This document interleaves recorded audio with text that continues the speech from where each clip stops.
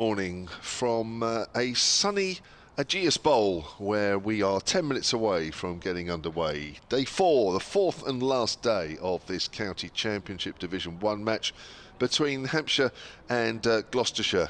And it's interestingly poised as we head into this final day, with Gloucestershire in their second innings. 111 for 2. They need another 257 runs to win this game, and by contrast Hampshire need a further 8 wickets, so all to play for today. And as I say, it's sunny. We will get a full day in, unlike last week here, where we were in a similar situation with Hampshire and Lancashire and we didn't get on at all. So let's hope that if it's to be a long day, which I think we're all expecting, then it all builds and we get a great finish whichever way it goes. Probably all 3 results possible as well, the way things are looking. Your commentary team today, a little later you'll hear from Hampshire's honorary archivist Dave Allen, but to take you through this preliminary period and the first period of play is myself, Kevin James, and from BBC Gloucester and BBC Radio Bristol, it's Ed Seaborn. Ed, good morning. Good morning, and good morning to all our listeners. Yeah, it is another Gloucestershire final day, which is poised beautifully, and it feels as if this happens an awful lot. And I've coined this saying that it wouldn't be a Gloucestershire game if it didn't go to the last hour on the last day. But we'll see. Maybe it won't. Maybe one way or another things will end quicker than that. But I think it's not going to be easy for Hampshire to end things quickly. It's going to be even harder for Gloucestershire to end them quickly. If obviously, if they're going to be drawing, I don't see it being one of those draws where you're shaking hands at 5 o'clock, simply because with 257 runs to win, Gloucestershire will be in some sort of position, if they haven't lost wickets, to go for it. And it may be in the final hour that they do go for it and lose a couple of wickets and then have to shut up shop, similar to what happened against Gloucestershire in the first round for Northamptonshire, which is exactly what they did, where they ended up having to shut up shop right at the end. So I don't see it being one of those kind of 5 o'clock draw types if that's the result. Obviously, if Gloucestershire win, then I think it's obviously going to come right down to the wire. Hampshire win, I still think at the moment it's going to be tricky for them to win quickly, just because of the fact that we're in the position we are in, with the ball 45 overs old, and it being really quite difficult to take wickets with the older ball. Now, I'm not saying that Gloucestershire can't collapse, because they certainly can, but it's just going to be difficult for Hampshire to do it. They've got the bowling to do it, that's for sure, in terms of the seam attack, which has looked dangerous, and when it hasn't looked dangerous, it's kept the runs down. It's really dried things up. Keith Barker's bowled 10 overs and conceded just 14 runs. Kyle Abbott's been very cheap as well. And the other, James Fuller also bowled a terrific spell last night, 5 overs for just 7 runs.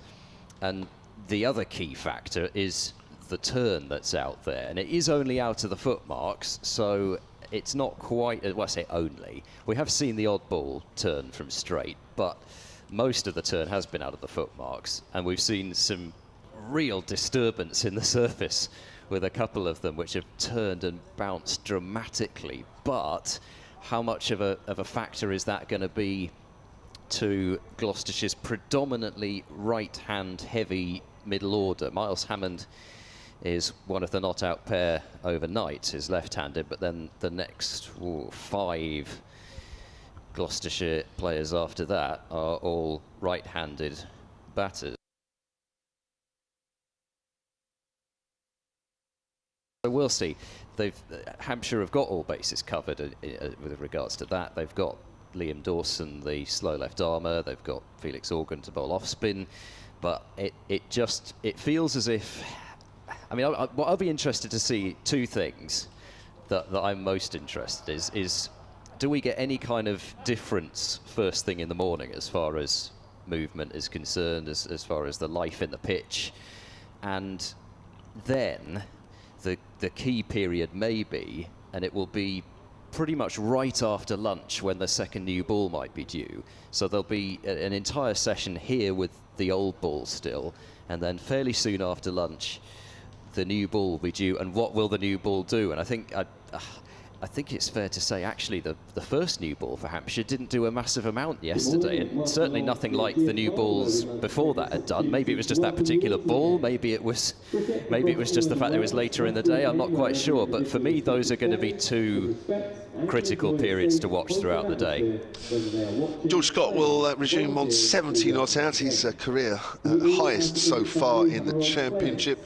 Miles Hammond 15 not out. They put on 45 so far, unbroken for the third wicket. Came together just before 25 past 5 last night when James Bracey was LBW to Dawson for 2, playing across a ball that perhaps should have played a little straighter. Now the live table is quite an interesting one in that, of course, Surrey have already won their game, and there is a feeling around these parts on the south coast that Hampshire could really do with the win today to keep themselves in touch, because Surrey currently have 89, they top Division 1, Hampshire second on 65, Gloucestershire currently third bottom on 36, just to include them on that one. But with the day that was washed out last week here against Lancashire, where they went into the last day with Hampshire needing 10 wickets there, and they felt that they had a chance and they missed out on that, that if they were to miss out today on not taking these last 8 wickets, whether it results in a loss or whether it results in a draw, I think there is a feeling that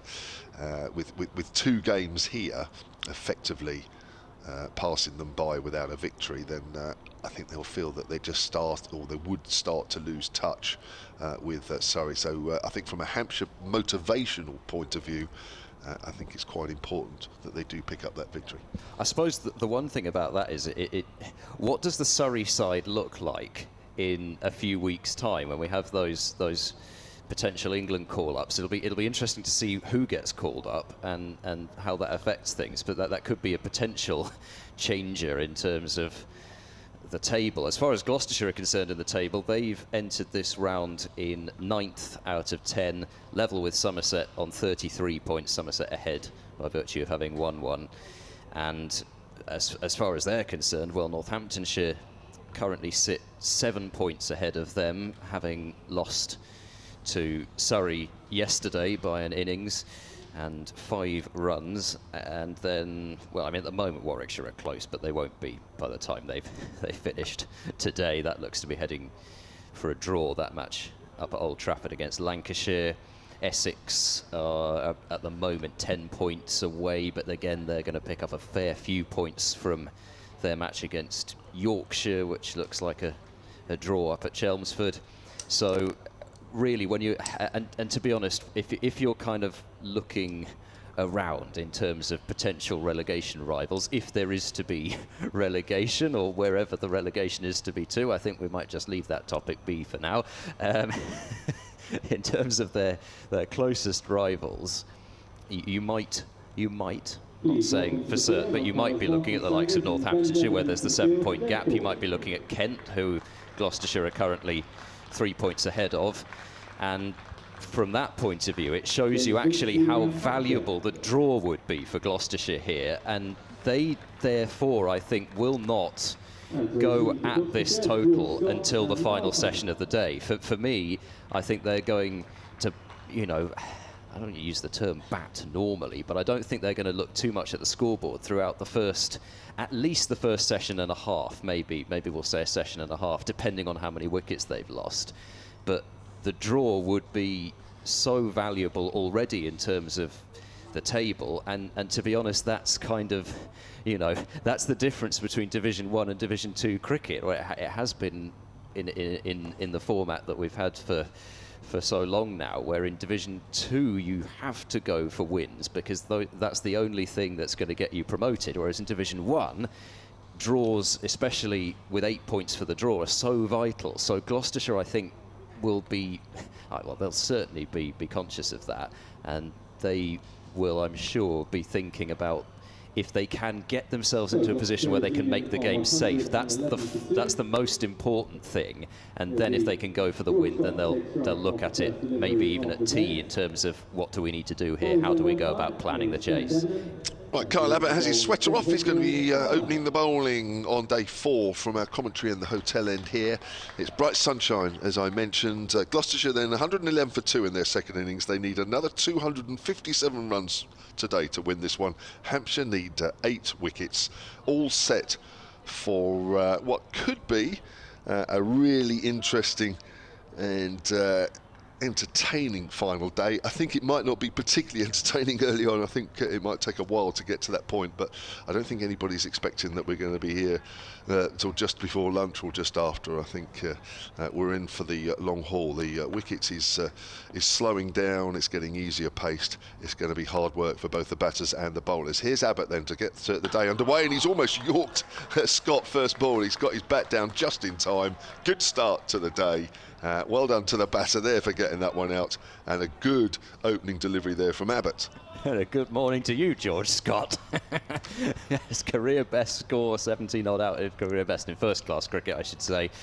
And it was a terrific day for him yesterday. Spoke to him at the end of play, and it was just, it was so warming to hear from him the story of the kind of, I hate to use the word journeyman or whatever, but that somebody who hasn't really known throughout his career so far when he's going to be batting, when he's going to be bowling, and he just really enjoyed opening the batting. Here's Abbott with 2 slips bowls, runs away from us, drives, not timed, it goes out to point, and there is no run. Well, he's been around for a while, as we were discussing yesterday, weren't they? I mean, it was, what, 7 years ago that he made his Middlesex debut?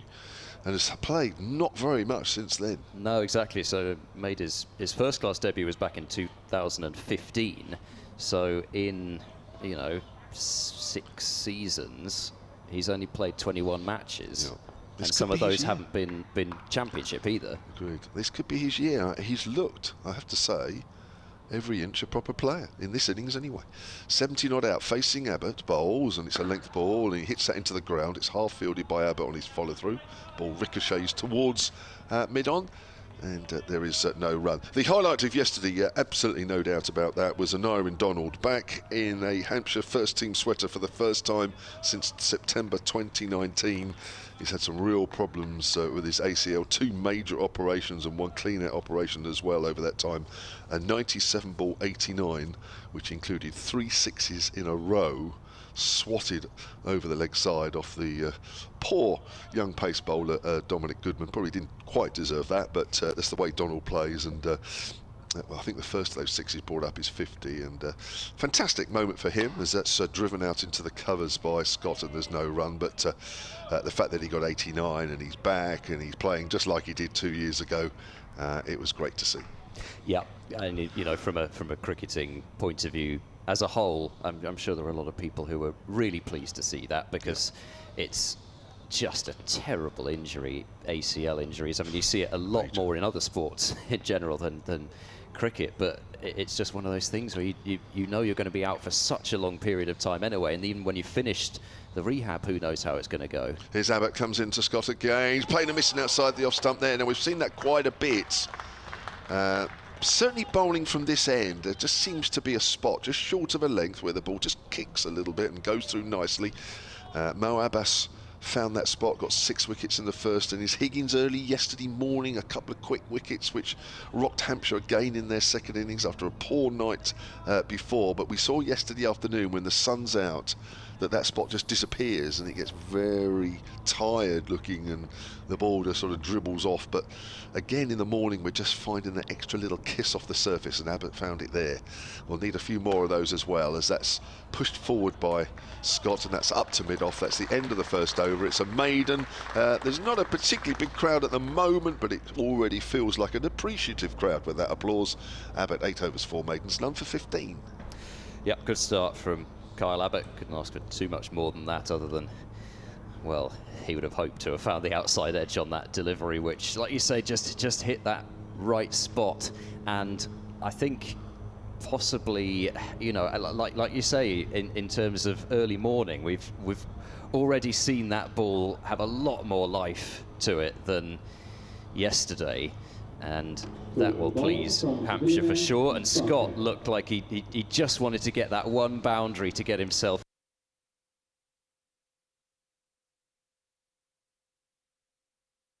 and then just got a little bit greedy with one that was on that right spot, a little bit further back. Couldn't really drive it. Tried to, and fortunately for him, he didn't get the edge to it. Keith Barker will open things up from the pavilion end. It'll be left arm over the wicket to the left-handed Miles Hammond, facing his first ball, and Hammond's forward and nudging this one out into the gully region, and there is no run. Hammond started, well, actually started quite brightly. I think he had about 8 off 7 or something like that at one point, and here he is 15 not out off 55, and kind of bore the brunt of Liam Dawson spinning the ball out of the rough. There was one which I think struck him on the gloves right out of that big foot mark. As Barker bowls, Hammond drives down the ground, doesn't quite time it well enough to get it past mid-on though, and it's fielded there for no run. Yeah, I was talking to one or two of the Hampshire guys last night. There's always that sort of oohs and ahs, you know, at the end of the day, oh, if only this or if only that, but they did feel that a couple of the balls that spat out of the rough to Hammond, another day they might have just gone up in the air off the glove or whatever. There's always a little bit of that. They also felt that Anarin Donald was perhaps a bit unlucky when he got out. Should have been called a no ball for a high ball. In comes Barker and bowls. Hammond trying to angle this one away towards backward point, quick single, and it is well judged actually in the end, and a good bit of backing up as well actually at mid-wicket, as was there, because he was the only fielder that was going to prevent that being at least a couple more overthrows. I think that's Holland who's diving. No, it wasn't Holland actually, it was Liam Dawson, I think. And some good work there to back that up. So the first run of the morning, single to Hammond. He moves on to 16, 112 now for 2. And the field just settles for George Scott. Keith Barker coming straight round the wicket, as he did, I think, when he took the new ball to George Scott, as Barker is in, and that's turned away by Scott into the leg side. Diving effort at square leg, can't quite stop it, but might have just slowed it down a little bit. It didn't have a great deal on it anyway, but it rolls away for 2 runs for George Scott, so he gets his first runs of the morning and moves on to 72. Gloucestershire 114 for 2, need a further 254 runs to win, so Scott, who he does like that turn into the leg side, as you pointed out yesterday, because he's quite relatively far across his stumps, so anything on his stumps he tries to pick off into the leg side, and they've got a short mid-wicket in place for that shot. This time Barker though bowls outside the off stump, and Scott offers no shot. Doesn't seem too much for Keith Barker at the moment, does they really? Just tries to angle it in from coming round the wicket and maybe get a bit of extra swing as well, and then the odd one just holding its line, but just looking above, there's quite a lot of blue sky. There might not be too much there, and of course the ball is into its 47th over. Yeah, and I think, like you say, when we have seen that extra little bit of zip, it has tended to be from this hotel end. Yeah. Last ball of Barker's first over of the morning. In now. Oh, Scott struck on the thigh pad there, and just tried to turn the ball into the leg side, but then just got sawn in half, so to speak. End of the over. They've had 2 this morning. Gloucestershire have added 3 runs, all in that over there from Keith Barker, and 114 for 2 the score. 254 more required by Gloucestershire, 8 more wickets by Hampshire. Hampshire's injured opener Joe Weatherly has just texted me actually with a picture of his TV screen with the live picture feed on as well. He said, but he says he's got the stream on mute, so he won't be able to hear me say that. But anyway, hope the finger's going okay. He was with us on commentary actually for the first couple of days. Came up and joined us, and he's hoping to be back for a couple of weeks' time for Hampshire's fixture down in Taunton. My word, that'll be a big one, especially if Hampshire win this one as well. So 114 for 2. 3 runs have been added so far, and it's going to be Abbott round the wicket to the left-handed Miles Hammond, who's on 16. 2 slips and a gully. Abbott round the wicket bowls. That's outside the off stump, and that's left alone. I've also got a message here from Mike Martin at Solent Sports. Says Josh Shaw and Dominic Goodman resisted for 109 balls for the last wicket last season at the Ageas. I've got a horrible feeling about this one. Oh, my word, it's a bit early to be saying that, Mike. I'm already shaking at the thought that might happen. My COVID will clear up magically if Hampshire win this one. And Joe at Solent Sports says, I'm listening in from here this morning, hoping for a few early wickets. And she sent me a picture of what likes to be some sort of mobile home right next to the beach. How lovely is that? Good day for that. There's bowls, and it was just short of second slip. It goes through the hands of Liam Dawson. It's going for 4, but it didn't carry. That's been a feature a few times, isn't it, really, edges? And I think it's been more, really, when Hampshire have bowled, that the edges have never really carried to the slip. Yeah, it was a very full delivery, and it just seemed to come completely dead off Hammond's bat. He didn't go hard at it, and that's certainly to his credit, as the 50 partnership comes up with that boundary between Scott and Hammond. But I don't know, it just seemed to die off his bat completely. I'm sure if you could bottle that up off the outside edge, then well, I suppose that's what makes the top players. But Hammond's played it straight down. Full defensive as that goes up to mid-off, fielded by Mo Abbas. So 118 for 2, 250 runs exactly needed by Gloucestershire from here. Martin in Holland has tweeted at Solent Sports, says, good morning, he says, from Holland. Really looking forward to today. Should be an exciting 4th day. Yeah, it's certainly building up that way. Abbott again. He's halfway through his 9th over of this innings. Comes in and bowls. That's left alone outside the off stump. Again, that's just about carried through to Ben Brown. But we've seen one kiss off the surface, haven't we? But that's about the only one we've seen so far this morning. Yeah, Hammond just prodding away at that huge kind of crater way outside his off stump. Just wonder whether the ball might have just, well, judging by the fact that he was prodding it, the ball might have just hit the edge of that, and that's why it really didn't get through to Ben Brown at all. Abbott again round the wicket, bowls. Full defensive by Hammond. In behind that one as he pushes it up to Abbas once more at mid-off. So all Kyle Abbott needs to do is bowl an 80-mile-an-hour leg cutter into the rough, and who knows? No. Like you do. Exactly, just as easy as that. Into the rough, turn and bounce. Yeah. Just bowling off cutter in the right areas. Yeah, I mean, everybody can do it. Exactly. That's why, of course, that's why certain bowlers play a certain amount of Test cricket and others don't. Abbott bowls, and Abbott, of course, used to play Test cricket for South Africa before he decided that he'd become a cold pack, but that's changed again. That's out in the covers, and there is no run. Yorkshire have already lost a wicket this morning against Essex. Yorkshire resuming on 425 for 5, now 428 for 6. They lead Essex by 25 now on the first innings. It has to be said, I think it's probably fair to say I think we've got a better finish on our hands, whatever happens, than looks to be happening there. Now we've got both umpires standing out at cover position, which is intriguing. Martin Saggers is pointing away. Not exactly sure what this is about. Ian Holland seems to be having...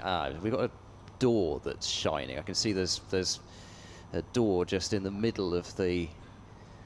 or between, I guess, the 2 dressing room balconies, which just moved after that. But I'm not sure whether that was exactly what that was about. Don't think it was about the ball, and I don't think it was about anything untoward or anything like that. I think Ian Holland wants somebody to come on the pitch. I don't know. Anyway. Here's Barker. Left arm round. Bowls now to Scott, who's forward in defence. Goes out to the fielder at short mid-wicket, who is Ian Holland. So they've got that short mid-wicket. They've got 2 fielders out on the leg side boundary presumably if Barker wants to try the short ball, but then also potentially as a run-saving position for Scott's turn into the leg side as well. Yeah, I think it's more that, really. I think they want somebody to bring out some boots or something. You're about to say some booze then. No, not booze. No, not yet. Maybe R5 if it's... Here comes Barker and bowls forward. Goes Scott once again, playing very quietly. It dribbles out towards Holland at short mid-wicket. We wouldn't encourage that at the BBC, of course. No, exactly. No, just the way that it was going. Just thought that for some reason I thought, is he about to say that? No. No. I mean, you talk about asking for a drink, but Yeah. normally not in that regard on the cricket field. At least not at first class level anyway. Not until you've won the championship. No. Here comes Barker and bowls to Scott, who's whipping that one away out towards deep backward square leg, trots through for a comfortable single, moves on to 73, and Gloucestershire won 19 for 2. At the very least, Hampshire need to make sure of, and they're pretty good at doing this, I think, although there was a spell last night where I think Gloucestershire got a few too many runs in a period, is that even if Hampshire aren't taking any wickets, they just strangle the game. So that, I mean, you look at it now, 249 runs needed, you think, okay, it's day 4 and 249 is a lot to get, but actually it isn't a lot to get. And, you know, if you have a good session with the bat, then all of a sudden it starts getting a little tight.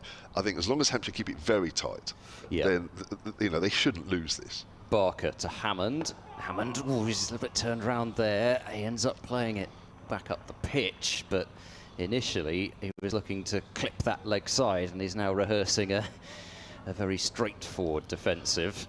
Barker certainly would feel he was close to getting through there, whether through LBW or whether bringing the leading edge into play, which we haven't actually seen, I don't think, yet. I can't remember a wicket off a genuine leading edge, but it feels like the kind of pitch where you could certainly see one.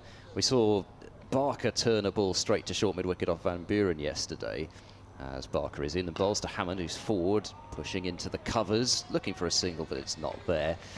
And I just, you know, it's just one of those things that you rarely, on a fairly slow, low surface, you rarely go a match without seeing a wicket fall due to a leading edge at some point, but at the moment not yet. Hammond on 20, and I'm sure he'll be glad, even if it was only a cultured outside edge through the slips, to have got a boundary to his name this morning. He's looking to drive, and it's come off the inside edge down to fine leg, and the second bit of kind of, I'm going to say total fortune, but second slightly hairy moment of the over for Hammond after that defensive shot, which didn't exactly go where he'd intended it to, but he gets a single, and that is the end of the over. 120 for 2. Hammond on 21, so he will keep the strike, and it's 248 more required from a minimum of 92 overs. So Barker has gone off to change his boots. So he's sitting on the other side of the rope at the pavilion end. Martin Saggers seems to want to Martin Saggers wants something as well. Maybe some advice on shoelace tying. I'm not sure. He's going out towards Keith Barker in order to do something. Maybe Martin Saggers himself wants something. He's asking one of the 12th men to sort something out. So that's what all those communications were going on earlier. I hope that doesn't affect Hampshire's over rate. It shouldn't be a problem at the moment. They are +4, which is great news, because they are, up until now, the only side in Division 1. Well, certainly in Division 1. I haven't looked at Division 2 yet. I don't usually look at Division 2 very much. As the only side in Division 1 to have been deducted twice at 1 point for a game here last week against Lancashire, and at Surrey. Abbott bowls, that's a nice through to the keeper Ben Brown, but it's a little too wide, so Hammond doesn't have to play. I have to say that at the end of the Hampshire batting, Gloucestershire were behind on their over rate, so it'll be interesting to see if the umpires pick up on that, and there is some sort of deduction at the end of this game, because technically, looking at the scoreboard, they were behind when Hampshire were bowled out. They were. I think it was 1 in the end, wasn't it? It had been 3 or 4 for quite a lot of the innings. They managed to get it to 1, but not completely to 0. But what was odd was they didn't bowl Van Buren in that spell when they could have done, and I'm sure if they had, then it would have gone to level. Here's Barker, and he's trying to flick that away on the leg side, but gets wrapped on the thigh pad, no run. Because Van Buren didn't bowl at all after lunch yesterday when they were trying to take that 10th wicket, which I must say I did think it was a little bit odd at the time, because Van Buren had bowled 6 overs, 1 maiden, 1 for 17, and had taken the last wicket to fall in Keith Barker. But I almost wondered from that whether they'd therefore got the got the nod, as it were, as to you actually don't need to bowl your spinner here. I'm not sure, but either way, it was intriguing. Abbott again then to the left-hander, leaves that one alone outside of the off stump. So 2 slips. Looks like Barker has finally changed his boots at the far end. He's still off the field. Well, there's a lot of boot to change, I suppose, isn't there? Well, it does make you wonder, doesn't it, really? I mean, we've only had, what, 20 minutes of play, and within, I don't know, 10 minutes realised that he had the wrong boots on. I'm not quite sure. He's lucky he's got 2 pairs, another pair to change into. I'm not sure I had. If the boots that I was wearing weren't right, that was it. I'd had it. Didn't have a choice. Bowling in bare feet at the end of the day. Yeah. Here comes Barker again, and Abbott again. That's a nice sort of kiss off a length, but it's a little too wide. Hammond's quite happily leaving anything just outside off stump alone. Important day for both these sides, as we mentioned earlier, for different reasons. Glenn Dutfield at Solent Sport says, is the live stream on today? Yes, as far as I know, I can see it in front of us. You can watch the live pictures alongside our commentary. If you go to the Hampshire Cricket website, those pictures streamed back to the Gloucestershire website, so you can pick it up there.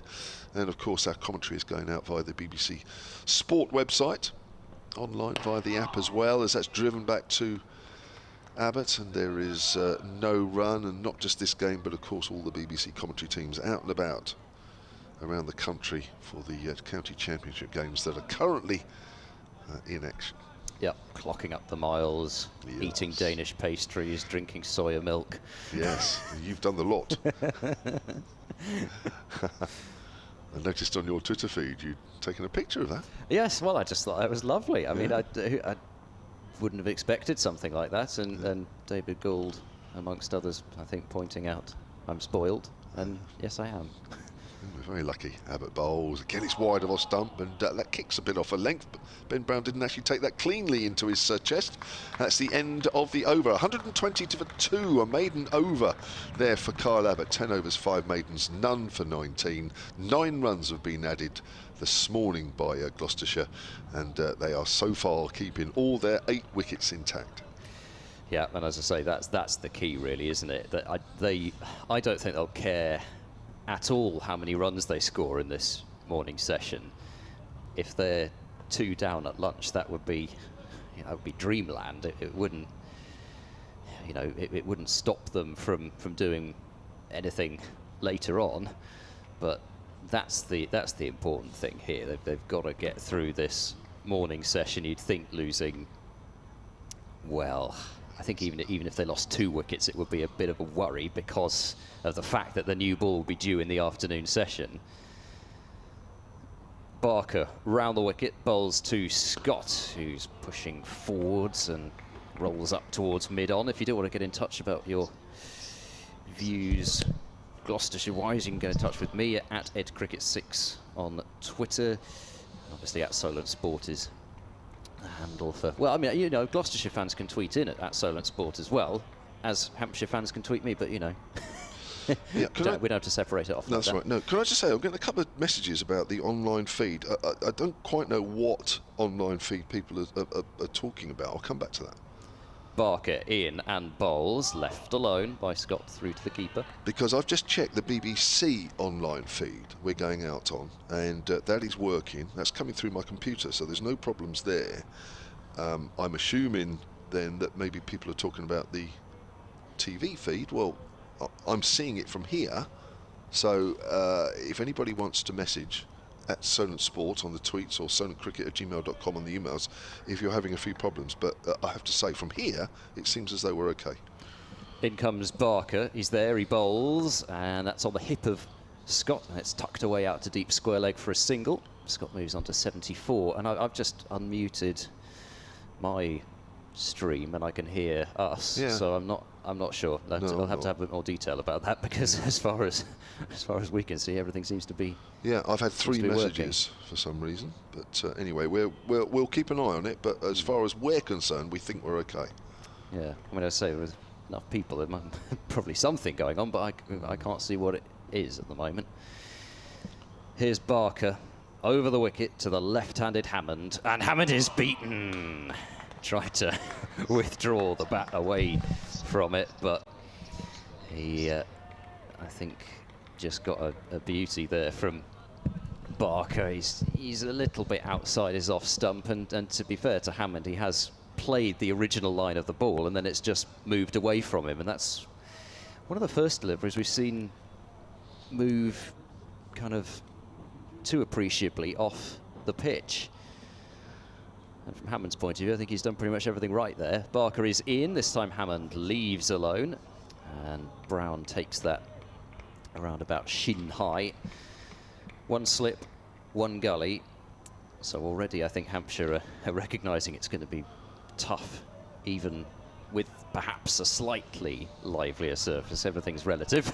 Yep. Slightly livelier surface in this morning. They're recognising it's not going to be easy to take catches in the slips in the gully. Just the one of each. Barker approaching. Past umpire Saggers in and bowls, and left alone off a good length by Hammond. Could leave that on line and on length, so another over safely negotiated, and the first 6 overs of the morning are done. Gloucestershire 121 for 2, Scott on 74, Hammond on 21, and 247 more needed from a minimum of 90 overs, and as ever, Hampshire 8 wickets needed to win. Yeah, thank you very much for your messages. It just sort of reinforces, I think, that we're sort of okay. Got Ben Barnes says the live video stream is working, accessing directly from YouTube, but the link on the Hampshire website doesn't work. Ah, right, okay. Though Dave Allen is just saying that he just tried that and that worked. So I don't know, guys. I'm not technically minded, but there might be just a couple of buttons or something that you need to do, but anyway, it's all got on YouTube. Says Wandering Baiku Dave. A couple more actually as well, which I'll come to, because thank you for helping us out. As Abbott bowls, it's full and it's hit into the ground and onto his foot by Scott as it goes out on the offside. This one, Martin Holland says the live stream's working well via Hampshire. Oh right, so his is working okay. John Cena, I hope I've got that right, John, at Solent Sport, says the stream seems to be working fine for me. And as I say, I've checked the BBC online feed as well via my computer, and it's all fine. So if one or two of you are having problems, I'm sorry, but I'm not sure why. And to be honest, I wouldn't have known anyway, because I'm not like that. Outside the off stump, and that's left alone. If I was a BBC engineer, of course, I'd be able to say, well, you do that, and you click that, and you do that, and you're away. But I can't. But it seems the majority of people, if not more than that, maybe just the odd person is having a bit of a problem, but if you are, then apologies, but you might just have to play around with your device a little bit to get it to work properly. 121 for 2 then here. 10 runs added by Gloucestershire this morning in the first 27 minutes of play. That deficit has come down to 247. Doesn't sound too many, does it? Here's Abbott bowls. It's short. It's pulled away. It's a top edge. It's in the air, but it's going to fall short of the 2 fielders out on the leg side. Abbott just sinks to his knees there a little bit. Got underneath that one there. Did Scott, trying to pull that away on the leg side, and unfortunately, it's quite a big area out there away to our right. And if you get underneath it enough, and the ball doesn't travel, then actually you're fairly safe. I just wonder if that had been from the other end, whether the shorter boundary would have allowed the fielder to come in and take the catch, because he, relatively speaking, didn't have that far to come in. It's just because of the fact that it is so far out to that particular corner, and Scott, he played the short ball well yesterday, scored a couple of boundaries in 1 over off it, but that time just couldn't quite keep it down. Here's Abbott round the wicket, Hammond forward, inside edge, square on the leg side. They'll come through for a quick single. Now, got an answer for those of you that have got a few problems with the live picture feed. 123 for 2. Ruth Allen at Solent Sport. Thank you for this, Ruth. She says, I had trouble getting the live feed from the Hampshire Cricket Club website. It still showed 3rd day. Well, of course, we're into the 4th day, and the YouTube link, therefore, didn't work. But in the right-hand column of the YouTube, there is a live link that does work. So there you go. That could be the answer, I think, to one or two of you that are having problems. Thank you, Ruth. I'm sure there's one or two people now breathing a huge sigh of relief because they're now back with us properly. Here's Abbott full, and it's driven, but only as far as extra cover, and there's no run. Got an email here from Brian Budd. Morning to you, Brian. solentcricket@gmail.com. He says, having referred to them as batsmen all my life, referring them even as batters just seems weird. I'm still getting used to it. I know that has no logic, as I've been happy with bowlers rather than bowlsmen. Fashions change and we just have to get used to them. That's right. I did notice that yesterday during your discussion on pitch preparation that you referred to groundsmen. No, it's just a habit. Here comes Abbott. Bowls length outside the off stump and Scott leaves alone. End of the over, 123 for 2. How long do you think it will be until it's insisted that you call them grounders? Oh dear. I think that might be time for me to leave and for Dave Allen to come in. Thank you, Ed. Yeah. I think it might be my time to retire if we get to that point. More than just your usual first-class commentary, we can enjoy social reflection and the development of language, says Brian. C.L.R. James, no relation I guess, was onto something in writing, what do they know of cricket who only cricket know? There we go, Dave won't like that. He's coming in alongside me, Hampshire's honorary archivist. 123 for 2, then 245 more runs required. Morning, Dave Allen. Good morning. Imagine coming in with somebody quoting C.L.R. James. Who was C.L.R. James? He was a Caribbean. He was a Caribbean Marxist and critical theorist and cultural theorist who wrote a wonderful book about cricket. Oh, okay. Here's Barker outside the off stump. I think that had a bit of shape on it as it went through to Ben Brown, bowling to Miles Hammond. Oh, right. Yeah, he wrote a book called Beyond a Boundary, which has often been argued as the finest book ever written about cricket. And as you might imagine, as a Marxist historian and critical theorist, he wasn't an establishment man, I guess you'd say. Right. And he wrote about lots of other things as well. Yeah. Okay. Barker from the pavilion end, down the leg side, or taken by Ben Brown. I'm interested in Barker's close field here because he started off with 2 slips, then Vince pushed himself to gully, and now Dawson, in a sense, is the first slip, but he's closer to second almost, isn't he? It's pretty wide, which does suggest that they fancy a nick or 2 behind. Yeah. Here's Barker then. Bowls, and it's a length ball which Hammond watchfully plays it back to the bowler. So just going back to that book then, is it one you've read? I have to confess, quite a long time ago now. Yeah. John Arlott was very fond of it. I mean, when was it published? Somebody can tweet in and tell us, but I'm guessing late 50s probably. He wrote quite a lot in it about some of the great West Indian cricketers at a time, of course, when West Indies were really establishing themselves for the first time as a great cricketing side. Here's Barker, bowls, and that's driven out into the covers. They're going to take a single. Throw comes in at the bowler's end from Donald. It misses, and it misses the backup fielder. But I think the batters, no, they haven't. Oh, it's going for extras. Yeah. It's going for overthrows. It's going for 5. 4 runs signalled, but it should be 5. Yeah, the umpire is signalling 5. 1 for the single and 1 for the overthrows as well, 4 for the overthrows as well. So that certainly helps Gloucestershire's cause. Just gives them a little bit more belief, doesn't it? 5 is quite a big thing, really, in a tight situation. 240 runs needed. Can they really get all these runs? Started the day needing 257. In fact, they started their innings needing 368. They only need 85 a session, don't they? It's not impossible. Yeah. I mean, you'd think if they're still in at 5 o'clock that they're in sight of a win. Outside the off stump, and that's left alone.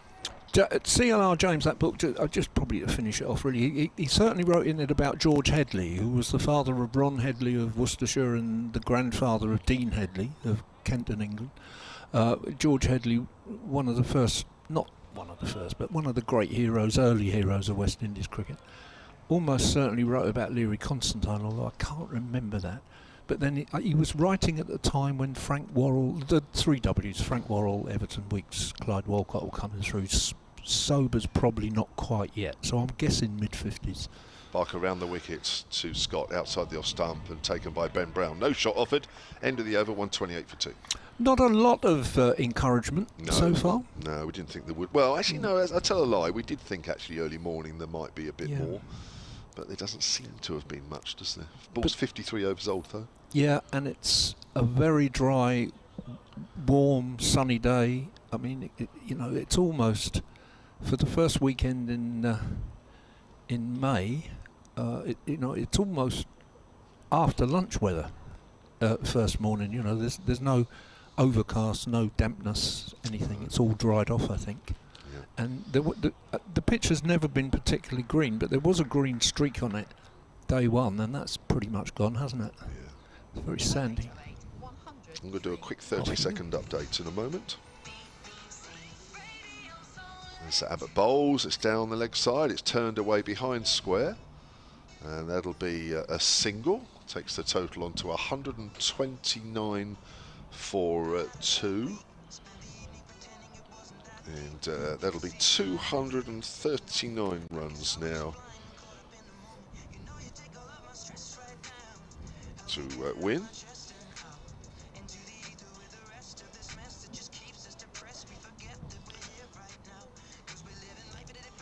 So Abbott is going to switch to round to over the wicket. Here we go then, 129 for 2. Bowls to Scott, length ball. Scott turns that to mid-wicket, and there is no run. Gets a round of applause for that good length delivery there, Dave. Yeah. Pete, Solent Sport, says, just to emphasise about if you're trying to follow the live picture feed via YouTube, he says the daily links aren't refreshed to the new day's feed, so it's simpler to go direct to the YouTube as a source, apparently. It might be actually via the club one. I think that happens. I think you have to sort of do the refreshing yourself, I think. I mean, I don't do that, so I don't know, but the last couple of tweets have helped. As that's pulled away into the leg side along the ground, there is a man out there at deep square leg. That is James Fuller, and that'll be a single to Scott, who's, with every run, is increasing his highest first-class score. It's now 76. He's played well for that 76 as well, and it's 130 for 2. So far, Gloucestershire, in the first 36 minutes of play this morning, have not lost a wicket, and they've added 19, I think it is, this morning.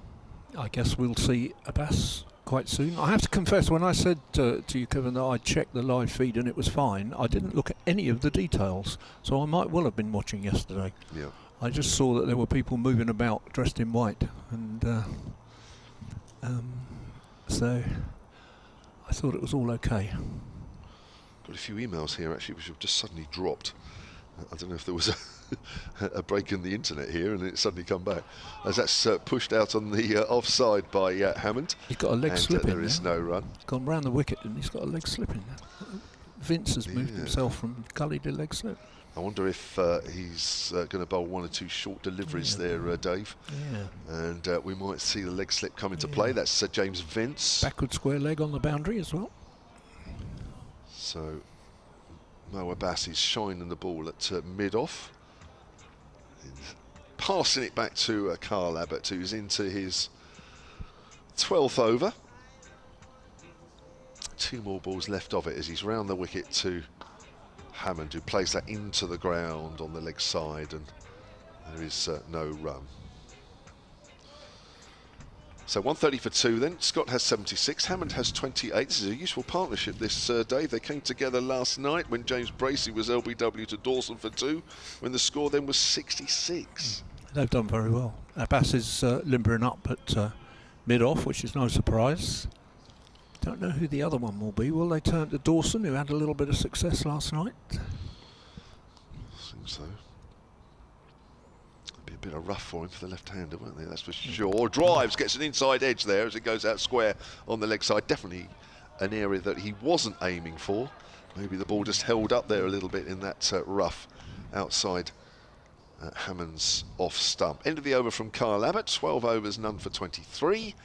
Gloucestershire 130 for 2, having been 111 for 2 at 11 o'clock this morning.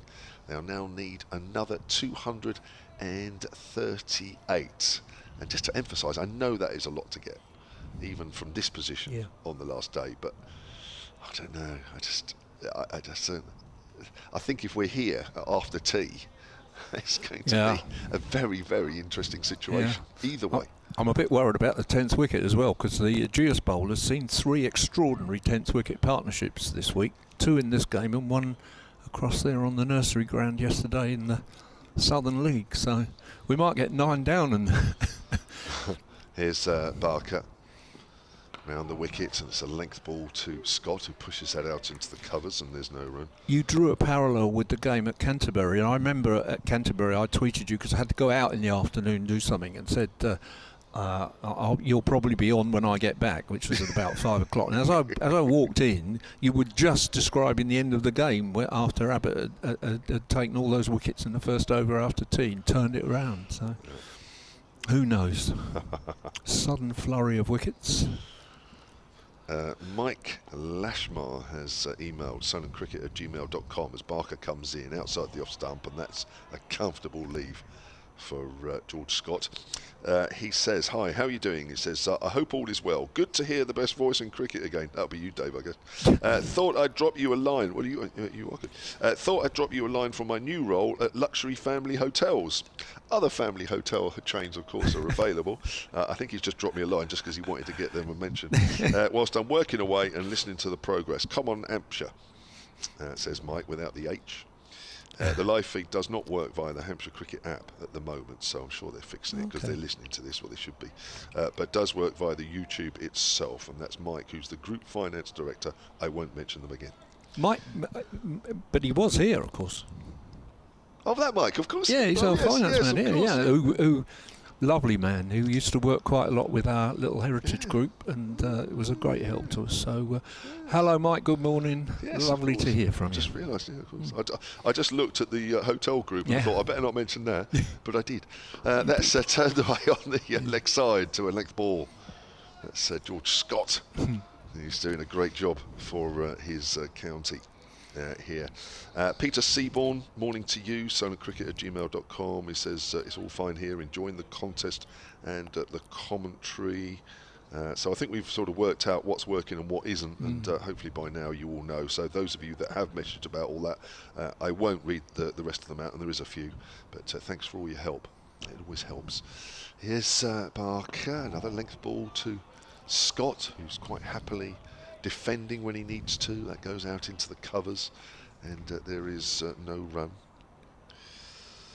So yeah, plenty here. As I say, I won't read them out, but thank you.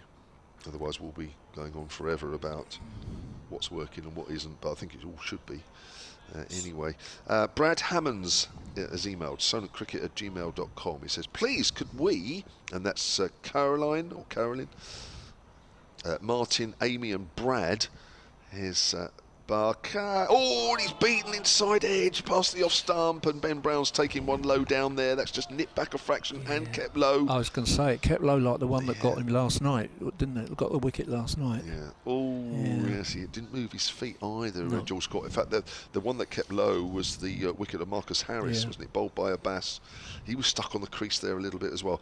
Anyway, so hopefully it's Carolyn, Martin, Amy and Brad. Have a shout out as we listen to our boys. That's Hampshire, as we drive down from the Lake District back home. Come on, Hampshire, says Brad. Happy to do that. And the traffic's not too bad today, as that's pushed out on the covers, and there's no run. Lake District, good weather for that. Although I don't know, because it was raining in Manchester. It's been dodgy up there, isn't it? Yeah. Mind you, it's often raining in Manchester. But you said they were called Hammond, didn't you? So, which is interesting, because there's a Hammond out there, but he's on the other side. Yeah, it's Hammonds as opposed to Hammond. Right. Yeah, well, have a good Close enough. Maiden over for Keith Barker, 15 overs, 5 maidens, none for 25. John Ayling's parents live in the Lake District now. Chris, who was on the Hampshire Committee for a long time, and the honorary doctor about your time, wasn't he? He was a local GP in Portsmouth, and he was also he would be called into the dressing room sometimes. Free consultations. Absolutely. Yeah, it's always handy. Yeah, John Ayling, a former Hampshire all-rounder. Yeah.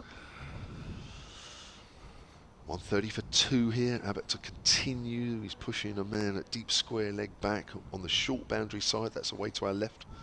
towards the nursery ground. Abbott comes in and bowls to Hammond. It's full. Hammond's forward, pushes that out into the covers. Stephen Wake has emailed solentcricket@gmail.com. He says, good morning. He says, please can you explain, as a former bowler, something that has bugged me for many years and in my opinion never been explained. Oh gosh, that's putting us under pressure already. This is from Steve in Chelmsford. I'll tell you what, I think somebody needs to explain why all of a sudden there's flat wickets in Chelmsford where there's never been a flat wicket there for many years. So to be honest, that's probably a better question to be asking. But anyway, because that looks a dull game up there at the moment. I can't even believe we're talking about games at Chelmsford by the fourth day. Outside the off stump, and that's left alone, but that's another story. Why do slip fielders rarely move a yard or so closer when a ball is continually falling short when edged? Surely, and that's in block capitals, as a bowler, you would rather a fielder dropped a chance for being in a little closer than finding an edge only for the ball to fall short. Can you explain that to us normal folk? Says Stephen. Well, Kev was the specialist slip fielder in his days at Hampshire, so I'll hand it to you. I was useless there. But I had a few catches dropped off my bowling, that's for sure. That's a prod forward again out into the covers. Accurate stuff here from Kyle Abbott. Imagine, Kevin, if you'd had a decent slip cordon and DRS, how many more wickets you'd have got? Well, to be honest, there was a decent slip cordon around. There was. Because Paul Terry and Reg, excellent. Terrific, excellent, yeah. I'm being very cheeky. I've always said, actually, that I think Paul Terry is probably the finest all-round fielder I've ever seen, because he was brilliant in the covers in one-day cricket as well. Yeah, good all-round fielder. They make a difference, that's for sure. Yeah. I'll come back to that point anyway from Stephen after this delivery from Abbott. Round the wicket again. Length edged, has he? No, not quite. And I don't think that's quite carried. And Abbott's got his hands on his head because I don't think that's missed the stumps by very much either. Did that keep low as well? It certainly dropped. Just watching the replay and oh gosh, maybe a slight inside edge. But that would have been a difficult chance. That was a difficult chance. Just again, it died on Ben Brown. So going back to that point, Stephen, that when it dies,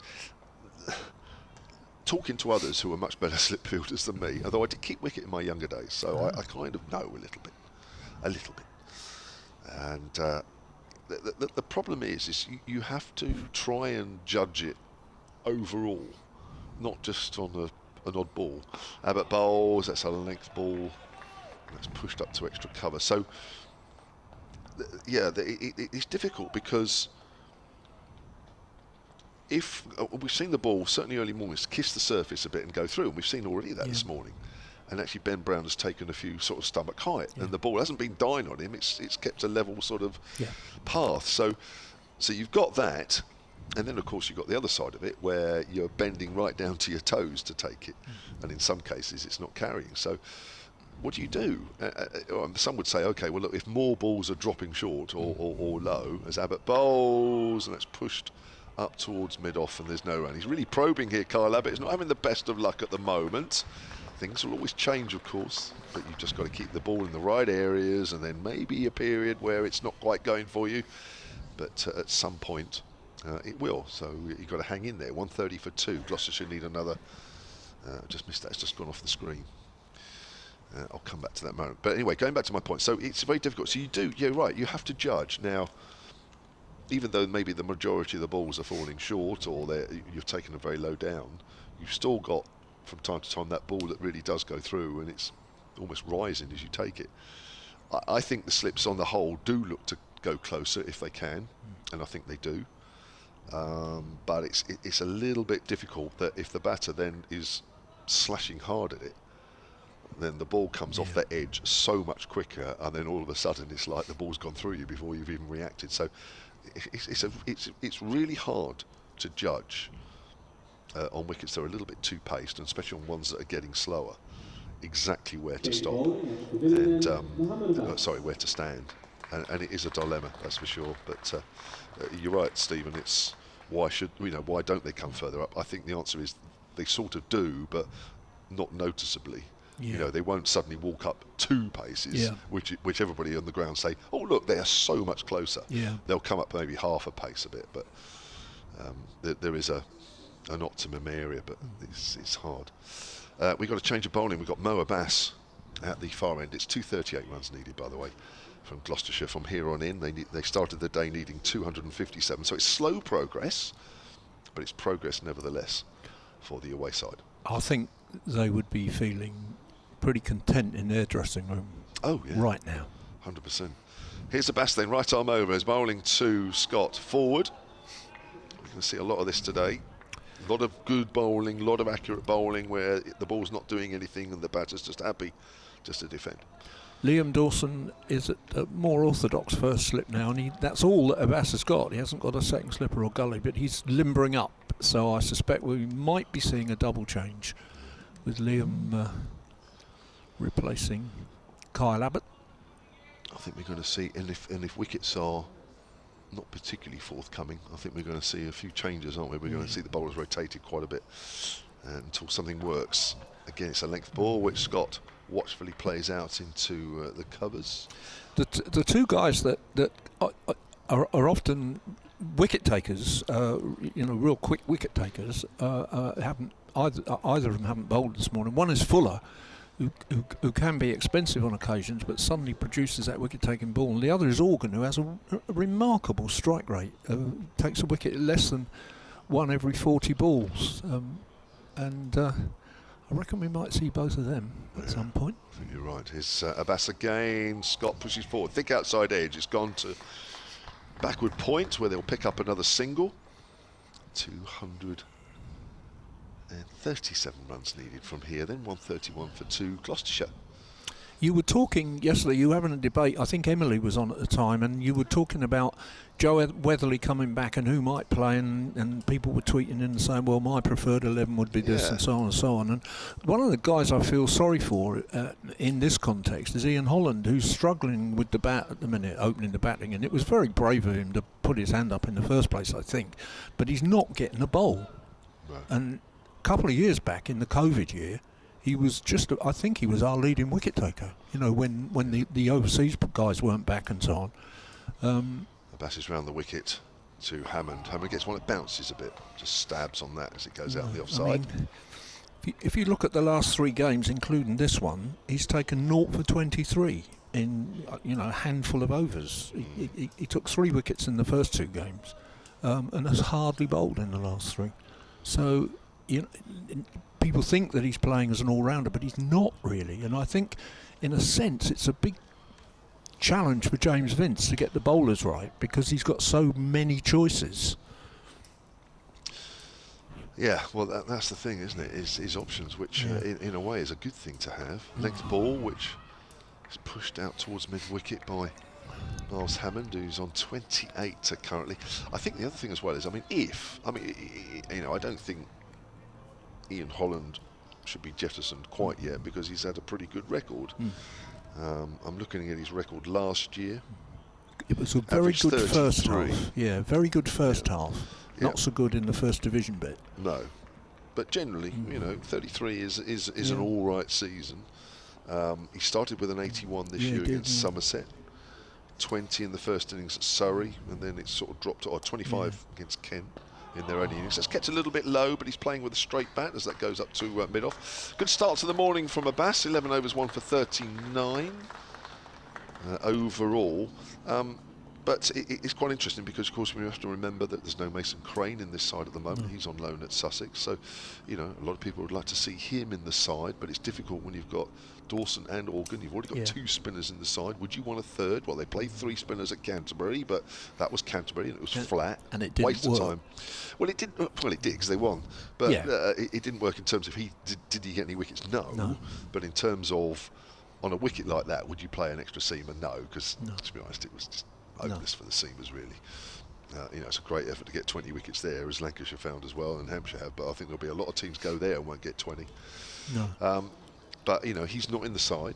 A lot of people would like him in the side. So, maybe if that was to be the case, and you don't wish ill on anybody being out the side. But if it was Ian Holland, then it would probably move Felix Organ up, and that creates a spot further down the order, and then all of a sudden you've got other options, Donald or Crane or what have you. So good options to have, but I think certain players that people would like to see in the side And it's not that they don't want to see in Holland, but there are other players that I think people would like to see. There's often that case too, that actually players are always really good and the obvious choice until they get in the side and then don't do the business, and then you say, why is he playing then?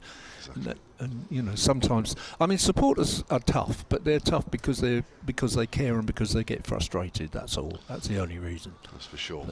So we've got Liam Dawson in to the attack then with his left arm spin, 11 overs, 1 for 21. Picked up James Bracey last night, LBW. Here he is round the wicket to George Scott. He's got a short leg in. Scott prods forward out on the offside. I'm just quickly looking at the other Division 1 games going on currently. Yorkshire 7 down now against Essex, so they've lost 2 wickets this morning. 452 for 7. They lead Yorkshire by 49 runs now on the first innings. That's at Chelmsford.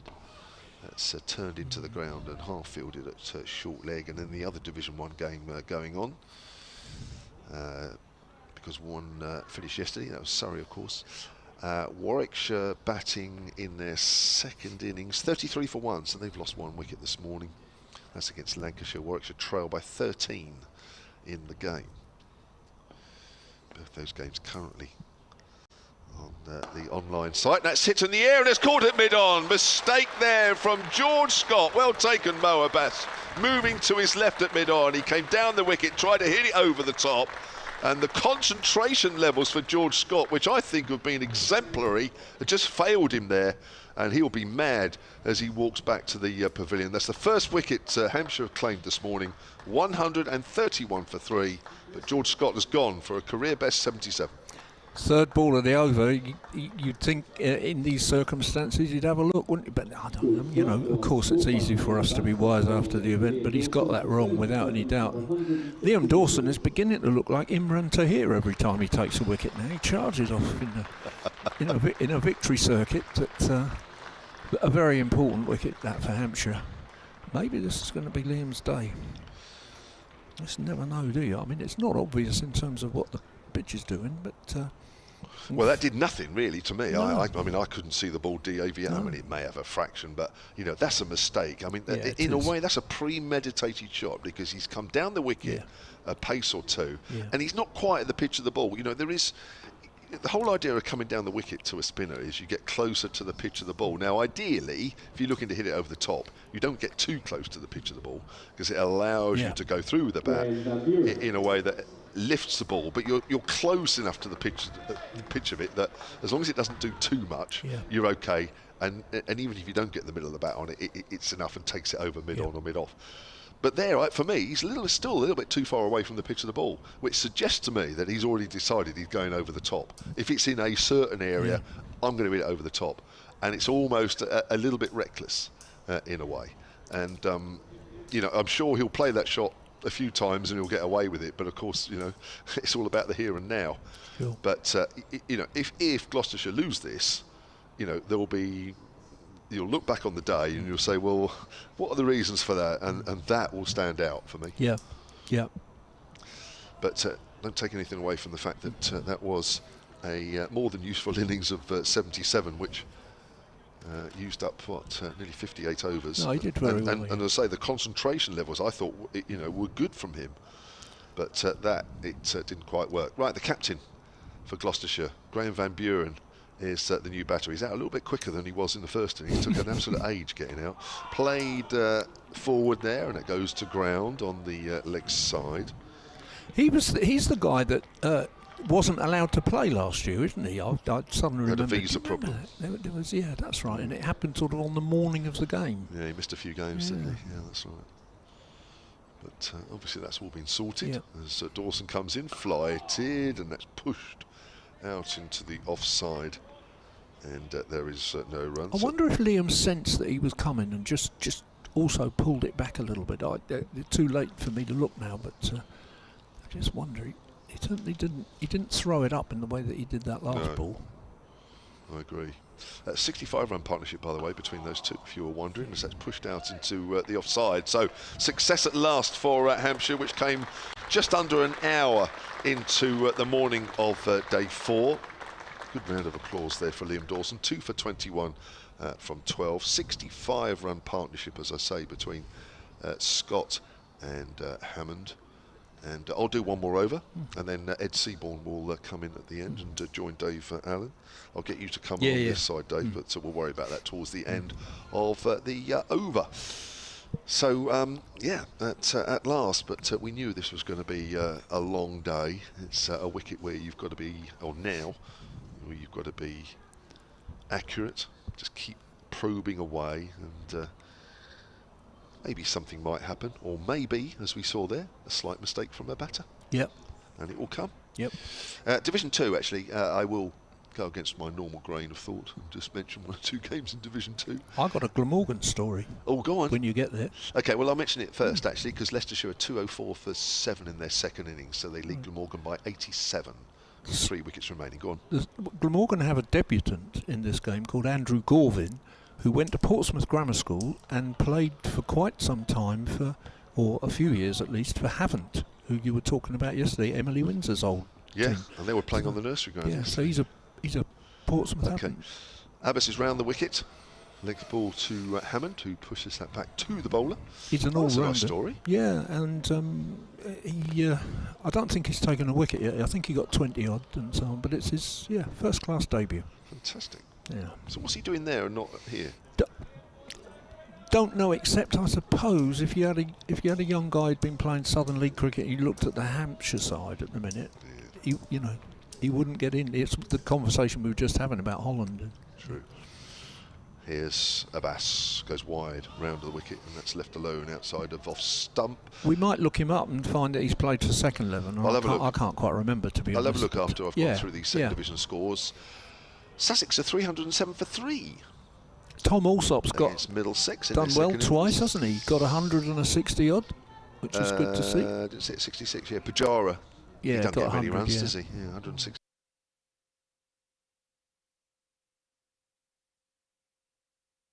Trouble time, really. Got rid of half their players. Yeah.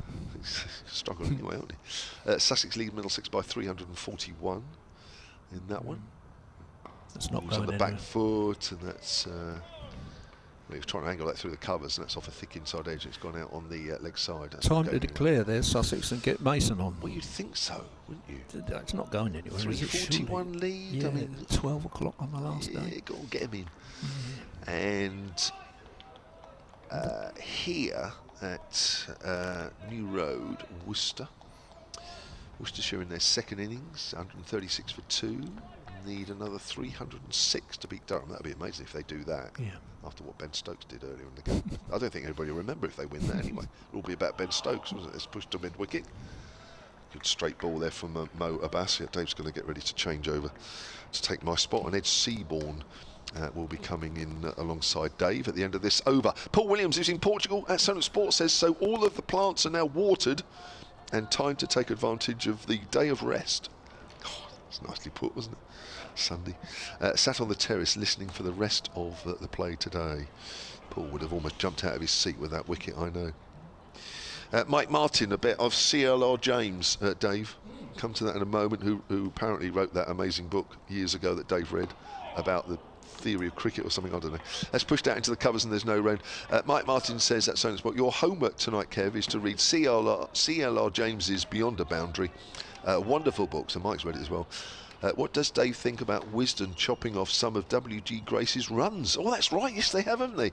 And did they do it to any Hampshire players? Well, of course, W.G. Grace, of course, a famous old person he was anyway, but a famous old player of Gloucestershire's. So that's very apt. So I'll leave you guys in a moment to talk about W.G. Grace's part of his record being erased. But I still think he scored about 500,000 runs anyway. I think it was 500,000 and about 500 or something. So the 500 runs got deducted outside the off stump, and that's left alone. End of the over, 131 for 3. Ed Seaborn has come in, and he'll be alongside Dave Allen. Yes, they haven't, and I think it was, as I understand it, it was a case of the fact that only W.G. Grace's runs counted in typical W.G. Grace fashion. Only W.G. Grace's runs counted from certain matches, and so they've kind of evened up the playing field as far as that's concerned. That's how I understood what had happened. what happened really was that there were two authorities about what was first class, what wasn't, and who'd done what, and so on. And one group of authorities are the Association of Cricket Statisticians and Historians, and the other was Wisden, and they had disagreed for something like 40 years. Dawson starting a new over, in and bowls full, whipped away into the leg side by Van Buren. Might think about 2 here. It's heading out towards deep backward square leg. Van Buren's quick and will come back for the second run, so gets off the mark with 2, 133 for 3.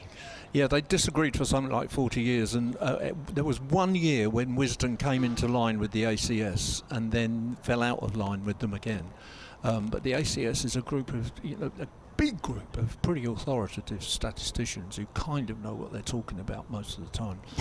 So here comes Dawson and bowls to Van Buren full, and forward goes Van Buren. Bat and pad close together, sends it up to mid-on for no run. Whereas, the point about Wisden is that there is an editor, and editors have different points of view, and so on and so on. So what's happened is Wisden have now agreed to adopt the ACS model. What do I think about it is an interesting question, but I'll come to it in a minute if you like. Here is Dawson. Once more full and bringing Van Buren onto the front foot, defended to short extra for no run. We got time now because James Vince is coming to chat to Liam Dawson. What I think about it is that it makes complete sense statistically to have one agreed set of figures. I think it's utterly unromantic. But I'm in favour of it, okay? And I do tend to be a romantic when it comes to cricket, but I am in favour. Because it's not only WG either, of course that affects Gloucestershire, because it affects Jack Hobbs, for instance, who's now got 2 more hundreds than we thought. He's now got 199, which is a bit frustrating. Not bad to have 199, but... and it means that the famous shots of him passing W.G. Grace's record number of hundreds are now not right. Yes, that's the thing, isn't it? Yep. As Dawson is in and bowls, just held that one back a little bit, allowing it a bit more of a chance to turn. Van Buren actually played it quite well, but for a moment I thought that was going to just bounce a little bit more and hit Van Buren on the shoulder of the bat. And that is, I suppose, one of the arguments. It kind of does it take away from those moments, those... Yeah. Those history. milestones. Yes. Yeah. Rewrites history. Dawson bowls. Van Buren tries to turn leg side. Brief shout for leg before wicket from Dawson, but I think it was going down leg. Maybe a little bit too much bounce as well. And it's one of those great TMS moments as well when they tried to kid Jeffrey Boycott into thinking they'd taken away a couple of matches. Yes. Dawson bowls, flighted delivery. And Van Buren's forward in defence, out to short extra cover. 2 runs off the over. 133 for 3 Gloucestershire, 235 more to win. They've lost George Scott for 77. And he'll be regretting that shot, I'm sure. It's the first signs this morning that Gloucestershire were really looking to go after Hampshire at all, just try to move the board along a bit. But Scott, I must say, the ball didn't seem to turn. He looked like he got quite close to the pitch of it as well. Just didn't get underneath it enough and was caught at mid-on. Anyway, that wonderful moment with Jonathan Agnew and Jeffrey Boycott. Yeah, it was very, very good. Because they were holding a memorial dinner, I think, weren't they? Something like that. Something like that, yeah. Auctioning off various sort of commemorative plates and things like that, and all of a sudden... I'm sorry, Jeffrey, but they've taken away... taken away these matches. It's now been deemed that these matches were played in a sort of unpolitically friendly climate or something like that. As Abbas continues, bowls to Hammond, who's forward in defence, out into the covers for no run. I think if Gloucestershire have got it in mind that they really could win this game, and of course they can, they do need to push on a little bit, don't they? They're currently scoring at 2.2 and over, and they need 2.9. That's not a huge number. If these two get in, it's not a massive task. But maybe that was part of. But they will. If they lose, they'll have to look back on that as an error, aren't they? Yeah, I'm afraid so. Abbas in and turned to short mid wicket, this time by Hammond for no run. Actually, there is a funny thing. I was going to tell a story about. I keep going on commentary this year because of my historian role, about the fact that this is the 250th anniversary this year of what the ACS again, the Association of Cricket Statisticians, deemed to be the first ever first-class match. It was played at Broadhalfpenny Down in Hambledon, just 15 miles that way. There's a rather nice WG story about it, which is a reason why Hampshire people won't be that sympathetic. So I'll just run that by you in a minute, because it's quite a funny one. Abbas round the wicket to Hammond, tight leave. Brown sprawls away to his right to take behind the stumps. I thought about it because I'd sent you a tweet. We were talking about George Dennett and Jack Newman, and the two men who'd got 2,000 first-class wickets. Gloucestershire's Dennett and Hampshire's Newman, 2,000 first-class wickets without ever playing a Test match. And it was those two plus Don Shepherd, and that was it. There's nobody else who's ever taken 2,000 first-class. But that takes me to Broadhalfpenny Down in actually 1908, when there was a commemorative match for these great cricketers of the 18th century, and they erected a stone in memorial.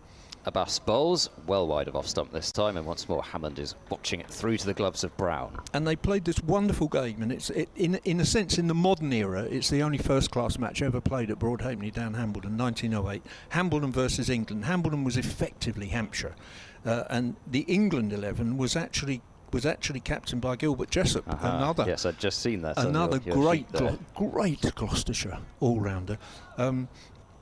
But there's a really lovely thing, which is the granite memorial erected to mark the site of the original club, to celebrate it, to be unveiled by Dr. W.G. Grace, who was past his playing days then, of course. But Abbas is in short, pulled by Hammond over short mid-wicket. It will roll out towards the wide long on boundary, but won't get there. There'll be a slide from mid-on, and they're through for a couple of runs. Pulled that one away way in front of square miles, Hammond.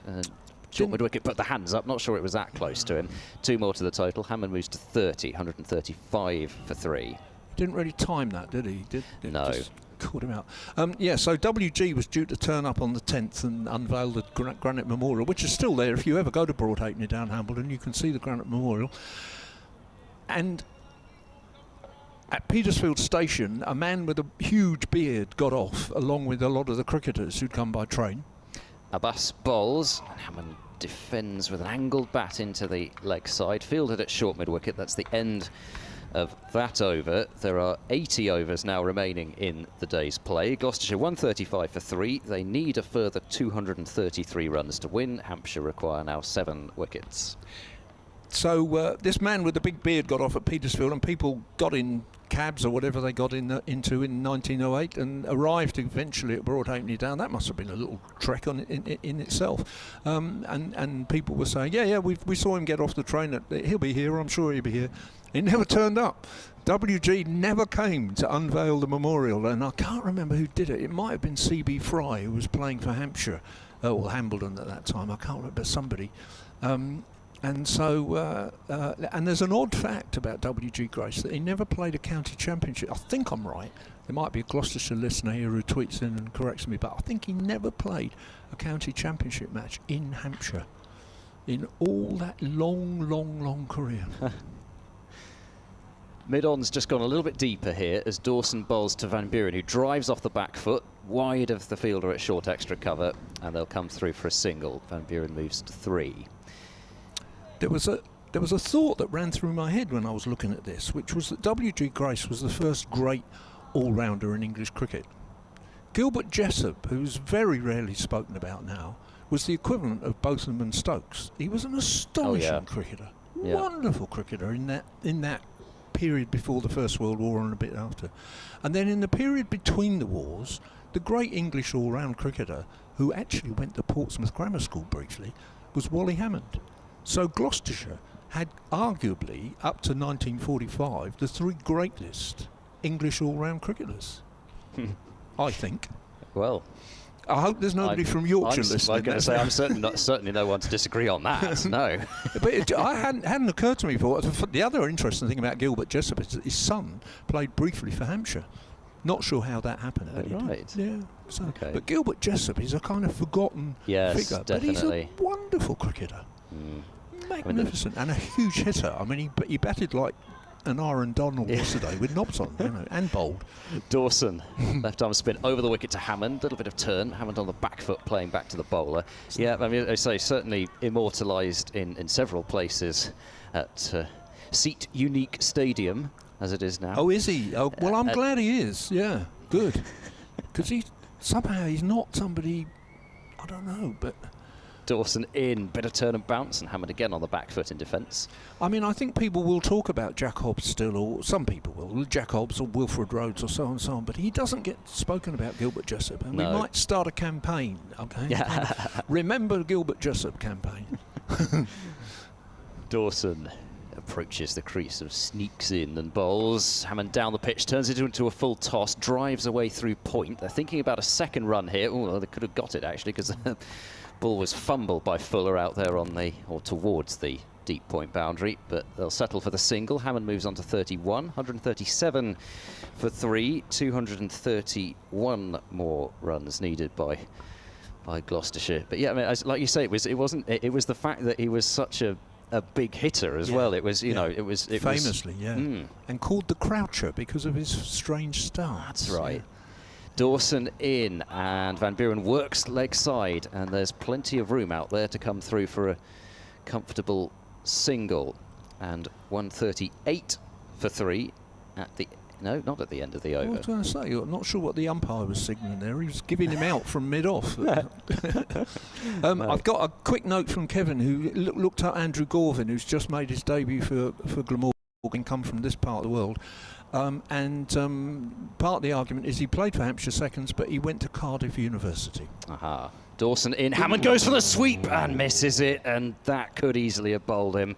He's just been saved by the fact that the ball didn't turn as much as some of the others have. I mean, it pitched right in the foot marks, and it's not easy to sweep out of those. There's no idea where the ball's going to go, where it's going to turn or bounce.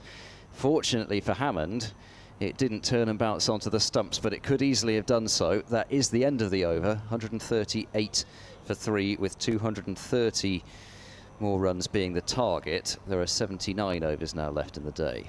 That would have been another, I mean, had that been another wicket, you'd have said, well, in 20 minutes, actually, Gloucestershire have given us 2 wickets rather than, you know. I mean, I think Dawson's bowled very well and possibly deserves them, but nonetheless, they would have both been batting errors. Yep, definitely. And you know, I can understand why Scott maybe wanted to get on top of Dawson a bit early. And like I said, I don't think he... I have to look at it again later, but I didn't get the impression he picked a terrible ball to do it to. No. It's just he just didn't execute the shot. No. He either needed to get it straighter or just get underneath it a bit more, or not hit it in the air at all. Van Buren now faces Mohammed Abbas, who's in now past umpire Saggers and bowling, and that's short and wide, and Van Buren will be cross with missing out on that one. We didn't see too many deliveries like that from Abbas. We did actually see a couple yesterday evening which Scott put away, but Van Buren is very strong in that area, and he's cut it straight to the fielder at backward point for no run.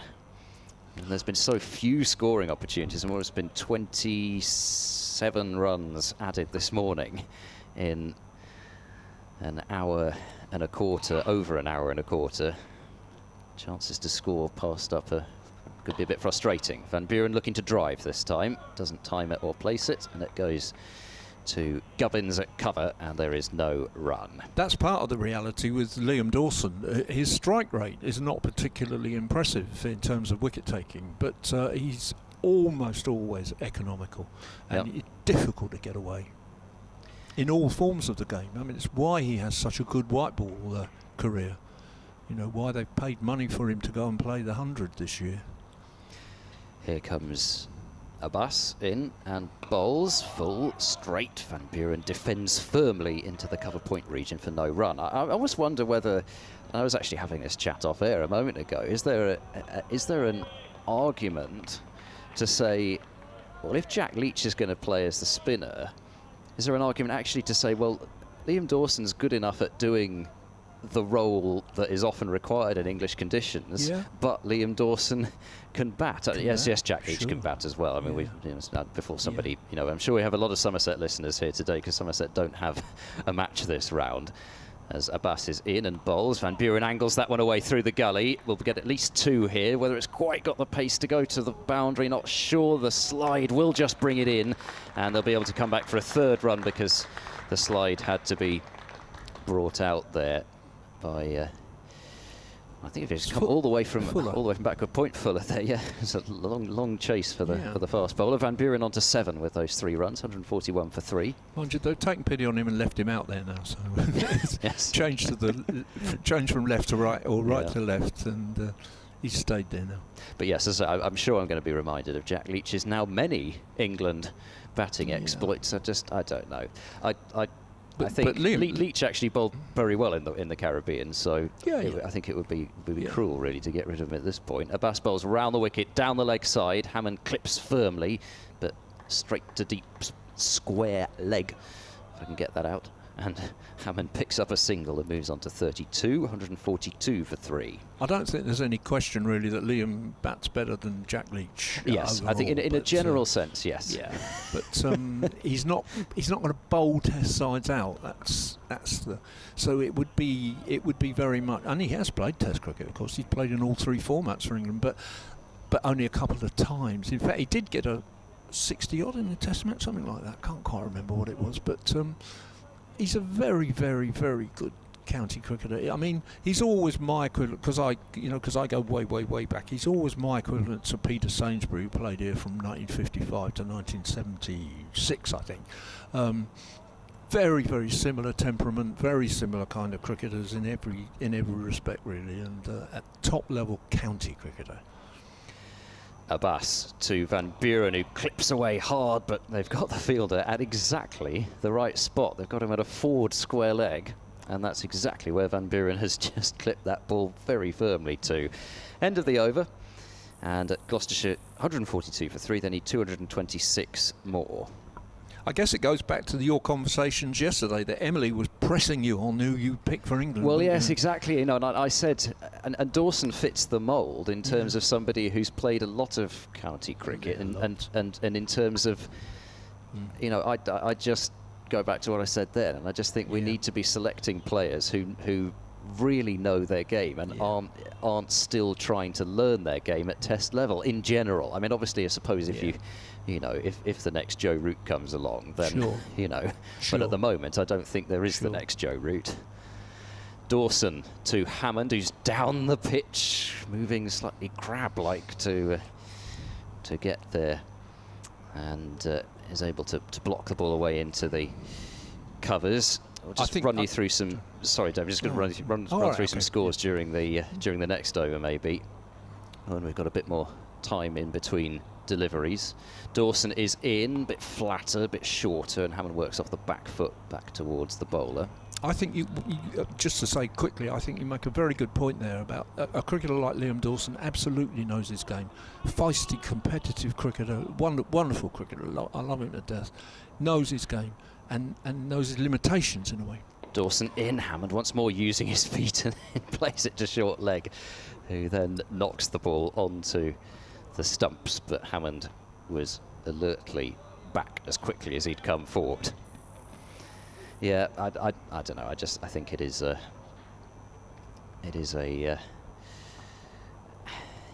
problem which has occurred a fair few times with a fair few cricketers of late, as Hammond goes onto the back foot this time and just works with the turn into the leg side, fielded at short leg.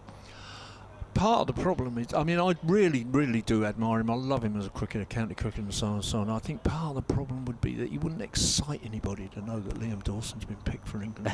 And the media would get onto that. This is true. Yeah. Dawson bowls, Hammond back foot again, defending quite a full delivery out of the rough into the offside. And I think it goes back to the argument of who's picking the team, I suppose. Then you'd say who is picking the team, and are they strong enough to drown out that clamour from the media that there will be if the likes of an exciting cricketer like a Crawley or a Lawrence weren't picked. That's right. Dawson bowls flighted, forward goes Hammond, runs that one away down towards the short third man position, and will get a single off the last ball of the over to keep the strike. Hammond 33, Gloucestershire 143 for 3. So as promised, some scores elsewhere. Yorkshire have been bowled out now by Essex for 465. Harry Brooks scoring that 123. And 3 wickets each for Sam Cook and Shane Snater. So Yorkshire lead Essex by 62 runs, Essex having made 403 in their first innings. And the other Division 1 match in play is Lancashire versus Warwickshire. Warwickshire 315 in their first innings. Lancashire made 361 in the end in reply. 4 wickets for Nathan McAndrew and the century for Keaton Jennings in his first championship innings of the season. And in Warwickshire's second innings, they're 41 for 1, trailing by 5 runs, with Alex Davies the man out for 10. Dom Sibley's 11 not out, following up his first innings 142 not out, and Rob Yates is 18 not out. 2 draws looming in those games. Looks like it, doesn't it? Abbas over the wicket now to the left-handed Hammond, who's pushing into the cover point region looking for a single, but it's not there. James Fuller has been limbering up, so I suspect James Vince has given him the nod, and I would have thought, I don't know, I would have expected Dawson to keep going. 15 overs, 2 for 20. I would say so. I should think Fuller bowled his good spell yesterday evening from the pavilion end, so I suspect he'll probably come back from that end once Mohamed Abbas has finished his spell. Bit of a discussion here, so I'll tell you that Leicestershire are 238 for 7 in their second innings at Cardiff. Half century for Ben Mike, who finished, what was it, 99? I can't remember if it was 99 not out or 99 in that match at Middlesex last week. As Abbas is in and bowls outside off, Hammond lets it go through, but Ben Mike is 56 not out there. Hassan Azad scored a half century for Leicester.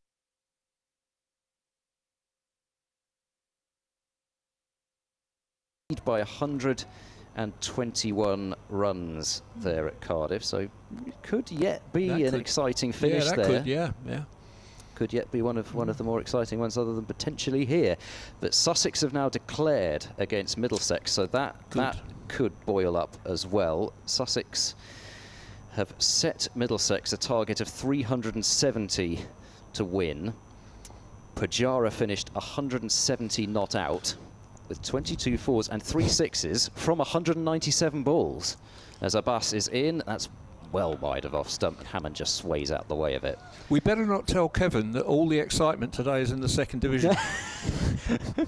I did wonder if I'd get a few evil looks for running through the second division scores, but anyway, yes, so that's what's going on there. Worcestershire are going quite well against Durham.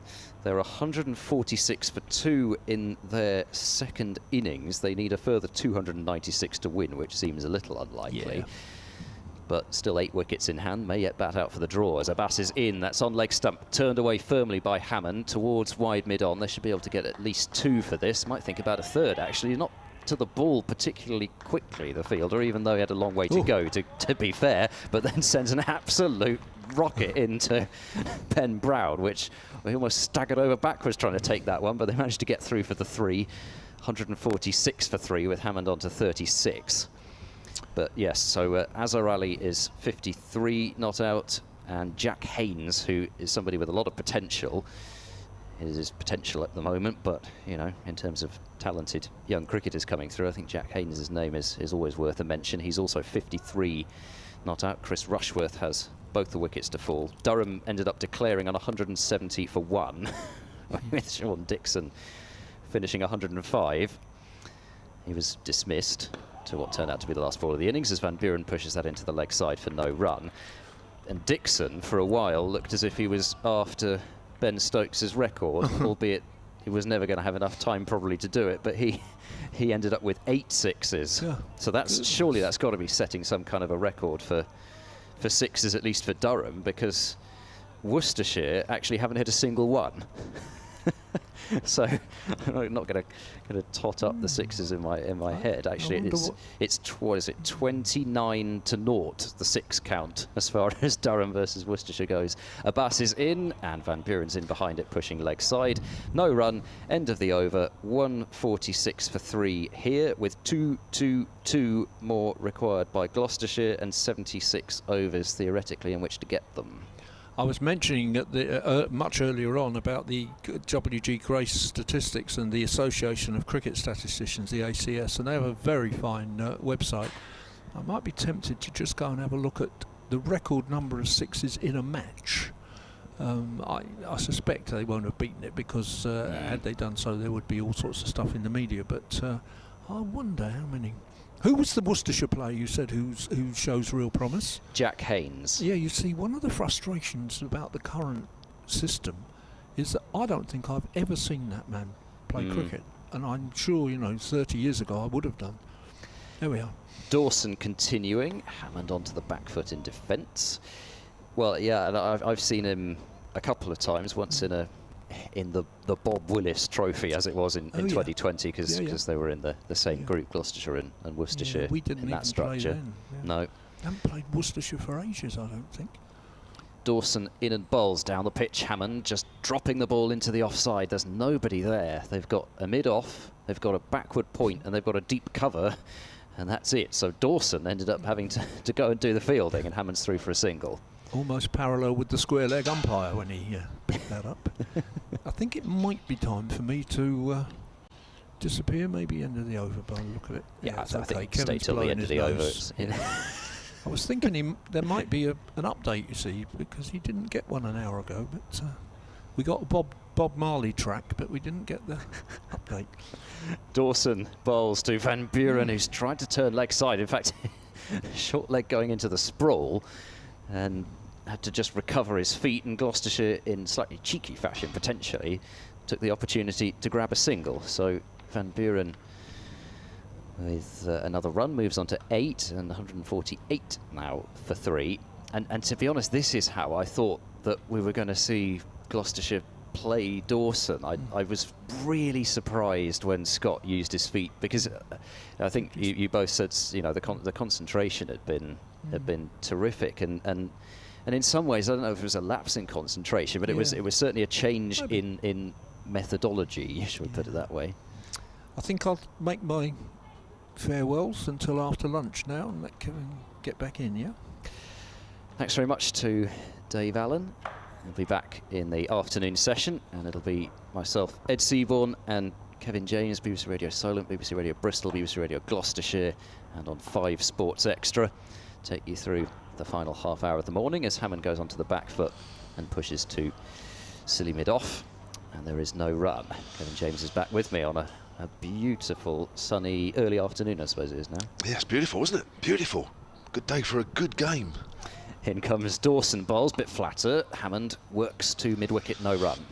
I think when you look at Gloucestershire's progress this morning, and they've only added 37, I think it sort of gives you an idea, is whilst 220 from here on in doesn't sound a lot, when you look at the progress in an hour and a half, another 220 is a lot of runs.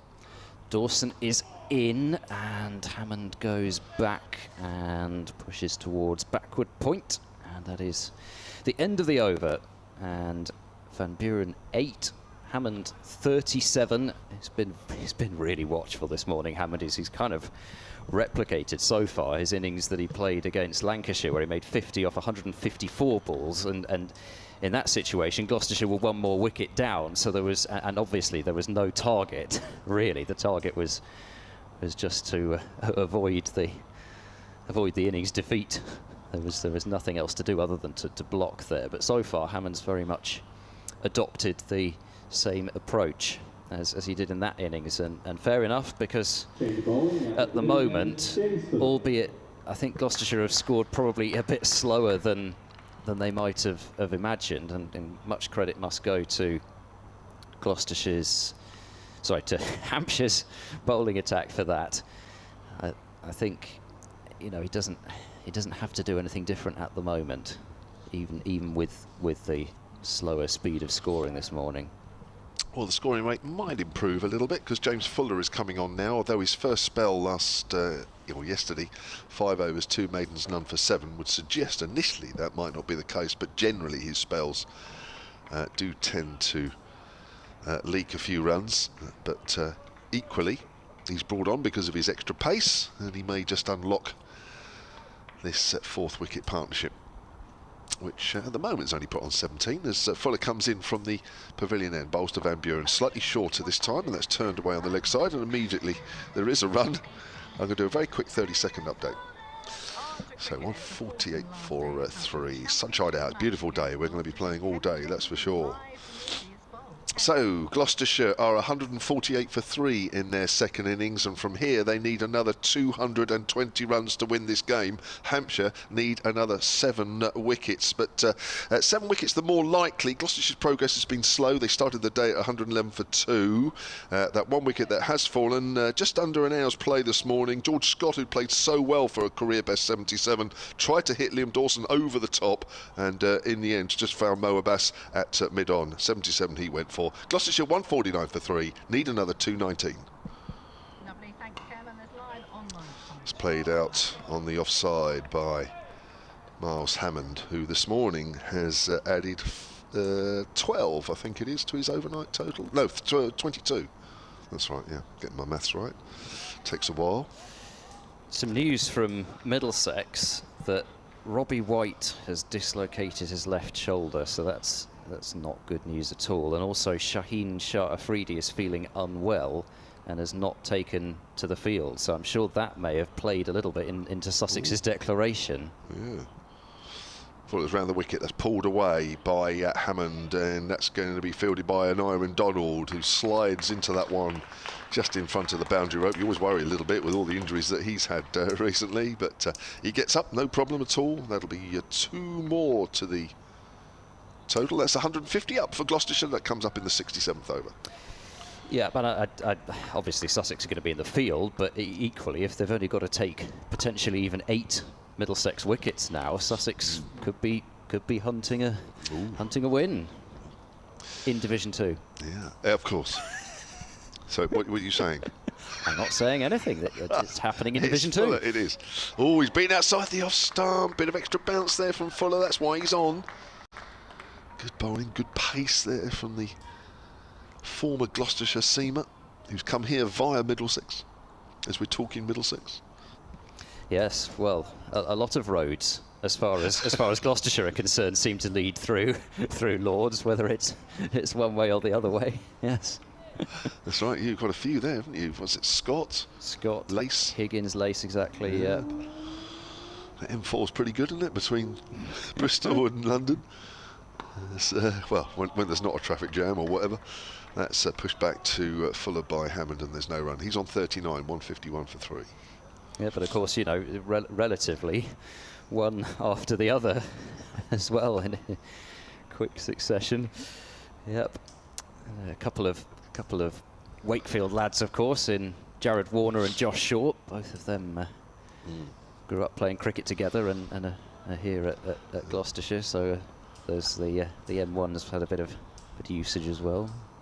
Here's Fuller outside the off stump, good length ball, but left alone outside. Or, yeah, well outside the off stump, to be fair. 151 for 3, then 217 needed. We've got 25 minutes of play until lunch. And I think I forget exactly how many loan spells it was in the end for Josh Shaw. It must have been, I mean, if he's listening, he might even send me a message, but I'm sure it must be at least 4 or something like that. So just up and down the motorway. With Dawson then to continue from the hotel end into his 17th over. He's got impressive figures of 16 overs, 4 maidens, 2 for 29 so far.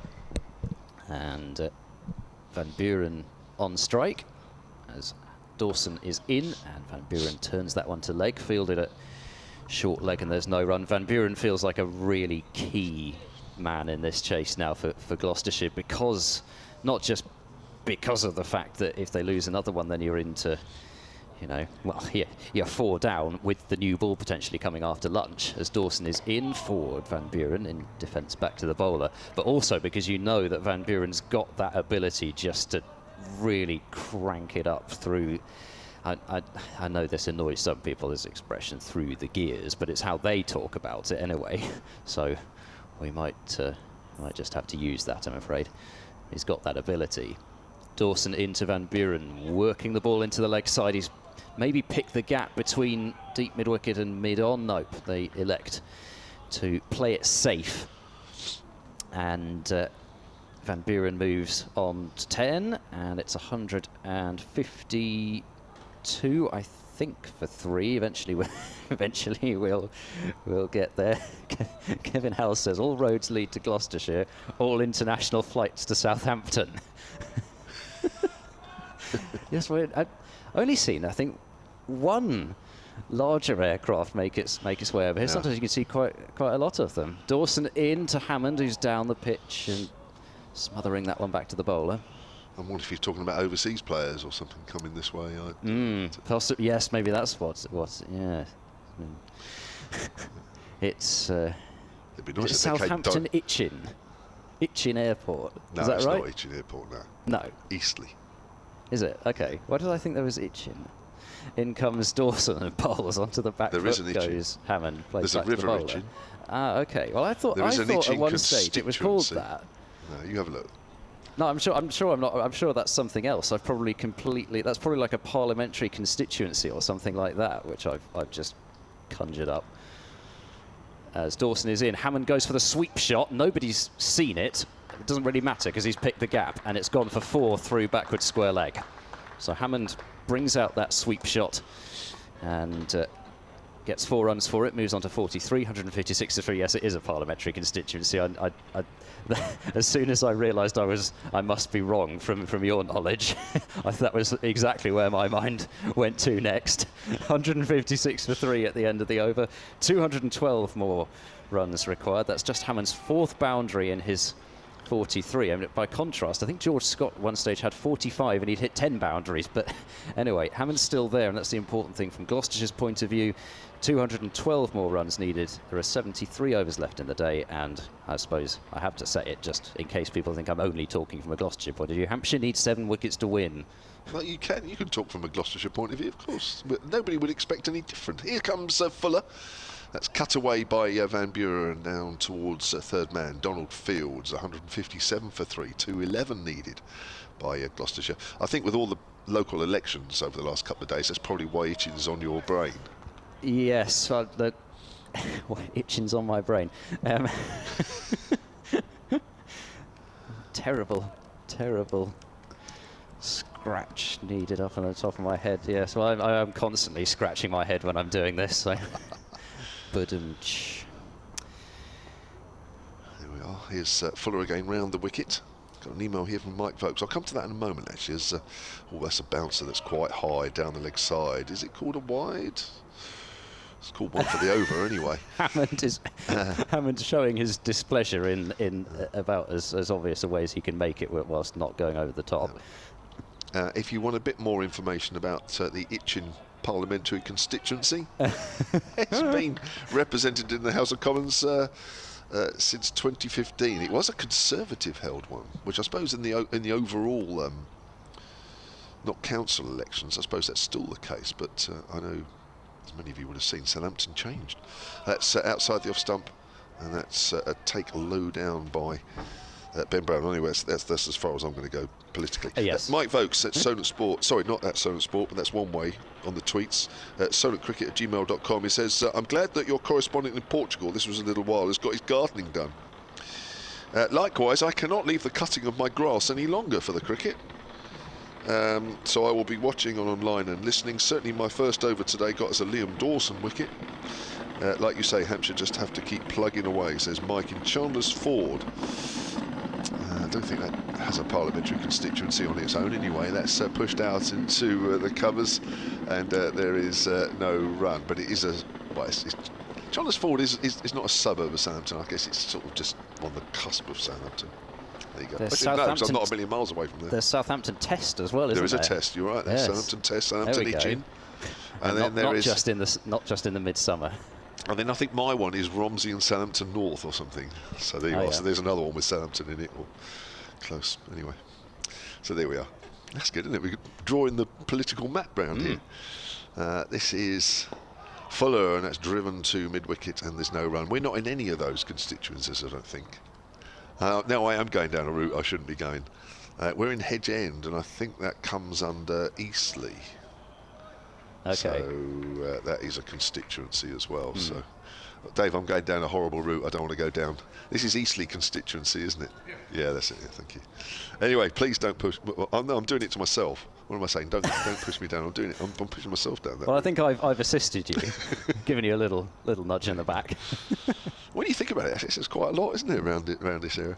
Fuller bowls, it's a length ball, and is he playing at that one? It's only just gone past the outside edge. Good stuff here from James Fuller. There's nothing in the wicket for him whatsoever. The ball is 69 overs old. He's banging it in, trying to find something. It's good stuff from him. The extra pace, hopefully, from a Hampshire point of view, might tell. Not yet. 7 overs, none for 11. 157 for 3. 211 runs needed.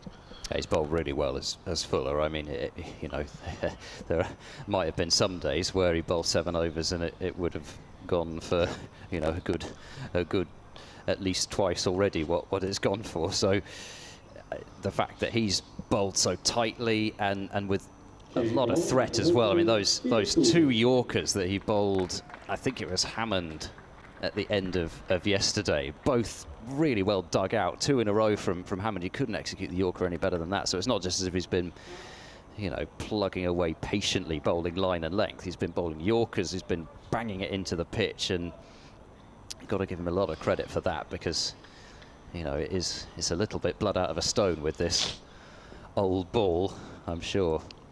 Dawson, no, it's not Dawson, pardon me, it's Organ into the attack. I saw a spinner, but no, it's Felix Organ with his off breaks. Forward goes Van Buren to his first delivery and just pushes the ball calmly into the gigantic gap in the covers and sets off for a single to move to 12.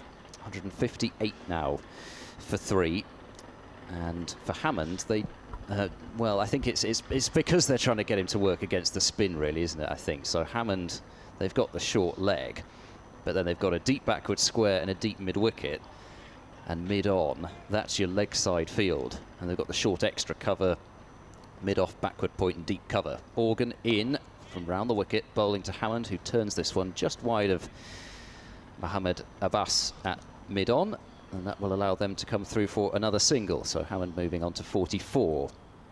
And 159 for 3, 209 more required by Gloucestershire. I don't think it will make any difference to them whether they can get it under 200 at lunch, because I don't think they'll really be looking at that, but still. Organ in, Van Buren onto the back foot, works to short mid-wicket. I thought he was shaping up for his favourite cut shot for a moment there. He does like against the spinners to rock onto that back foot, and the spinner thinks they're about to nip the top of off stump, but Van Buren's usually too quick for them. Organ bowls, Van Buren, he looks for the booming drive, and it's spluttered its way out to short extra cover. I think in this situation, with the rough outside his off stump, I'd be disappointed if he was cutting Felix Organ more than once, to be honest. That shouldn't really be a shot in the game at the moment. Organ in, Van Buren cuts, and that will beat Barker at backward point. It might not go for 4, though. Barker's tiptoeing along near the boundary, but he will manage to haul it in just a few paces inside the rope. And 2 more runs to Van Buren, who's on to 14, 161 for 3. Yeah, see, that's too short. That's not a shot that should be in play, really. I mean, he's looking to play it, and good on him, but as a bowler in this situation, you shouldn't be allowing the batter to be playing that too often. Last ball of this over from Organ. That's very full and driven, slapped through cover point, and that will be 4 this time from Van Buren. That's exactly the shot that he was looking for 3 balls ago, but this time he sent it flying away to the cover boundary for 4. So Van Buren gets his first boundary, and he's on 18 now, 165 for 3. And 203 more runs now required by Gloucestershire, and 71 more overs remaining in the day's play. Yep, so just over 10 minutes to go. 1 wicket. I think Gloucestershire will be very happy with that. And even though it's not great progress, it was never going to be, unless somebody really came out and had a real attacking instinct. And I don't think Gloucestershire would have been thinking about it anyway for a couple of sessions. They would see where they are at tea and then worry about it then. It's just play for 2 sessions and then take it from there. 165 for 3, but it's 203 runs needed. It was 250 at the 7 at the start of the day. Full around the wicket to the left-hander Miles Hammond bowls and down the leg side and taken by Ben Brown. And they wanted to appeal. They were willing to appeal as it went through to Ben Brown, but he was a million miles away from that Hammond. Yeah, well, you know, it would be a massive moment in the day, massive moment in the game if they could get either of these two. I think you'd say just on the stroke of lunch. Just, you know, I've said it before, but I'll say it again. The new ball's what, 9 overs away now after this. Probably get through another couple before lunch. Yep. So key periods in the game. Fuller's racing in here and bowls, trying to find something that's turned away to mid-wicket. No run. James Vince is finding himself at mid-wicket, giving himself a bit of a break from being in the slips alongside Dawson and Ben Brown. Perhaps he's got fed up with their conversations. Terrible chat. I mean, most of it is terrible chat, isn't it? It is rubbish. It is absolutely inane rubbish. And of course, when you're not taking wickets, sometimes it gets even worse. Yes, I can imagine. Gosh, it's just total tripe. 165 for 3, sunshine still out, still a gorgeous day, even though there's a lot of white, fluffy clouds above us even. Here's Fuller staying round the wicket, length ball, and pushes that out into the covers. No run. Sorry, I don't mean to pick you up on it, but it does look, that one up there, just away to our right there, it does look an awful lot like Brian Clough, actually. Cluffy cloud.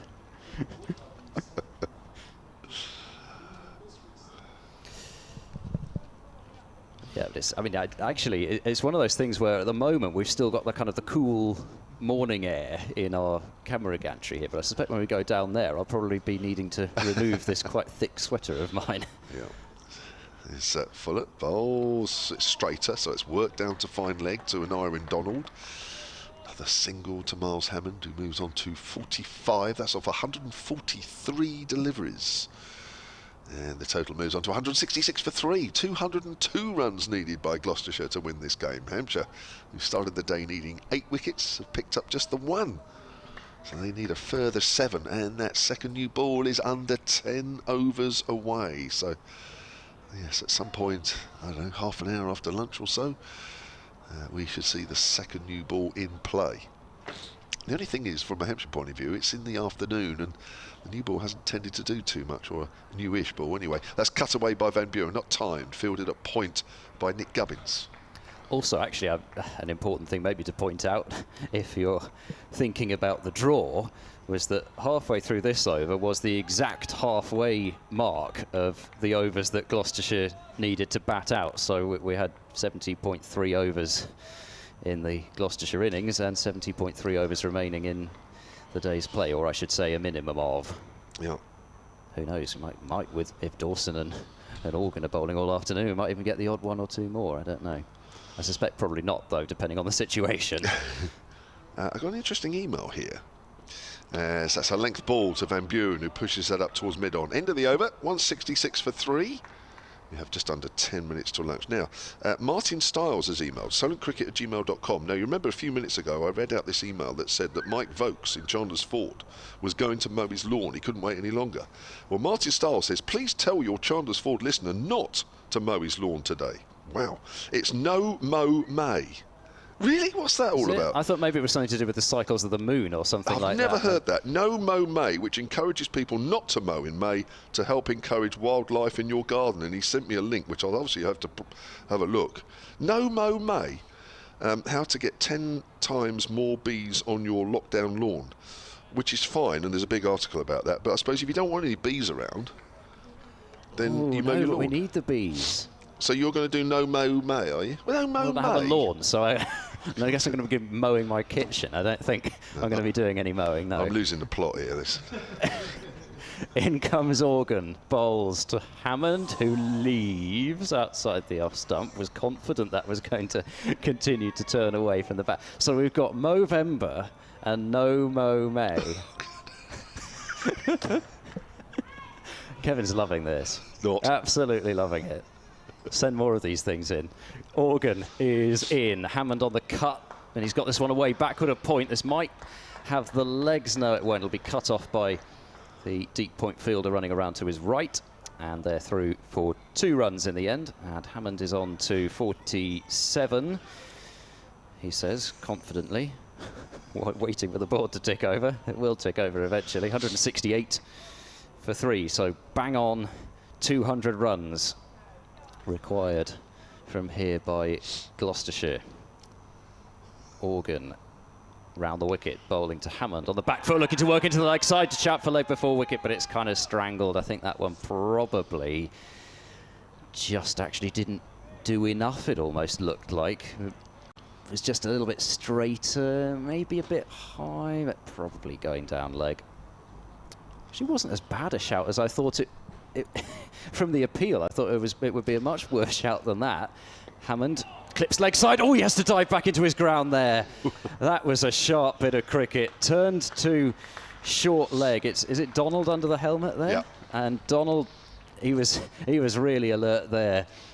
Flicked it back onto the stumps. Did hit direct, but Hammond diving, lunging desperately back into his ground, managed to make it. What a way to go that would have been. Really sharp work from Donald. And in the end, sharp work from Hammond as well to get back. Organ in and bowls. Forward goes Hammond, playing on the bounce to Donald this time. And there was no way Hammond was going to be even slightly caught out twice there. Just looped his bat back into his ground, even if his feet, I think, may already have been there anyway.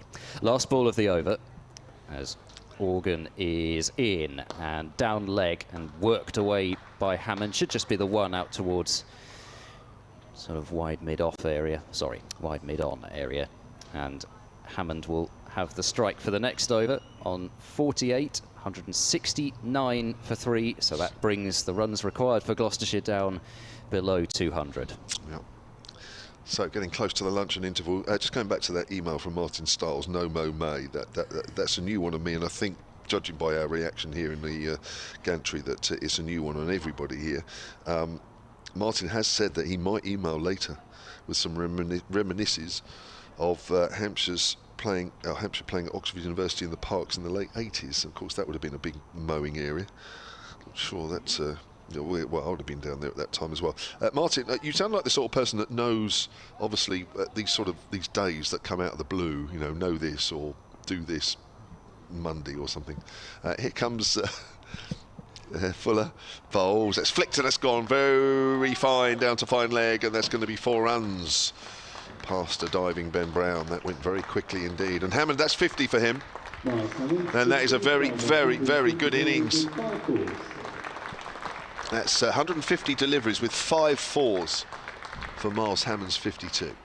So similar to his innings at Old Trafford. And before people say you're going to put the curse on it by reading it out, he's already gone past bang on 50.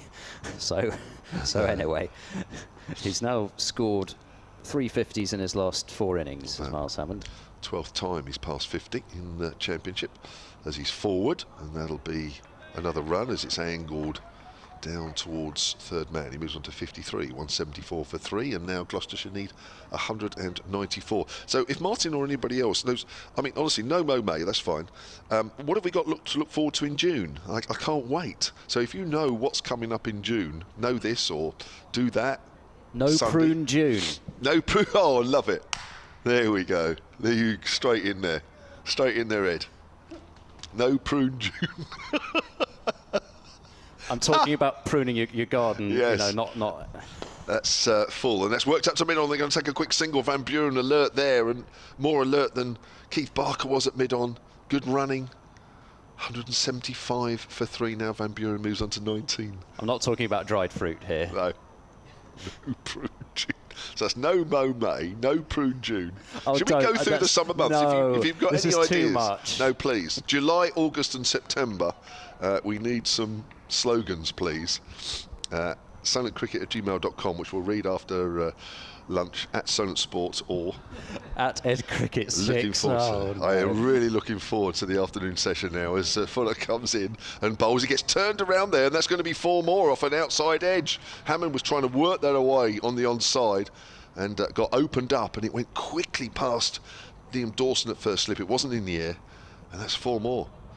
And Hammond will move on to, I think, 57. I think the board's slow on this one. Yes, it is. Just changed. 189 runs needed. But a flurry of runs here. Yeah, I mean, one way or another, but I mean, that one is very much moral victory to James Fuller. And on another surface, I think, at a quicker surface, I think Fuller would have got that one to carry through to a fielder who would have been standing there, but not on this one. Sorry, I'm just thinking about what we're going to get after lunch rather than what's happening at No the reply, moment. July, please. Oh, no, you're the best. Good diving stop at mid-wicket by James Vince. Saved some certain runs there. So comes back to... What was that one again? Well, I said no reply, July, but of course we're a couple of months early, so people are still going to reply about this. So that means we'll get no messages at all in July as commentators. No, we can't have that, can we? No, we've got to have the interaction. We have, definitely. So have a think over lunch, and please, we'll have some fun with that this afternoon. Probably the way things are going, we need to get those in the afternoon, because later on in the evening, this game's going to maybe be a bit tense. Here's Fuller, who's bowling with a whirlwind action there, a little windmill action, which I've never seen him do that before, as that's turned away to mid-wicket, and that's the end of the over. It's 12:59. The race is on. 20 seconds, according to my clock. I mean, the clocks, the electronic clocks nowadays tend to be synced, so 15 seconds, I think they're going to get there quite easily, actually.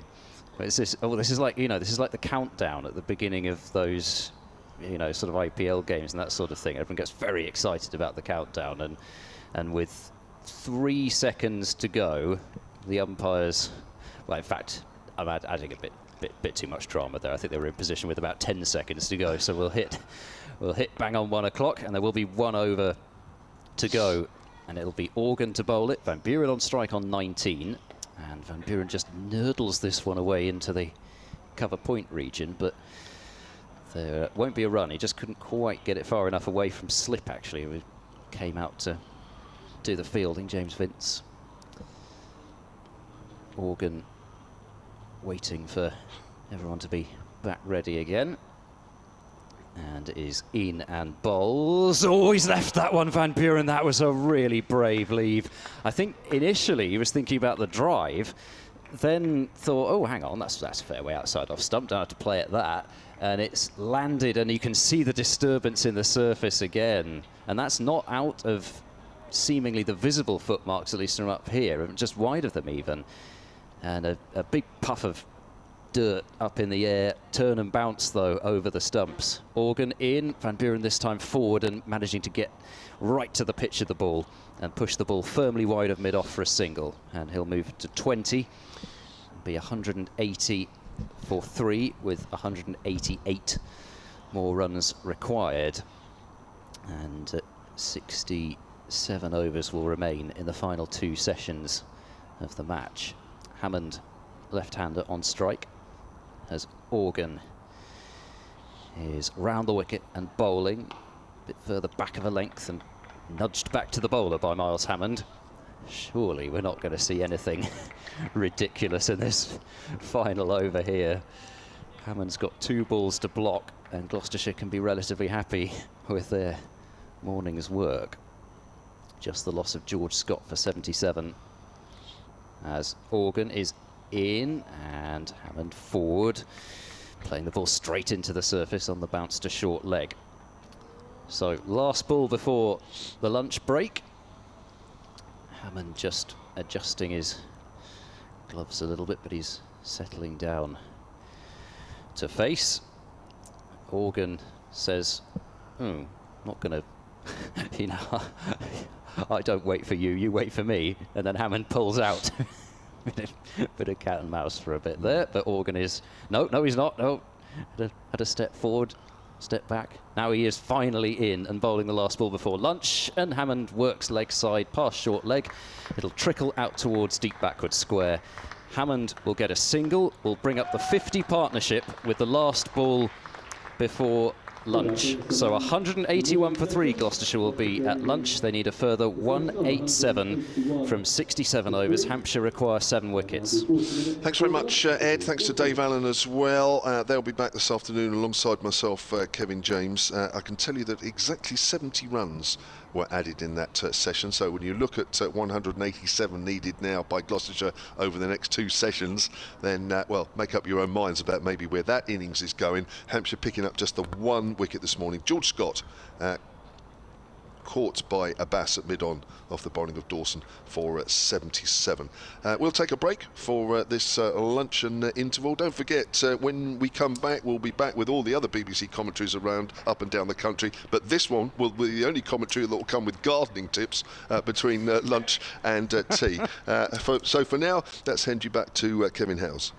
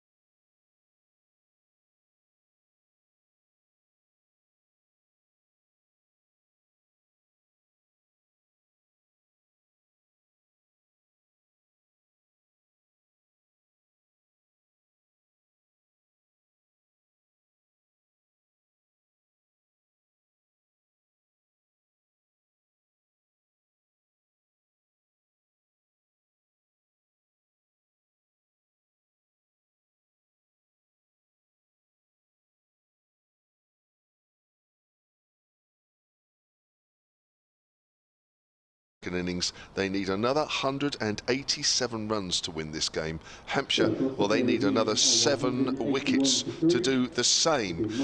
74 overs have been bowled, which means the second new ball is due in 6 overs time. That might be interesting. We'll have to wait and see, of course, but Miles Hammond is doing a sterling job for his side. 58 not out. Captain Graham Van Buren is 20 not out. The one wicket that fell this morning was George Scott, who made a career best 77. He was caught at mid-on by Mo Abbas off the bowling of Liam Dawson. That is the only wicket that has fallen today. I'll introduce our commentary team in a moment, as we've got some medium pace of Ian Holland, who's outside the off stump to Hammond, leaves that alone, and we're underway. Your commentary team this afternoon, a little later you'll hear from Hampshire honoraries historian, honorary archivist even, Dave Allen, but I'm Kevin James. Next to me then is from BBC Radio Gloucester and BBC Radio Bristol, Ed Seaborn. Ed. Afternoon everyone. Yeah, it's been a pretty good morning for Gloucestershire, just losing George Scott, but I still think they wouldn't want to lose more than 1 wicket in this session, really. Yeah, that's again outside the off stump, and that's left alone. But it's pretty good, isn't it, in 2 hours of play this morning to have only lost 1? Yeah, definitely. I mean, they'll be slightly frustrated. Well, Scott will be more than slightly frustrated with the way that he got out, coming down the pitch. First over Liam Dawson, chipping it to mid-on, having batted so well for his 77 off 164 balls. And the fact that that was the only wicket to fall and the way that it did fall, I'd be slightly disappointed with that, but other than that, very good from these two as well. Round the wicket, Ian Holland, and again, it's left alone outside the off stump. First time we've seen Ian Holland bowled in this game. But yeah, Miles Hammond, another key innings for him, much like the half-century against Lancashire at Old Trafford a couple of weeks ago. Defiant innings from Hammond so far, and Van Buren actually, he's moved his score along at a fairly decent rate. He does tend to do that anyway, but they put on a 50 partnership. It needs to grow from Gloucestershire's point of view. Yeah. This time he makes him play as he's pushed out into the covers, but there's no run. Welcome back to listeners on 5 Live Sports Extra to this Division 1 game between Hampshire and Gloucestershire. We've just had a few balls of the afternoon session, bowled by medium pacer Ian Holland, the first time he's bowled in this match. 4 balls he's bowled. No runs off this over so far. He's bowling to the left-hander Miles Hammond, and that ball is left alone once more outside the off stump. Miles Hammond is 58 not out. Graham Van Buren is 20 not out. These two have put on so far an unbeaten 50-run partnership as Gloucestershire seek to knock off the rest of these runs that they need to win, which is 187 from now. Hampshire, of course, needs 7 wickets. They needed 8 at the start of the day. Just that 1 wicket this morning as Holland bowls. That's driven, and that's the first runs of the afternoon session. Driven out square on the offside, and that'll be a single to Hammond. He moves on to 59 now, 182 for 3, 186 needed, and that new ball due, the second new ball due in 5 overs time. I think Hampshire are already thinking about getting their hands on that. They'll certainly get it, I think, straight away. They need a breakthrough, but it's been, we knew it was going to be a big day, a long day, and so far at the moment, Ed, neither side are sort of getting themselves in front, which is making it more intriguing. Yeah, definitely. We're just kind of delaying potentially the period of ultra intense cricket. I mean, it has been intense cricket out there, but you feel as if at some point there's going to be a period where maybe even both sides feel that they can win the match, and the draw just becomes a little bit less likely than maybe it appears at the moment. And I don't know, some people think that the draw is not going to happen at all. Others think it's most likely. Just getting a feel for things in the press room at lunch. Dawson then it will be to bowl from the hotel end, and Hammond is back and driving out towards deep cover for an easy single, and moves on to 60. 183 now for 3. But you know, everyone's got their own view on where things stand, and I suppose I should give mine. I mean, I think for me, Gloucestershire just need to bat this session. I say just. Their approach, I think, probably can be just to bat this session as they batted the last one. As Dawson is in and bowls to Van Buren, who's forward, nudging it into the offside. They thought about a quick single. Barker moving up from backward point, relatively deep. I think had that ball been played just a fraction softer, Van Buren might have thought of coming through for the 1. But I don't think they need to do anything special this session in terms of run scoring, as Dawson is in. Van Buren once again forward and maybe looking for that single out into the gap between extra cover and backward point, but this time he's picked out extra cover rather than backward point. Dawson round the wicket, in now, bowls to Van Buren, bit shorter. Van Buren on the back foot kind of stabs that one back up the pitch, where Van Buren will not get a run as Dawson fields to his right. But yeah, I just think, you know, if you offered Gloucestershire 70 for 1 again off the next session, I reckon they might well take that. 110, 6 wickets in hand as Van Buren works this time to short mid-wicket, and there is no run. And that allows them the opportunity to risk a couple of wickets and potentially then to shut up shop and try to block out the rest of the overs in the final session if they need to. Dawson bowls to Van Buren, who is forward, this time defending firmly, and it goes to Holland at short mid-wicket, and that's the end of the over. So 4 remaining until the new ball can be taken, and the score 183 for 3, 185 more remaining needed. Yeah, this pitch has offered very little today for the bowlers. They got the ball past the outside edge on several occasions, but not a lot, not consistently. The pitch has been very easy paced, and it's hardly moved in the air, hardly moved off the seam at all. Here's Holland from that pavilion end again, and that's close to the off stump. That's a very well judged lead there from Miles Hammond. Today, actually, in the women's county game is quite a big day, because there are various regional T20 finals days taking place around the country, and one of those is in a suburb of Southampton, Totton, at Totton and Ealing Cricket Club. You've got Kent, Sussex, Surrey and Hampshire all competing for the Southern Regional title, as that's driven out into the covers, and there is no run. Earlier this morning, Sussex won their semi-final against Surrey, and Hampshire are just, well, they've been going about 20 minutes, are playing their first semi-final against Kent, and I can tell you that Hampshire women won the toss. They chose to bat first. Ella Chandler and Maya Boucher, the England batter, are opening the batting there. That's a nice drive there from Hammond, but Abbott is out there at deep cover away to our left, so it's just a single, and Gloucestershire move on to 184 for 3. Yeah, and 184 needed. Sorry, Kevin. Sorry. It was a very comfortable victory for Sussex in the end, and I suppose from a regional point of view in this part of the world, from a Southern Vipers point of view, the fact that Georgia Adams made a 57 from 36 balls, Freya Kemp finished 53 not out from 27 balls, so more Vipers success, just not in a Vipers shirt. Hampshire and Sussex united. Who'd have thought it?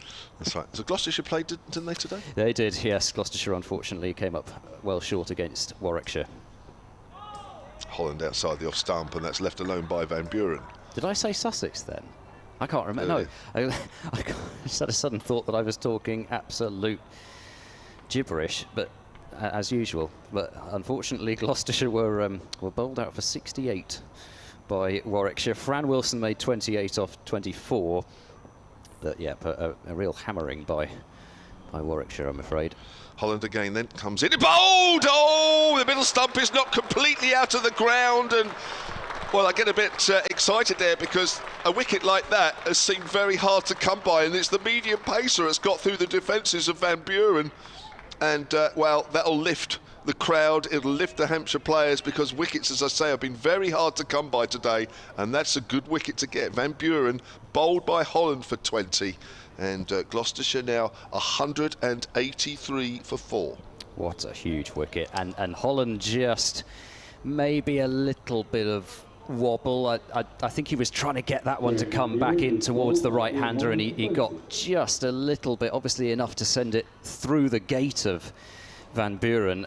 There might have been the faintest touch on it onto the middle stump, only a really faint one though. I mean, he's completely done him there. It's nothing to do with, you know, slowness of the surface or anything like that. And like you say, you just did not really see a wicket like that coming with this old ball. Maybe with the new one, But with the old one, that's come really quite out of the blue, even though we've not had that long since lunch. Just seeing what we've seen this morning and seeing that there, just a shocking moment in the sense of surprise, but also in terms of Gloucestershire supporters who were feeling, I'm sure, that at lunch that things were going rather well. But now losing Van Buren that quickly, that have been hoping for him to guide them through the afternoon session, and now they've lost their skipper. Ryan Higgins comes to the crease. How will Ryan Higgins play? Will he try to take on Hampshire a little bit, or will he rein himself in? This is a big test here for Higgins, who's going to be facing the new ball in just a few overs, you'd assume, and a dream time for Hampshire to take that wicket as well, with that new ball on the horizon and with Gloucestershire bang on halfway to their target. So Higgins getting ready to face his first delivery from Ian Holland. Just the one slip, that's Liam Dawson. Holland from the pavilion end comes in. Sunshine comes back out here at the Ageas. That's a length ball, and Higgins plays that quite easily up to mid-on. So 184 needed. Gloucestershire have made steady, if slowish, progress today. Applause there for Ian Holland. I think the crowd are just as surprised as I was that there was a wicket there. A 53-run partnership there ended between Van Buren and Hammond. And earlier, with that one wicket of George Scott, just under an hour's play this morning, who was caught at mid-on, trying to hit Liam Dawson over the top, didn't really get hold of it for 77. That ended a 65-run partnership with Hammond there. So it's been steady stuff from Gloucestershire. Nothing elaborate, nothing too much to get excited about. But what they are doing, of course, is just at the very least trying to save the game. But they may think more. As Dawson, oh, it's you, isn't it? Sorry. Dawson down the leg side, and that's going to run away towards the very fine leg boundary, and it'll go over it for 4 byes. Always the danger, really, with that rough in play, turn and bounce potentially. But I think that one actually wasn't. I don't think we can really excuse Dawson so much that time. I think that was genuinely just a drag down the leg side, and Brown unable to take it, and 4 byes. Gloucestershire will welcome those. 188 for 4. They need a further 180. As Dawson, with a slip and a short leg, is into Hammond, down leg, and just worked away fine. Dawson's got his hands outstretched in front of him. I'm not sure exactly how he felt he was going to get Hammond out there, but he always provides a bit of theatrics to Dawson. And a single to Hammond to move him on to 62. 189 for 4. As Higgins faces Dawson then for the first time. Dawson in and bowls. Higgins on the back foot, covering up, pushing out into the covers. Higgins, the leading scorer for Gloucestershire in their first innings, made 46. Of course, the second leading scorer was Ajit Dale with a career best from number 11, 36 not out. His previous best was 6 not out, as there's a full delivery from Dawson, which is driven by Higgins, and it'll be stopped at short extra cover for no run. Dale's 36 came off 49 balls with a 4 and a 6, and it's that partnership.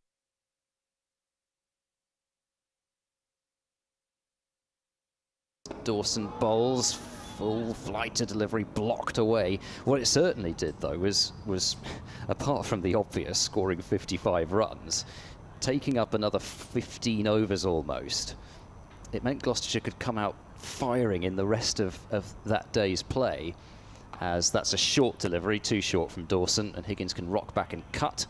It'll just be the single, though, out to deep point, and that will end the over.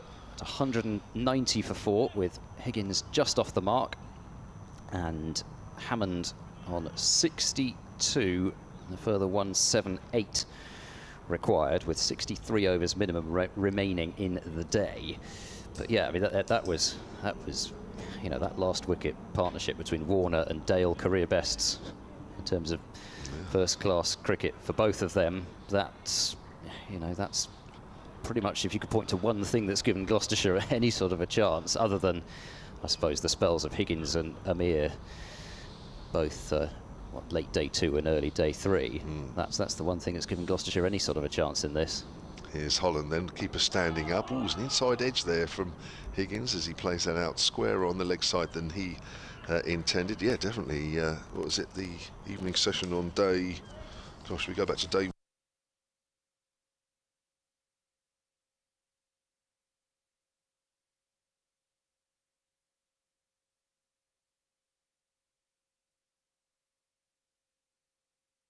Well, it was easy. Here's Holland as Higgins pushes out into the gap in the covers. He'll get a single.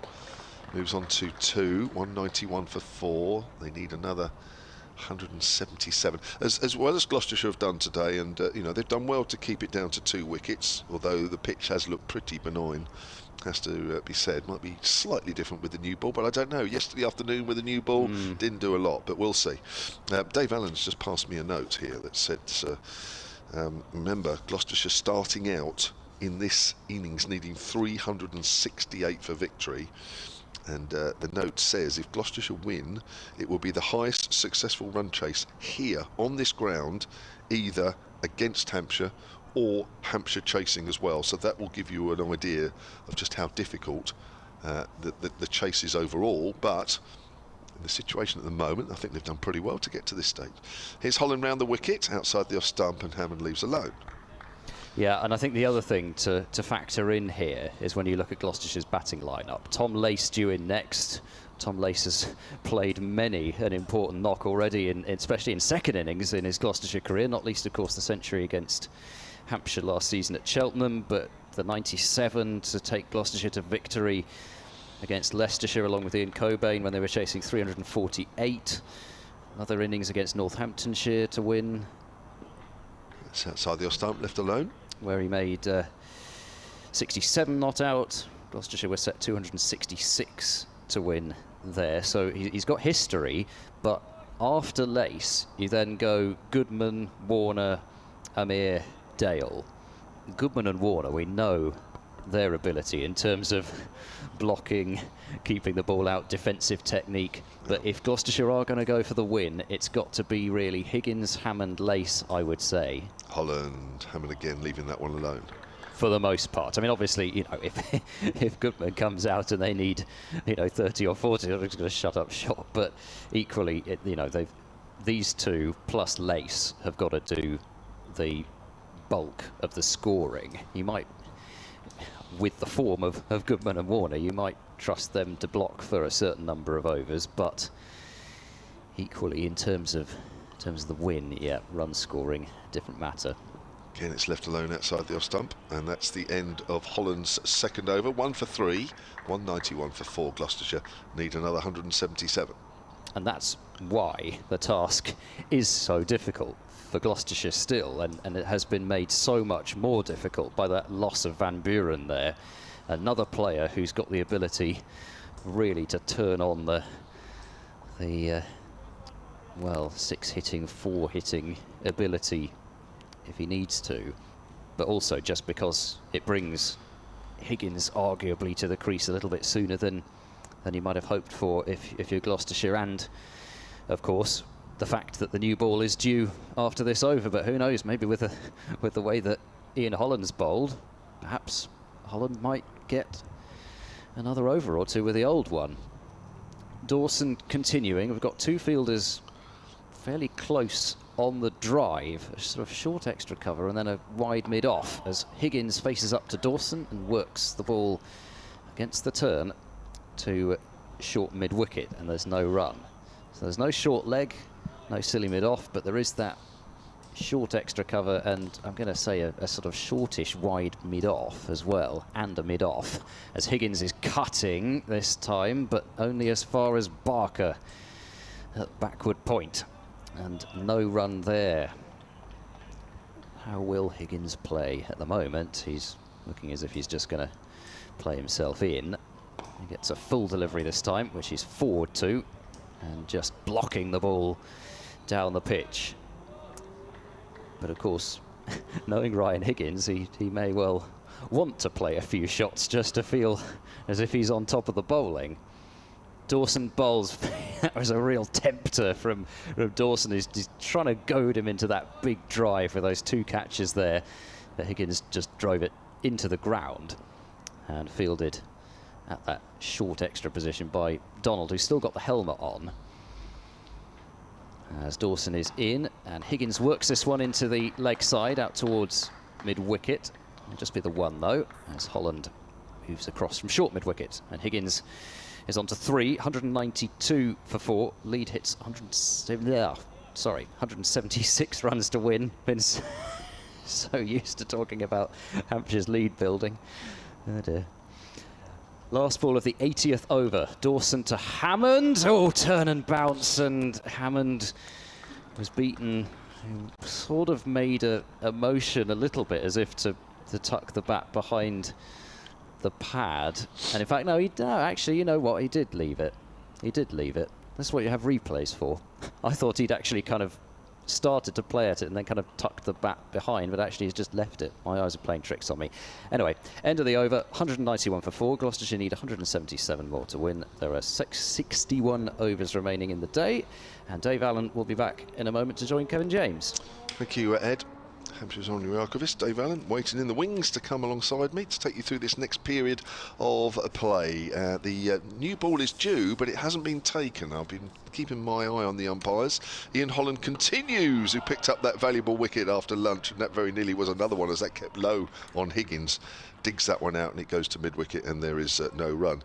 Just before lunch, I read out some emails, and one of them was from Mike Vokes, who lives in Chandler's Ford, which is just outside Southampton, and he said that he couldn't wait any longer listening to the cricket, hanging on to see if Hampshire were going to get any more wickets, and he was off to mow his lawn. Here's, yes, you remember. Here comes Holland again, and that's a length ball which Higgins plays back to the bowler. And then Mike, there was an email from Martin Stiles who says, well, hasn't Mike heard the phrase "no mow May"?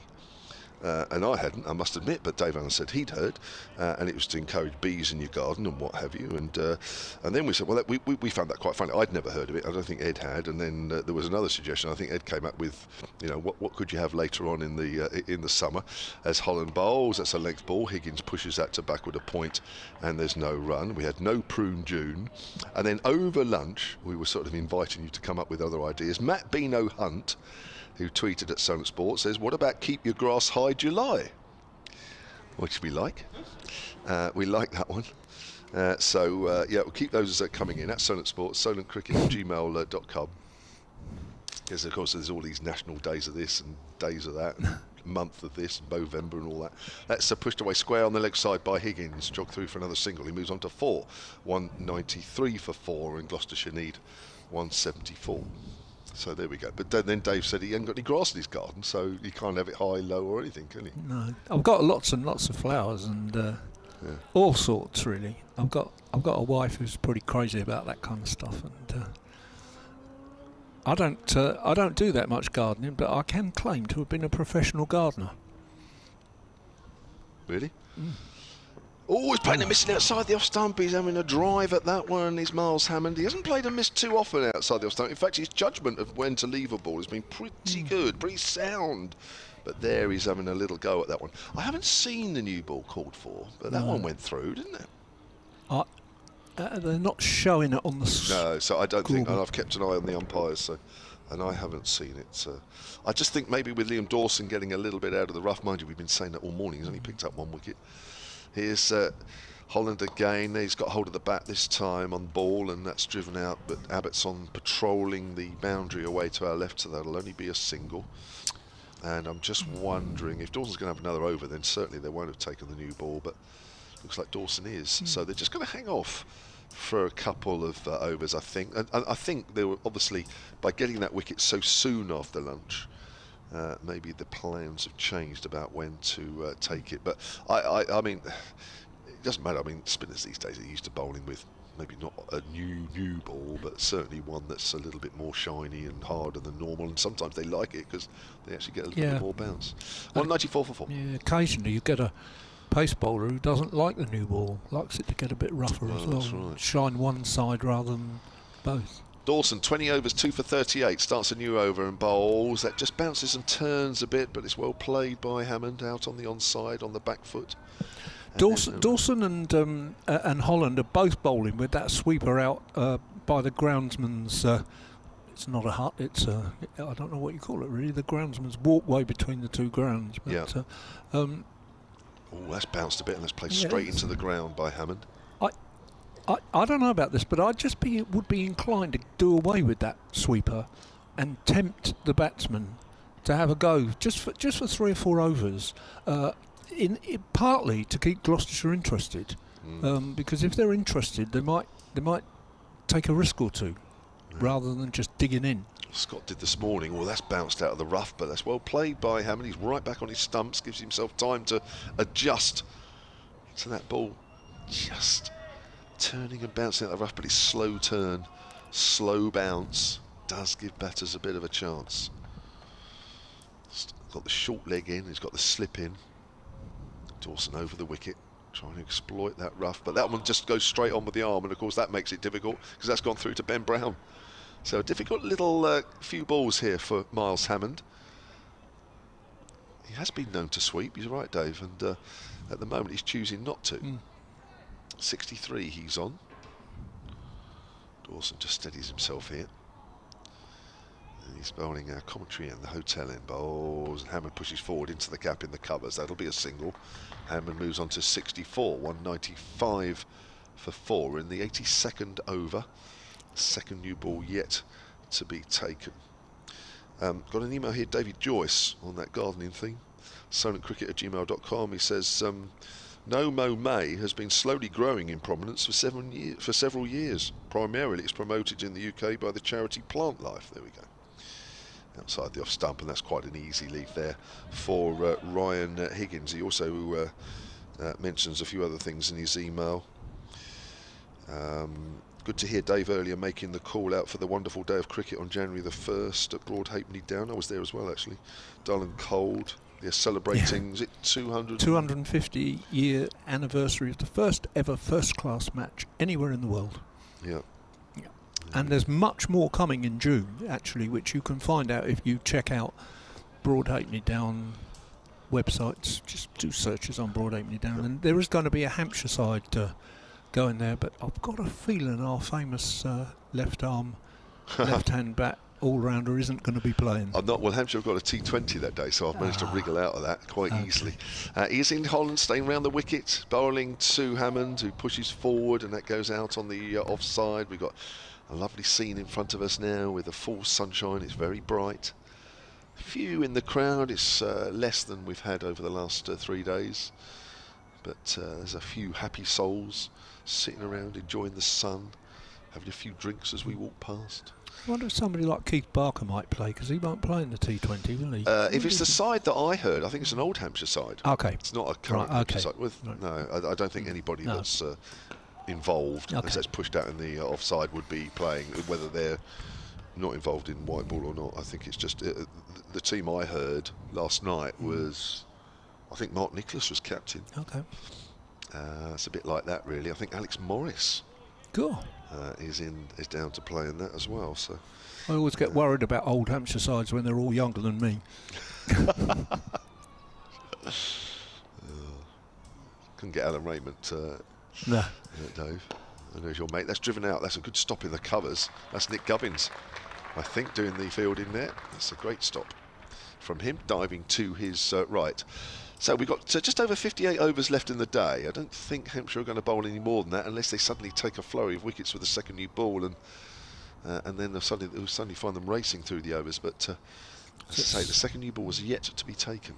Almost exactly 3 and over to win it. Yeah. Which doesn't sound a lot, but it is on the last day, even with a benign pitch. Driving there is Hammond, but again he's found out Gubbins straight to him on this occasion. Well, the two highest winning totals here in a fourth innings on this ground, 331 for 5 by Hampshire against Warwickshire in 2007 and 330 for 5 by Northants here in 2003. So nobody's ever made more than 331 to win a game here in the fourth innings. And Gloucester need about 35 more than that. Yeah. So it'd be a heck of a chase if they do it. Even though this ground is only 20 years or so old, it's still a tall order. Yeah. Hammond pushes forward, and that's gone out towards extra cover. Again, the Gubbins is the fielder. Yeah, I don't know how many championship games we played here, but it's probably about 150, something like that. So Yeah. it is a tall order. Mike Vokes, who I mentioned about, who sort of went to mow his garden and then was told, don't forget no mow May, as he mowed again. He says, my grass will soon be like a river itching meadow. I have plenty of wildlife in my garden. I'm back onto a nature reserve, lucky you. Yeah. As that's left alone outside the off stump. Just had 2 bullfinches on the feeders, says Mike. Lovely. One, I feel like Monty Don actually as well as a cricket commentator. 195 for 4. Then Hammond has 64. Ryan Higgins has 4. Higgins there at the fall of Graham Van Buren's wicket 10 minutes after lunch. Bowled by Ian Holland off middle stump, knocked completely out of the ground, beat his defences.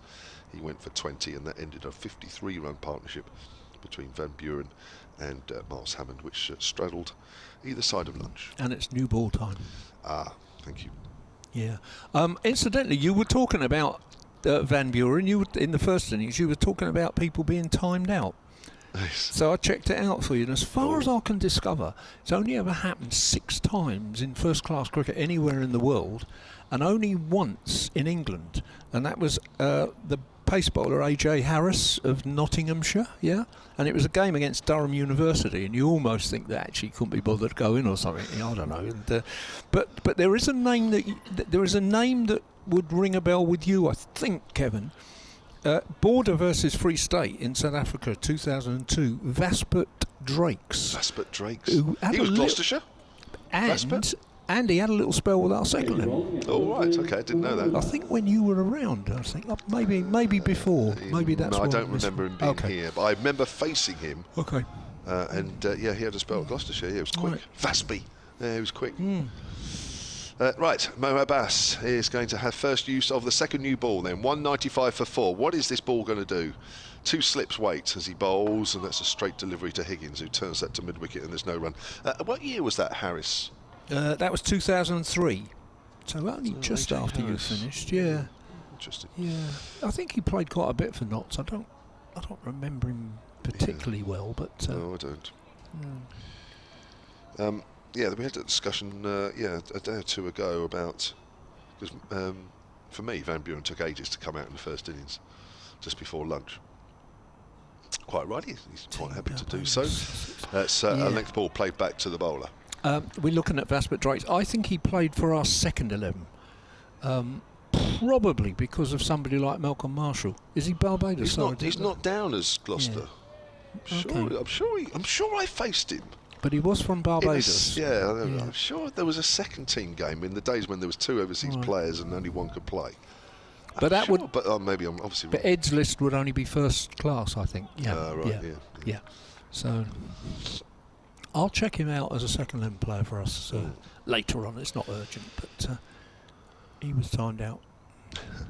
Here comes Abbas, runs away from us outside the off stump, and Higgins leaving that one alone. Paul Williams, who's in Portugal at Solent Sports, says, continuing the gardening chat, we will have to water everything at the close of play, as summer has come very early this year, as it is 33 degrees here in Portugal today. Hope I can do it singing Hampshire Boys Are Happy. Yeah.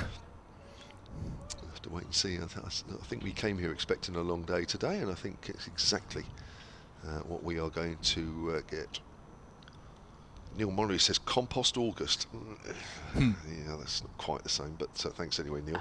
Length ball to Ryan Higgins. He got a smile from Ed anyway. Tom Johnson at Solent Sports says Nick Gubbins to bowl some leg spin into that rough, maybe. Well, I remember his 4 for here last season in the 50 over game. Well, how strange is that? Because I walked round to lunch with Kevin and I said, if this was the old days without 2 divisions and Mark Nicholas was captain, he'd have brought Nick Gubbins on after lunch and told him to bowl 4 overs of filth and get Gloucester back in the game. So they're not out of it, really, are they? No, they're not out of it, but I mean to encourage them, yeah. I know what you mean. That's outside the off stump. There's a bit better carry, but it's still well left alone by Higgins. But yeah, Gloucestershire starting the day needing another 257. I mean, that's a lot to get, even if it's a easy pace pitch. Yeah. They made 70 runs this morning in the 2 hours, and they have added. What have they added? 14 runs in 40 minutes this afternoon. So, you know, when you look at the runs to win column and it's still 173, then you know, it's a lot of runs still, but it doesn't feel loads, as that's turned away by Higgins on the leg side for a single. And Higgins moves on to 5, 196 for 4, so it's 172 from here. Gloucestershire need to win. Several other games still going on in the county championship around the country in Division 1. Essex batting for a second time, 59 without loss against Yorkshire, so Essex trail Yorkshire by 3. That looks like that's heading for a draw, doesn't it, unless Essex suddenly have a mad hour or two. The other Division 1 game that's still going on, because Surrey won yesterday, of course. Warwickshire are 93 for 2. And Warwickshire lead Lancashire by 47 runs with 8 wickets remaining. That looks as though it's heading for a draw. Quickly in Division 2, Glamorgan 43 for 1 in their second innings, need 107 runs to beat Leicestershire. Keith Barker coming back into the attack. Middlesex at 46 for 1 in their second innings, need another 324 to beat Sussex. That looks like that could be a draw as well. And Worcestershire in their second innings, 179 for 2, as Barker comes in inside edge onto the pad as Higgins comes forward. Worcestershire 179 for 2 in their second innings, need another 263 to beat Durham. So I think there's going to be a few draws around today, and you wouldn't rule out a draw here either, to be honest. All those games are going on right now, and you can listen to them all if you go to the BBC Cricket website or go on the BBC Sport app and click through to the live action and pick the game of your choice. That's turned away on the leg side by Higgins for a single, 197 for 4. Higgins on to 6, and of course a lot of those cases the commentary is matched up to the live picture feed, which the counties of course are doing, and this one included. So if you want to watch the pictures as well as listen to the commentaries, most of the games have the BBC commentary. Then go on to the various county cricket websites and they will be showing that game, and the commentary is synced, I think in 99% of the cases, synced perfectly. It certainly is here. 199 for 4 then. Hammond back on strike, he's on 64. And he's facing Barker, who's over the wicket and bowls, and that's driven off a thick inside edge through mid-wicket. Fuller's at deep square leg. Can't. Oh, he wanted 2 there, Hammond. That was risky. Bullet throw there from Fuller, and it's just as well that they didn't go for 2, because I tell you what, that would have been somebody. He would have been a goner. Yep. Would Higgins? I know Joe's mentioned this before, but there is seems to me a strange anomaly in the fixtures that there are 10 teams in Div 1, and very often there are only 8 of them playing at any one time. I don't quite understand why you can't have all 10 playing at the same time. Barker bowls, and that's turned away on the leg side by Higgins for a single. He moves on to 7. It's 200 up for Gloucestershire, 168 needed. Well, I suppose everybody has to have a week off, don't they, really? Because otherwise it's 6 games or so, whatever it is, straight off. So Hampshire's week off is next week coming. Is that, I suppose it is that a allows rationale? most, well, I don't know, I'm just guessing. Yeah, maybe. But I think most counties have had a week off. I think Lancashire started the week after everybody. I think it's sort of. They needed a week off before they played. Yeah. All that hard pre-season work they had. It's flicked away on the leg side in the air, but over mid-wicket. This may be 2 this time. Fuller comes round again. It's a comfortable 2.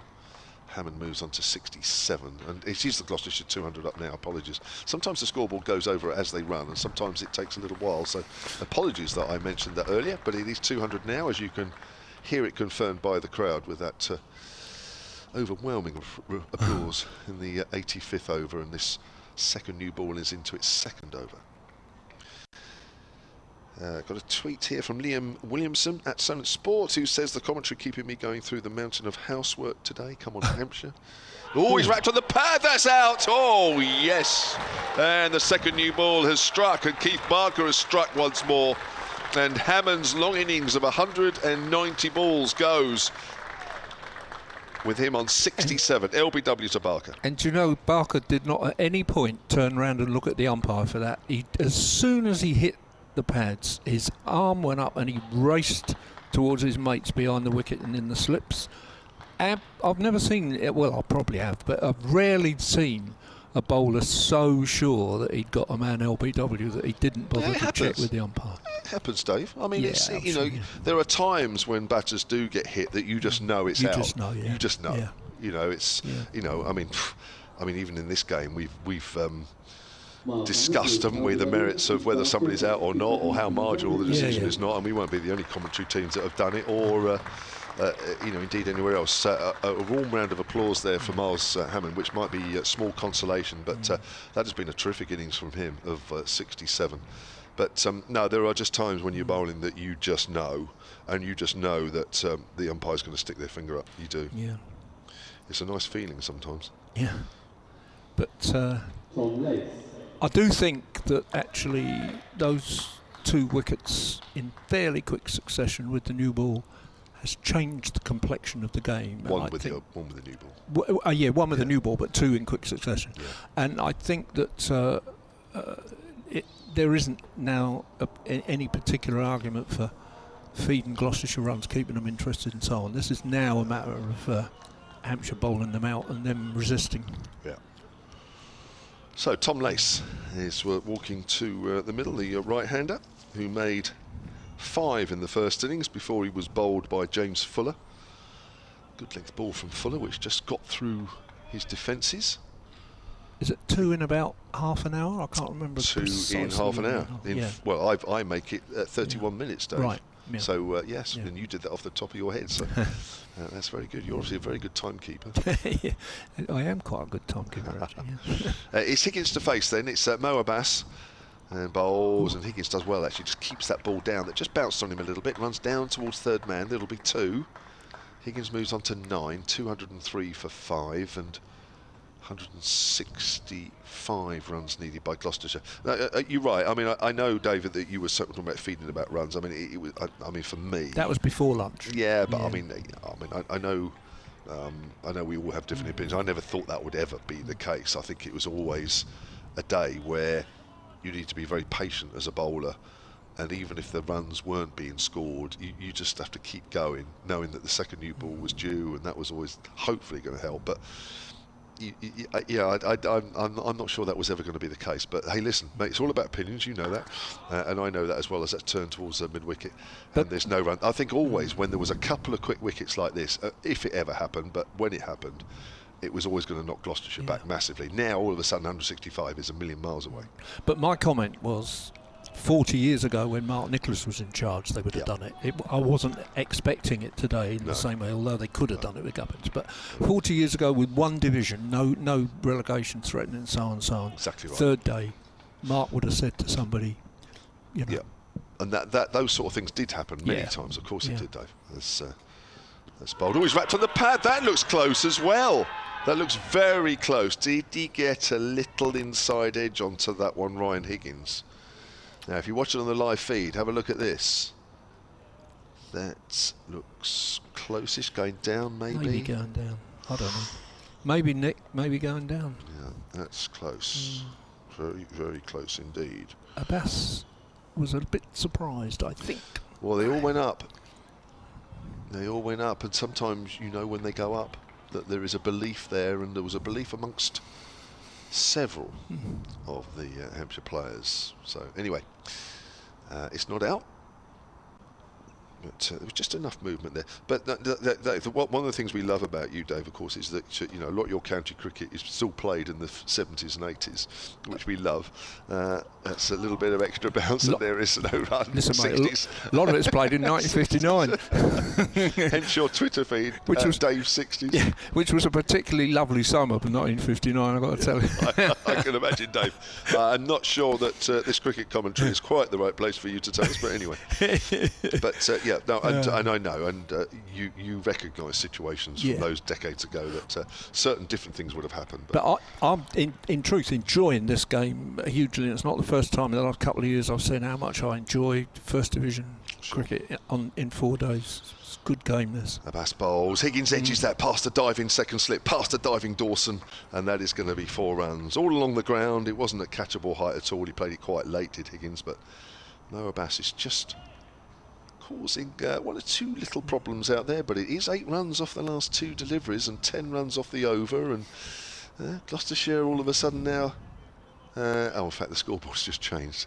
It's just done me because I was just thinking, where was the other 4 there? But it's gone back. So it is 161 runs needed. They always say don't trust the scoreboard. I do. I rely on it massively. But when it's wrong, I'm a bit lost. 6 runs in the over down to third man, though, both off the edge. So I must admit, when it said 10 on the scoreboard, I thought 10. Yeah. And as I'm talking, I'm trying to think, where's the other 4? And it wasn't there. It's Ageas Bowls, and forward is Higgins. Nice correct forward defensive from the Gloucestershire all-rounder. So Higgins is on 13. Tom Lacey yet to face. 207 for 5. Gloucestershire need another 161. Hampshire need another 5 wickets to win this game. And as I kind of emphasised at the start of the day, really, that from a Hampshire point of view, I know Gloucestershire will have their own reasons, at least for avoiding defeat, because they are nearer the foot of the table than Hampshire. But I think Hampshire being one of 2 or 3 sides that would be considered up there or thereabouts come the end of September. I think yesterday, after that win of Surrey's, has put a bit of pressure on Hampshire that if they are to stay in contention, really, that they could do with a win here, because the live table has Hampshire. I'll come back to that as Barker bowls. He's round the wicket and forward is Lace, and it goes out on the onside, and there's no run. At the moment, Surrey are top with 89. Hampshire have 65 now. Fine. It's not a big gap, but Hampshire, of course, can close that with a win quite considerably. If they win this, they're going to get 22. Yeah, I think that's right. So they'll be close. They'll be slightly behind Surrey as they were at the start of this round. But I think the feeling that they missed out on a chance of trying to bowl Lancashire out last week here. Here's Barker. He's playing a missing outside the off stump. Ball just holds its line with Barker round the wicket. Gets a round of applause, not just from the crowd, but several of his Hampshire teammates. But 2 home games. They came close against Lancashire last week, had a chance of playing the whole day 4, to get 10 wickets, never got that chance because there was no play. And here, if they don't win this, you just feel that that's 1 or 2 opportunities missed to either go ahead or at least stay in touch. So I think from a Hampshire point of view, it's quite important that they do get a win here. They're more than a third of the way through the season at the end of tonight, which is a strange thought. It is, isn't it, really? Barker, slightly short. Lace just turns that away on the leg side. Bit of extra bounce and some aggression there from Keith Barker. Didn't Joe Weatherly say something to you guys about that the other day, about the notion that they might bowl more shorter stuff this year than... Yes. Yeah. Because they don't have a classic... You don't have a Fidel Edwards any longer, do they? They don't have somebody who's going to do that on a regular basis and frighten the batsman in that way. So. Sort of Fuller's in that sort of thing, that role now. But here's Barker, and Lacey's playing a missing outside the off stump again. A couple of tweets. Tigger Miles at Sonnet Sport, who's in the same bracket as you, David. He loves his stats. He's stats number 1, Tigger. He says, according to Cricket Archive, which is one of a few websites, others available, we are playing a first-class match against the Sri Lankan Cricket Development 11 next week. That's correct. So I might have said it's a week off, and it is a week off from the Championship, but there is a game against that particular team, who I think are playing at the moment against Kent. Here's Lace, who gets a straighter ball this time and turns that away square on the leg side, and there's no run. But it's effectively a week off, because whilst I don't know, I would be pretty surprised if there's even half these players playing in that game. Brad Wheel will play in that. Scott Curry will play. Yeah, 1 or 2 of the Tom Prest probably. Fletcher Middleton maybe. Yeah. Donald will probably play in that, I would have thought. But, I would be surprised to see our top 3 pace bowlers playing. No, they won't. As I say, there'll be less than half. Here's Barker bowls, and Lace in behind that one, pushes that up to mid-on, end of the over. Barker has 1 for 30 from 17 overs.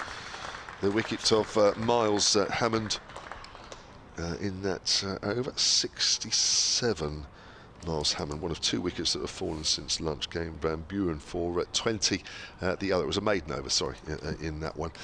Tom Johnson, I'll just read this out for you, Dave, to ponder while we change and Ed Seaborn comes back in.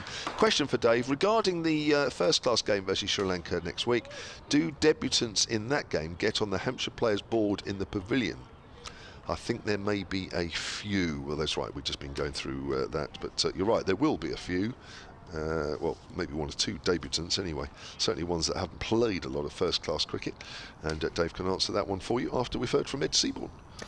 Thank you. Mohammed Abbas is in from the hotel end. Bowling, struck on the pad here. Looked a little bit high maybe. Not out, says umpire Debenham. They'll get a leg by as it rolls out into the backward point region. We'll be able to take a second look at it up here. It looked to have struck him sort of knee roll kind of height. It's not a massive amount of bounce in the surface, but and of course Higgins isn't the tallest and his feet didn't go too far, but I think it probably was just a little bit too high.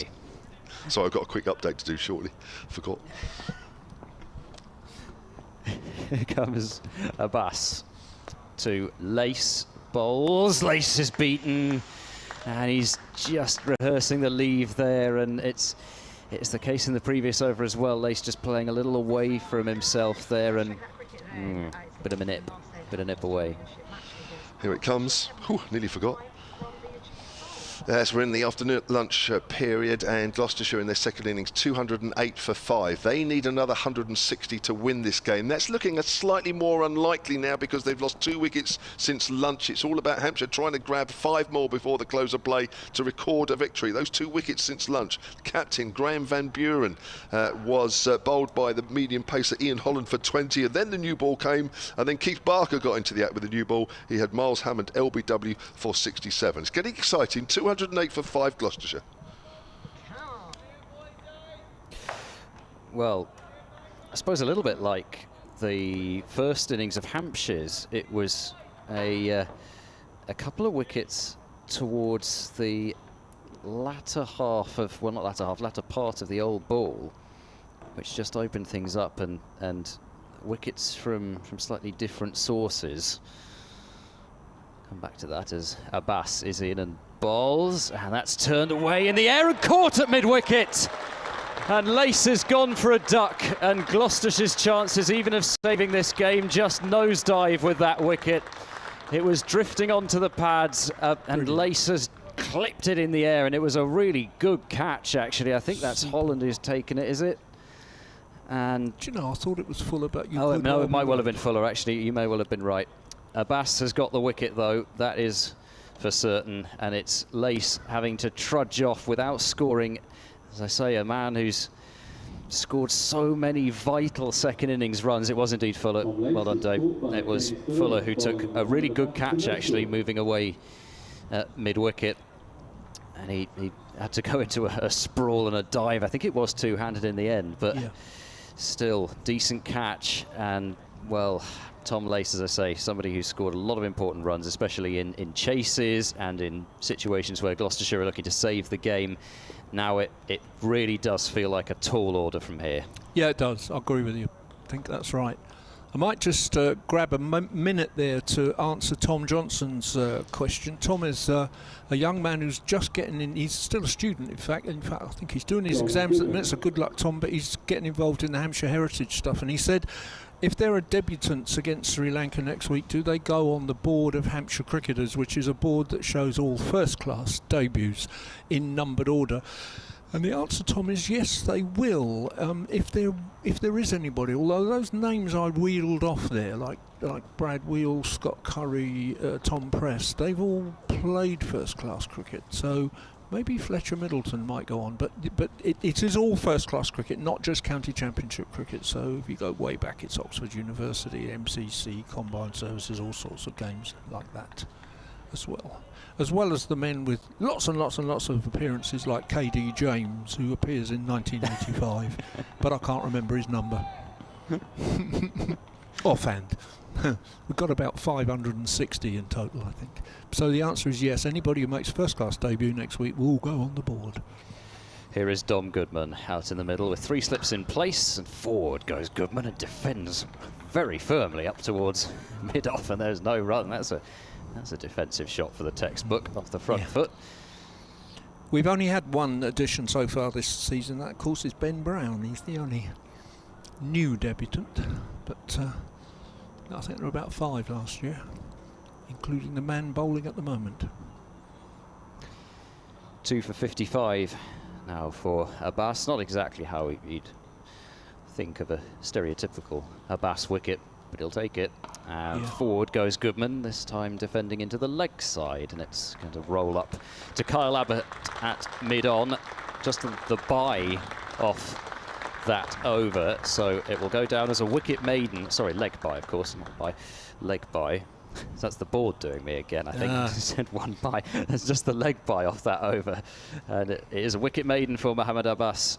And most importantly, it's got rid of Lace, and it's, you know, that one wicket of Holland getting rid of Van Buren just before that new ball. The new ball doesn't, I don't think it's done a huge amount, but it's just been, I think, the extra belief that the boost that wicket gave Hampshire that's led to these 2 wickets. I think sometimes that's enough, isn't it, really? Yeah.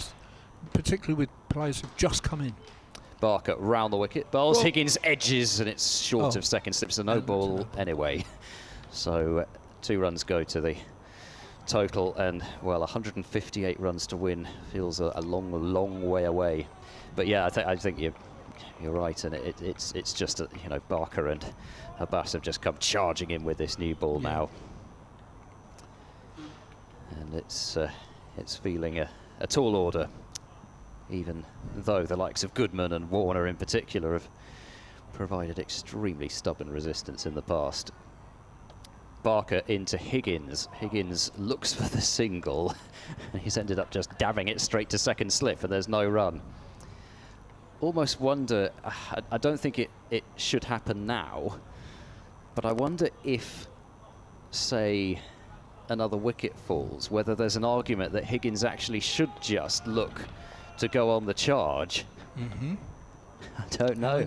How many overs to go? Over 50 overs. It's so many overs to bat out. You almost think, well, if Higgins could play the innings of his first-class career and start hitting the ball to all parts. He's tried to drive this one, and it's kind of squirted away. I say drive, yeah, well, he was trying to drive. You can see him rehearsing the shot, and it's kind of skewed away off the inner half of the bat to short mid-wicket, and there is no run. He's probably good enough, isn't he? I mean, he's a very good cricketer, Higgins. Oh, yeah, yes, and him and Tom Lace put on an enormous partnership when Gloucestershire's backs were firmly to the wall against Northamptonshire in the first match of the season. Come back to that as Higgins faces up to Barker, struck fairly high. Higgins was surprised maybe by a little bit of, say, extra bounce. Feels a bit much, but maybe a little bit more bounce than usual bounce, I should say. Anyway, went out into the offside and there's no run. But yes, they put on, let's see, 165 against Northamptonshire, Higgins and Lace, and when Lace came out to the crease, as Barker is into Higgins, who rides the bounce there, again struck quite high up on the bat, and it drops out into the gully region for no run. But at that stage, Gloucestershire really were looking as if they were going to fall to defeat, and you know, that partnership was the return to form with the bat for Ryan Higgins, his first ton since 2019, made 139, scored an unbeaten half-century against Lancashire in the first innings with wickets falling all around him, and then top scoring in the first innings. So he's had a very good start to the year with the bat, but yes, there's an awful lot of work for him to do. Barker is in. Higgins looks to drive down the ground, but it will roll tamely to mid-off for no run. Don't forget, it's a weekend of remarkable 10th wicket partnerships, though. Indeed. This could be the 4th one over the weekend, couldn't it? The 4th one. It would be the 4th one in 48 hours, wouldn't it? There was yours on Friday night. Ours yesterday wasn't really a 10th wicket, but you know it was. The Academy, Hampshire Academy over the way. Extraordinary 10th wicket partnership to win that game. Barker bowls. And once again, I think Higgins is struck close to the splice of the bat, and it drops away out into the covers for no run. So just the no ball off the over. Gloucestershire's total is 210 for 6. They need a further 158 from 52 overs minimum. But with just Warner, Amir and Dale to come, even survival looks a way away. Do people talk about Higgins as a possible England player of the future? Well, you know, we're in a climate now where everyone gets mentioned for England, but he doesn't get talked about a massive amount. Okay. I think I saw an article somewhere last season at some point as Abbas is in, bowls a short ball, and Goodman almost sort of goes down on one knee to duck underneath that one. But yes, I forget. I think it may have been Matt Roller who wrote it. Right. An article about is Higgins the kind of Ben Stokes replacement when Stokes was injured? Okay. As a kind of all-round option, bowl some overs, score some feisty runs. I was thinking of Gilbert Jessup, you see. Ah. Is he in the great tradition of Grace, Jessup, Hammond, Proctor? Yes. Well, I suppose he's the modern-day version of them, I suppose, in this lineup, as Goodman faces Abbas, and that's worked away to mid-wicket for no run. When I first watched county cricket, which, as Kevin remarked, was a long, long time ago, there were two all-rounders at Gloucestershire who bowled with pace. One was David Smith, and the other was Tony Brown. Tony Brown went on to manage England tours and the like, I think. They were. I don't think either of them played for England. I don't think they were quite that good. But Abbas bowling to Goodman, who pushes firmly into the offside. Thinks of a single, but it's gone straight to cover, and there's no run. Of course, when I first watched county cricket, and I do remember seeing Gloucestershire in 1961 for sure, their great strength was their spin bowling attack, including my namesake, who was one of my first heroes, David Allen. So and there was John Mortimer, who'd gone to Australia in '58. Sam Cook had played, I think, just one test years before, but Allen played about 40 test matches, I think. Abbas bowls, Goodman firmly forward again, and defending up to Barker at mid-off, and there's no run. Yes, and it's amazing to think when you compare the greats of Gloucestershire cricket in terms of spin bowling, and you think Tom Goddard before them, of course. Yes. Terrific. Further back, and of course, actually we mentioned, we mentioned George Dennett and Charlie Parker in terms of that record last wicket stand, which Dale and Warner looked like breaking against Hampshire. That's right. As Abbas bowls down the leg side, and no touch from Goodman, taken by Ben Brown away to his left. But of course, nowadays at Bristol, you don't get a great deal of joy bowling spin. I mean, to be honest, sometimes you don't get a great deal of joy, as evidenced by last week. You don't get a great deal of joy as a pace bowler either. But in general, it's not been a pitch that has taken a lot of turn of late. The exception being the last match of last season against Durham.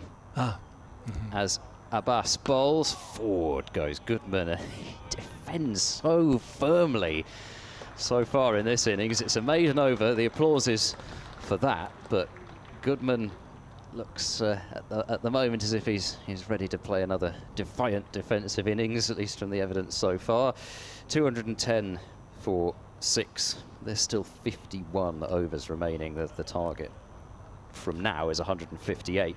But yeah, just referencing that match, Zafar Gohar took 11 for 101. Graham Van Buren also took 5 wickets in the match, so 16 wickets to spin in that one. Dry September pitch, maybe? They'd helped it along a bit, we'll put it that way. Not to the extent of being reported or anything like that, as Barker bowls wide and driven by Higgins through extra cover. That's a really pleasant shot. It's going to go for 4, as it threatened just for a moment to hold up near the boundary rope, but it didn't.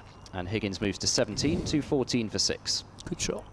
There's another thing I remember about that Gloucestershire side of the late 50s, early 60s. I can't remember it precisely, but something like David Allen, John Mortimer, and possibly Arthur Milton, the terrific opening batsman footballer.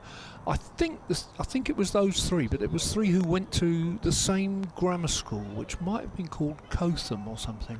Here comes Barker, and Higgins just rides the bounce there and drops the ball away out into the backward point region, and because there is no backward point there, they can come through for a pretty easy single. Yeah, I think it was called Cotham or something, and it's in the Bristol district somewhere, grammar school in the Bristol district, and there was some odd fact about how it was the first time ever a county side had 3 players from a grammar school. Right, yeah, it's Cotham is the pronunciation, but yes. It was something that John Arlott wrote about all those years ago. 2:15 for 6. Goodman facing Barker, gets a short one. That's a good short one. There was no kind of styling it out with the down to one knee duck there from Goodman. That was get down for your life there. I don't have the scorecard of last year in front of me when there was again a heroic 10th wicket partnership and Gloucestershire saved the game. But wasn't Goodman one of those two? Yes, he was. Yeah, they batted for, I think it was 17.5 overs. Him and Josh Shaw, who's not playing in this. That's right. This match. As Barker is in, and Goodman looking for the single. They've got a gap, or he's got a gap to work with between mid-off and point, but he's just played it a bit too close to Felix Organ at mid-off, so there's no run. Yeah, I believe it was 17.5 overs. That's the number that's been in my head. But yeah, Goodman batting at number 11, and I think now he's in his more, well, not suited, but his likely position where he'll spend a lot of his first-class career, I would think, and it should be a very long one. Barker bowls, Goodman rides the bounce and gets it wide of the leg slip that they had in position. They were actually more like leg gully, and it is going to be a single, which will mean that Goodman gets off the mark. 216 for 6. Well, that was good bowling to his field, but it was also very well played. It was an awkward ball, wasn't it? It was, yeah. I mean, just kind of into the ribs. I mean, it was a little bit leg-sided, but then, as you say, they'd got the leg gully in for that. Barker to Higgins. And Higgins opens the face, dabs it down towards third man, but there is no third man. There's just the deep backward point. And so a single can be taken as Fuller moves around from that position. And 2 more to the total. I believe the total is 218 now for 6. And 150 more runs would be required to win. It's saying 217, but they'll correct that because they've got 2 runs for Goodman off that last ball, which certainly didn't happen. They have, yeah. I believe it's 218 for 6 and 150 to win from 50 overs. Yep. How neat is that? Yes. Always makes our lives easier. Well, it's always been hovering around 3 and over, hasn't it? And you know, if you're used to watching white ball cricket, you'd be thinking, well, 3 and over's okay, but it's just that's not the reality, is it? No, so many reasons. Yeah. I mean, not least the fact that if they had to, Abbas and Barker and Abbott could bowl all the overs remaining. Yes. Don't think they will, but one of several factors there. Abbas bowls wide of off stump. Goodman leaves, and it goes through to Ben Brown. Hampshire's cricket director Giles White and one of the coaches Jimmy Adams, the former captain. Well, they're both former players, of course. They're wandering around having a look at what's going on from long on, but they'll keep going round, and they'll probably stop in front of the sight screen when the bowling's from the other end and chat away about how things are going. Abbas in and bowls, and a leave once more from Goodman. Not a great deal of carry through to Ben Brown behind the stump. So is Jimmy Adams, is he batting coach? I think he is, strictly speaking. The last 2 years, well, there was no second 11 cricket in the COVID year, but the last 2 years they played second 11 cricket. He was effectively the second 11 coach. Okay. And in both years they won the championship, which was terrific, really. This year, I know he didn't go with the second 11 this week. They were away in Middlesex, and he was here. So, yeah, I think he was probably working the batters. Ageas bowls. Goodman's goes down on one knee again, but this time it's to try to cover a ball which didn't get up very much, and he's done so very well. Just dropped right down from his considerable height and blocked it. The other coach, the coach who went with Middlesex this week, was a contemporary of Kevin in the Hampshire side of the late 80s and early 90s. That's Tony Middleton. And I mentioned Fletcher Middleton previously. Right. That's his son, who might get a game next week. Opening bat, like Tony. Ageas in, and Goodman has edged that. He's not walking, but eventually he's been given. And Goodman has gone for one, and that is another vital breakthrough for Hampshire. Dom Goodman, he got an absolute beauty. I mean, he had to play at it. That's gone over the top of off stump, and he's seemingly just feathered it through to Ben Brown behind the stumps. And that is the 7th Gloucestershire wicket down. Goodman the latest to depart for one. And now Jared Warner, he has batted for a long time for Gloucestershire this season at Old Trafford when he batted for 119 deliveries. But even that would leave a lot of work to do for Gloucestershire. That's how tall the order is now. Oh, I think that's absolutely right. And that patience of the morning is really playing off, isn't it, now that we've had 4 in an hour and a quarter. Yeah, 4 have gone in an hour and a quarter. Still, is it 18 overs? 17 overs to go. Actually, tea's fixed, isn't it, today? Yep. So it's not. It's 45 minutes to tea. I don't know. That might finish before tea if things go badly for Gloucestershire. It might not. Well, I mean, the belief that they can block it out from here, I think just, it's unlikely to be there, isn't it? As good as Jared Warner is, and he's been kind of christened the Wakefield Wall, but... is he a Yorkie then? He is, yes. Okay, right. Yeah, Wakefield lad. So I'm not sure, though, even the Wakefield Wall might be able to block it out from here. And I don't think it will be this fall of wicket. If Warner is the next to go, though, I almost wonder if Amir comes out, whether that is the time when Higgins has just got to decide that what else has he got to lose? Yeah. There's so many overs left, and just Amir and Dale to come. Yeah. Maybe that's the time that Higgins decides to pull the trigger and just, chances on, because there's nothing to lose at that point, really. I mean, I would assume that Amir batted at 10 and Dale at 11, because they don't know that Dale can bat. They've not seen any evidence. Well, they certainly hadn't in the evidence they'd seen before in a Gloucestershire shirt. I think even for Hampshire and Gloucestershire, he's never made more than 20 in a second 11 game even. Right. Ageas bowls and beats Warner with a first ball. Warner with a step forwards, and... Yeah, he's actually done pretty well there. I mean, as much as you call him the Wakefield Wall, he is batting at number 9 for a reason, and actually he didn't go chasing after that, and that was a mark of the innings that he played at Old Trafford as well. He would do that a few times, but it was only to the 100 and I can't remember how many I said now. I'm able to remember these things in my head. And to the 119th ball that he faced, that he actually had a moment of indecision. As Warner's forward, defending out into the leg side, no run. And the end of another wicket maiden over from Mohammad Ageas. And he's taken 3 for 55 now. 6 for in the first innings, so he needs just 1 more for a 10 for in the match. And 2 more, and he gets on the honours board twice in this game. We have an honours board up at the far end, which puts all the hundreds and fifers in first-class cricket. So who else? Organ will go on in this game, of course, with his 100. Ageas will go on. A round of applause as he walks down towards the Hampshire supporters. Just acknowledges.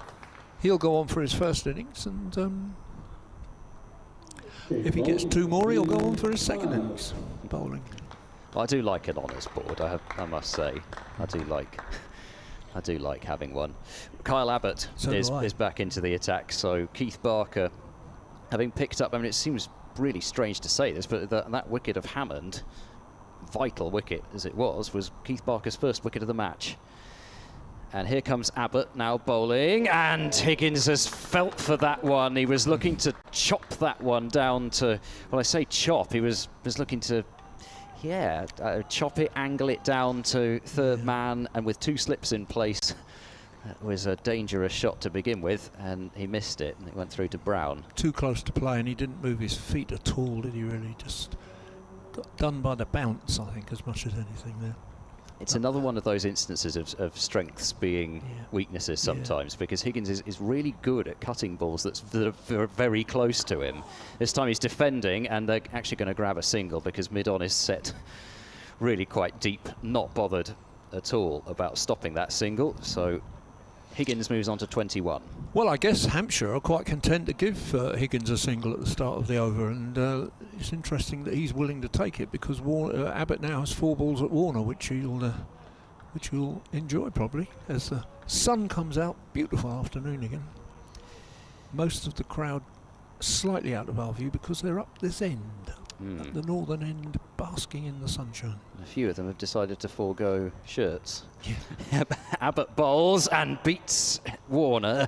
I say beats him. I think I've maybe another instance where Warner's actually, he's kind of played the line of off stump a little bit. Hasn't really inclined the bat towards it, and there's no problem with that. If it would take a delivery as perfect as the one that Abbas produced to get rid of Goodman to get Warner out playing that way. My favourite example of that here for many years was Michael Carberry. He just seemed to play the line, and people would sometimes think, oh, he's played and missed, and he hadn't. Abbott is in. Oh, that's a tight leave. That one came back. And I think, it did a lot more after it passed the stumps, but equally, do not let that, do not imagine that it wasn't close to off stump, because it was. But in the end, maybe about a stump's width away from off stump, but it certainly looked closer, because of our angle, and also because of the extravagant movement after it passed Warner. Brown scurrying away to his left in order to take the ball. Abbott in bowls, and another leave this time from Warner, a more comfortable leave, but he's certainly trying to get that ball coming back in at the moment, Kyle Abbott, from over the wicket to the right-handed Warner. And Abbott looking for his first wicket of the innings. He picked up 1 for 32 in the first innings, but it was a vital wicket of Marcus Harris for 17. He still bowled well in the matches as Kyle Abbott, as has Barker, but each of them have only got the 1 wicket each. Abbott in and bowls. Warner's beaten again, and there's a bit of bounce there. He didn't play the line then. No, and exactly, that was the next thing I was going to say. That time. And it was partly bounce, you're quite right. It wasn't just line, it was bounce as well. Yeah, and again, actually, I looked at the replay, and I think he's not actually played that terribly. It's just a good ball. Just a good ball, it was a good Gloucestershire ball. need 159 more, and there's 48 overs minimum remaining. I'll run through some scores from elsewhere, but I'll do it in the commentary change. So 1 more over, and then I'm getting pointed at. No. 1 more over. I thought I was being called a loser then. Kevin James was holding up the L sign almost to me there. Loser. No, he's telling me my time is up. Abbas then to start his 21st over. It'll be Higgins on strike on 21, and Higgins is forward and defending firmly up to mid-on. I think I'm the weakest link. I can't really give you the wink, so to speak. No. Doesn't quite work through the medium of radio. Not really, no. I'm sure the sound of my eyelid shutting and opening quite would come through over the microphone. Yeah. Abbas is moving in and bowling to Higgins, forward in defence, pushing the ball out into the covers where there's just the one fielder there, but pushed straight to him. I get the feeling, actually, you did talk about Wood Higgins have a go, but I get the feeling that these two guys have just decided they're going to dig in and see if they can work a miracle. Yeah, I think, as I say, I think these two would. I think the argument then comes after the fall of the next one. And Amir is, you know, even though he did make a duck in the first innings, Amir does have, I forget what it was something like 16, I think, his first class average, so he's he's no mug. Better than Abbas. Abbas bowls short and way down the leg side, and certainly not one of Abbas's better offerings there. No. Went through to Ben Brown. Yeah, I don't know. I think, yeah, like you say, these two, if they could, I mean, yeah, if Warner could produce another Old Trafford type innings, and he survives for, you know, 18 overs or something like that, then, you know, Higgins is going to be facing a fair bit at the other end as well. You know, that potentially sees Gloucestershire to within potentially a time that they could block out with the last two, as Higgins inside edges that one onto his pad, I think, and it rolls out into the offside for no run. 10 overs we've had with the new ball. This is the 11th, so it's still it's going to be fine up till tea at least, isn't it, which is half an hour away. It's going to be still pretty new. Yep, and it has done just a little bit, just enough. Yeah. And you know, like we were saying, I think that wicket of Van Buren from Holland, that could prove to be the key point in the innings. Abbas bowls, Higgins drives, flourishing drive, but he can't get it past cover. That's a good stop. Nick Gubbins in the covers, able to do the fielding. And I do rather like the idea of Van Buren from Holland, but I'd better go. Yes. Well, I suspect that there probably are several people called that in Holland, or the Netherlands as a whole. Last ball of this over from Abbas, and it will be Higgins on strike as Abbas bowls. Higgins has come down the pitch and he's trying to give it the big heave-ho through the covers, but he's not timed it at all. He's clothed it straight to mid-off, and another maiden over from Mohammad Abbas. Score remains 219 for 7. There are 47 overs remaining in the day after this. Just a little bit on what's happening elsewhere. There's not a great deal happening at Chelmsford, it's got to be said. Apart from the fact, of course, that Sir Alistair Cook is scoring runs again. He's 57 not out. Essex at 86 without loss, a lead of 24. Both first innings in excess of 400 in that match. That looks to be handshakes in a couple of hours. Warwickshire are 132 for 3, lead Lancashire by 86 runs at Old Trafford. Kevin James back alongside me. Abbott outside the off stump to Warner, leaves alone. And Rob Yates made 55. Sibley made 41 to add to his 142 not out in the first innings. And as I say, 86 run lead for Warwickshire, but I don't think Lancashire are going to be able to pull off any sort of miracle there. Glamorgan are heading for victory in Division 2 against Why did you say it like that? No reason at all, Kevin. Absolutely no reason at all. Glamorgan needs 62 runs to beat Leicestershire. They're 80 for 2 at the moment. Here's Abbott bowls, who's gone for the Yorker, and that's well dug out by Warner as it goes up to mid-off. You said it as though it was almost insignificant, Division 2. Well, I obviously would never say anything like that. At all. Never.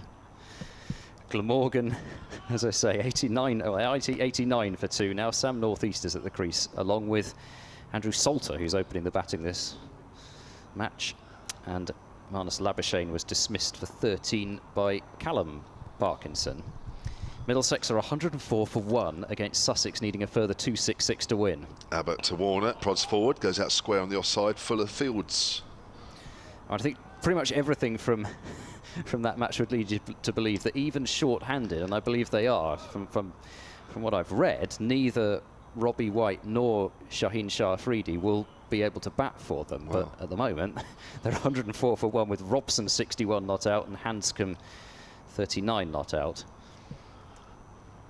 So might be another draw there. Worcestershire are batting out for the draw as well against Durham. Here's Abbott. Comes in again to Warner. Leaves that one alone. A little bit wider of off stump.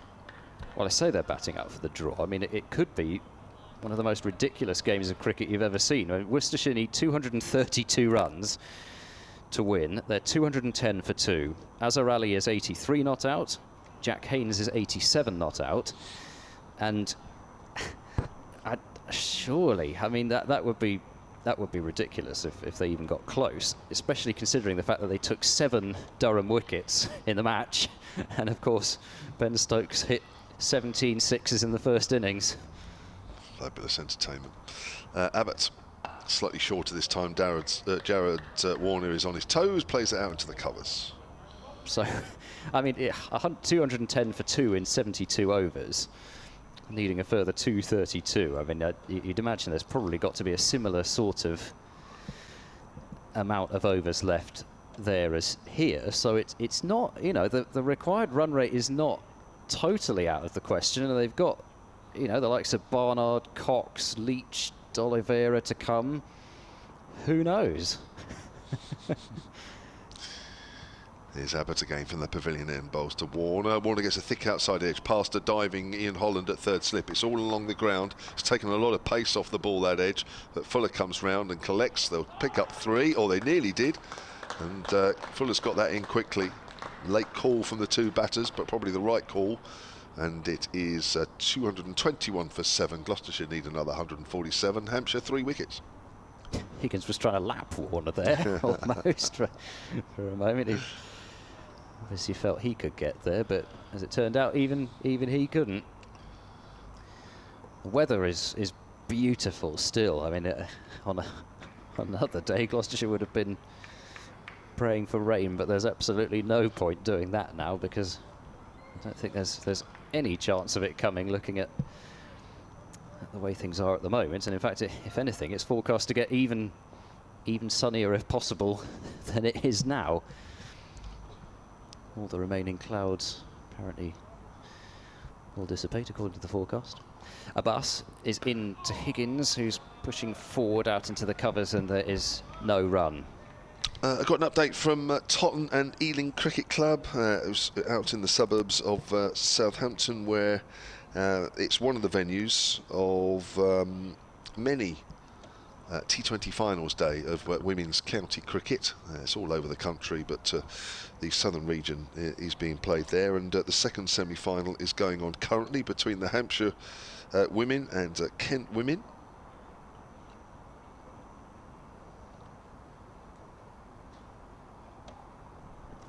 Is it me? It was, I thought it was yes. you. That's edged into the ground at second set. I thought I was doing Abbott. No, I've got it wrong, haven't I? Yes, That's I'm all right. sorry. It doesn't matter. No, it doesn't matter. No, sorry, it's no problem. It's angled down to third man for a single. Oh, it was a single. Okay. Right, so the update is Hampshire are batting first. They're coming towards the end of their first innings. 110 for 8 with 1 over left. Top scorer, Maya Boucher with 35, and our Emily Windsor made just 8 in the middle order. Well, and in fact, you know, this just shows you I was daydreaming, because I'd completely forgotten it was my turn. But it didn't actually take the single in the end. Oh, Higgins turned down the single.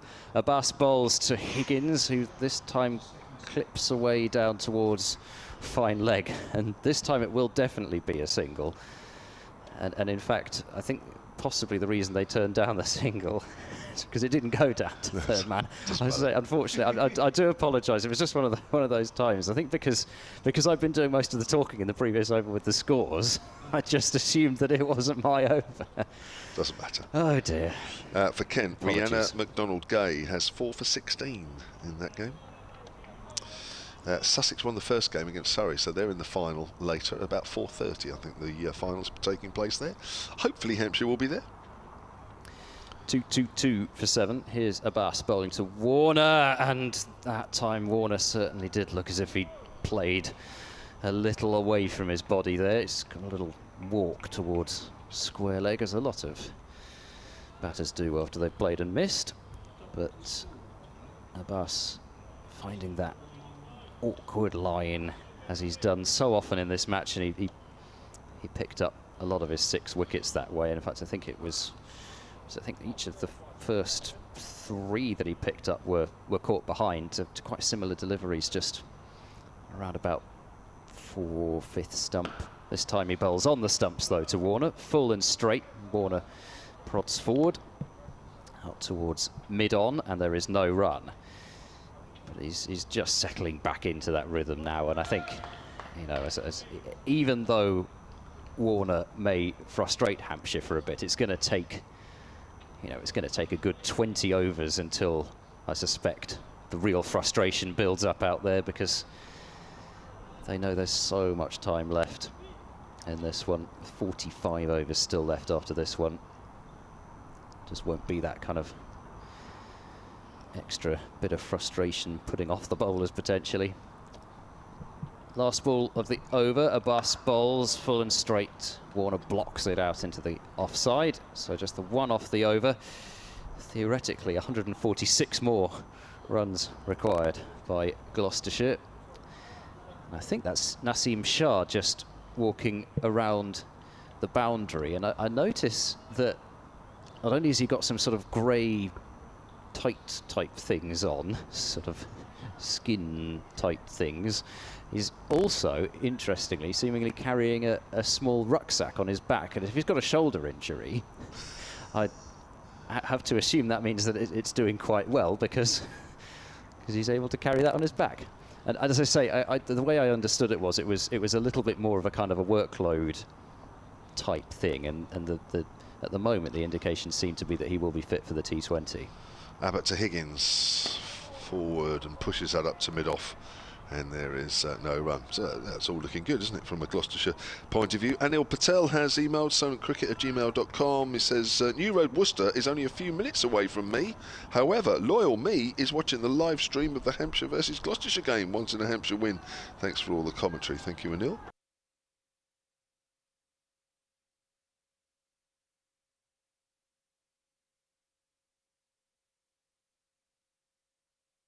To New Road, listen to one and watch another. Double dose. Exactly. Yes, agreed. What a dream afternoon. I can't think of any better afternoon than that.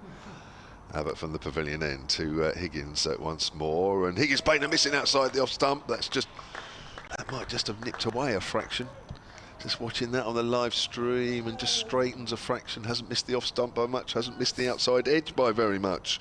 Brian Collins, solentcricket@gmail.com, says, enjoying the commentary and the effort by Hampshire today. Do you know if there will be a live stream and commentary of the Charlotte Edwards Cup games starting on Saturday? Yes. Solent always does Vipers matches, home and away.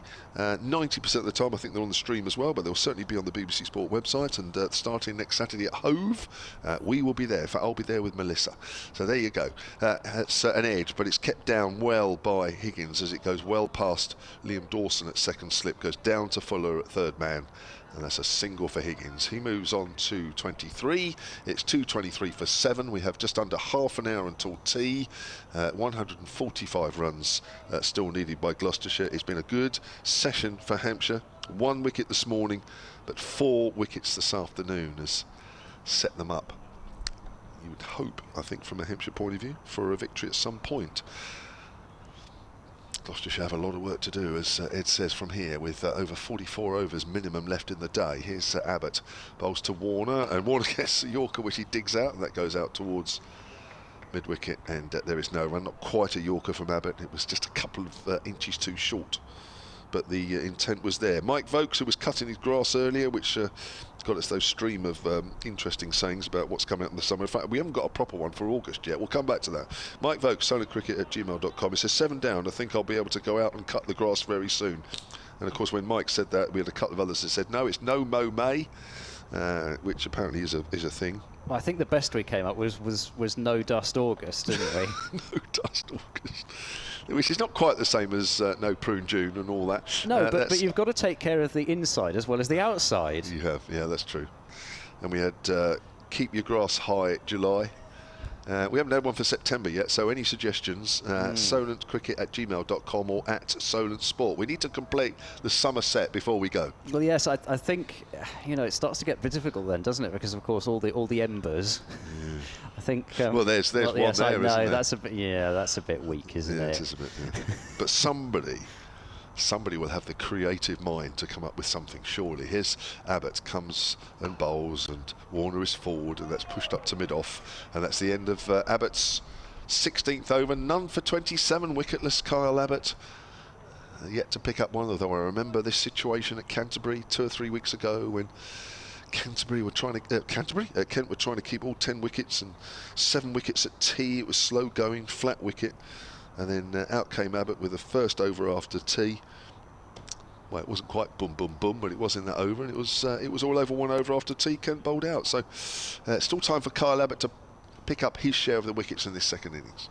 Should also point out, whilst we're talking about Charlotte Edwards Cup, that Western Storm's first game of the season will be covered as well on May the 14th, and we will also have the pleasure of the company of Western Storm's captain, Sophie Luff, who will be with us as in BBC, will be with us for the first and final days, I believe, of the Somerset match at Bristol. So Gloucestershire versus Somerset, the first West Country derby of the season, starting next week.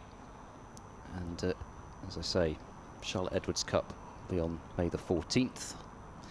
As Barker is in, and Higgins works that one away down towards long leg. A single will be taken. So Higgins on to 23, 223 for 7. So Abbas, his spell is done for now, but he's wreaked enough havoc in it, I think, for Hampshire to believe they are very much firm favourites to win now.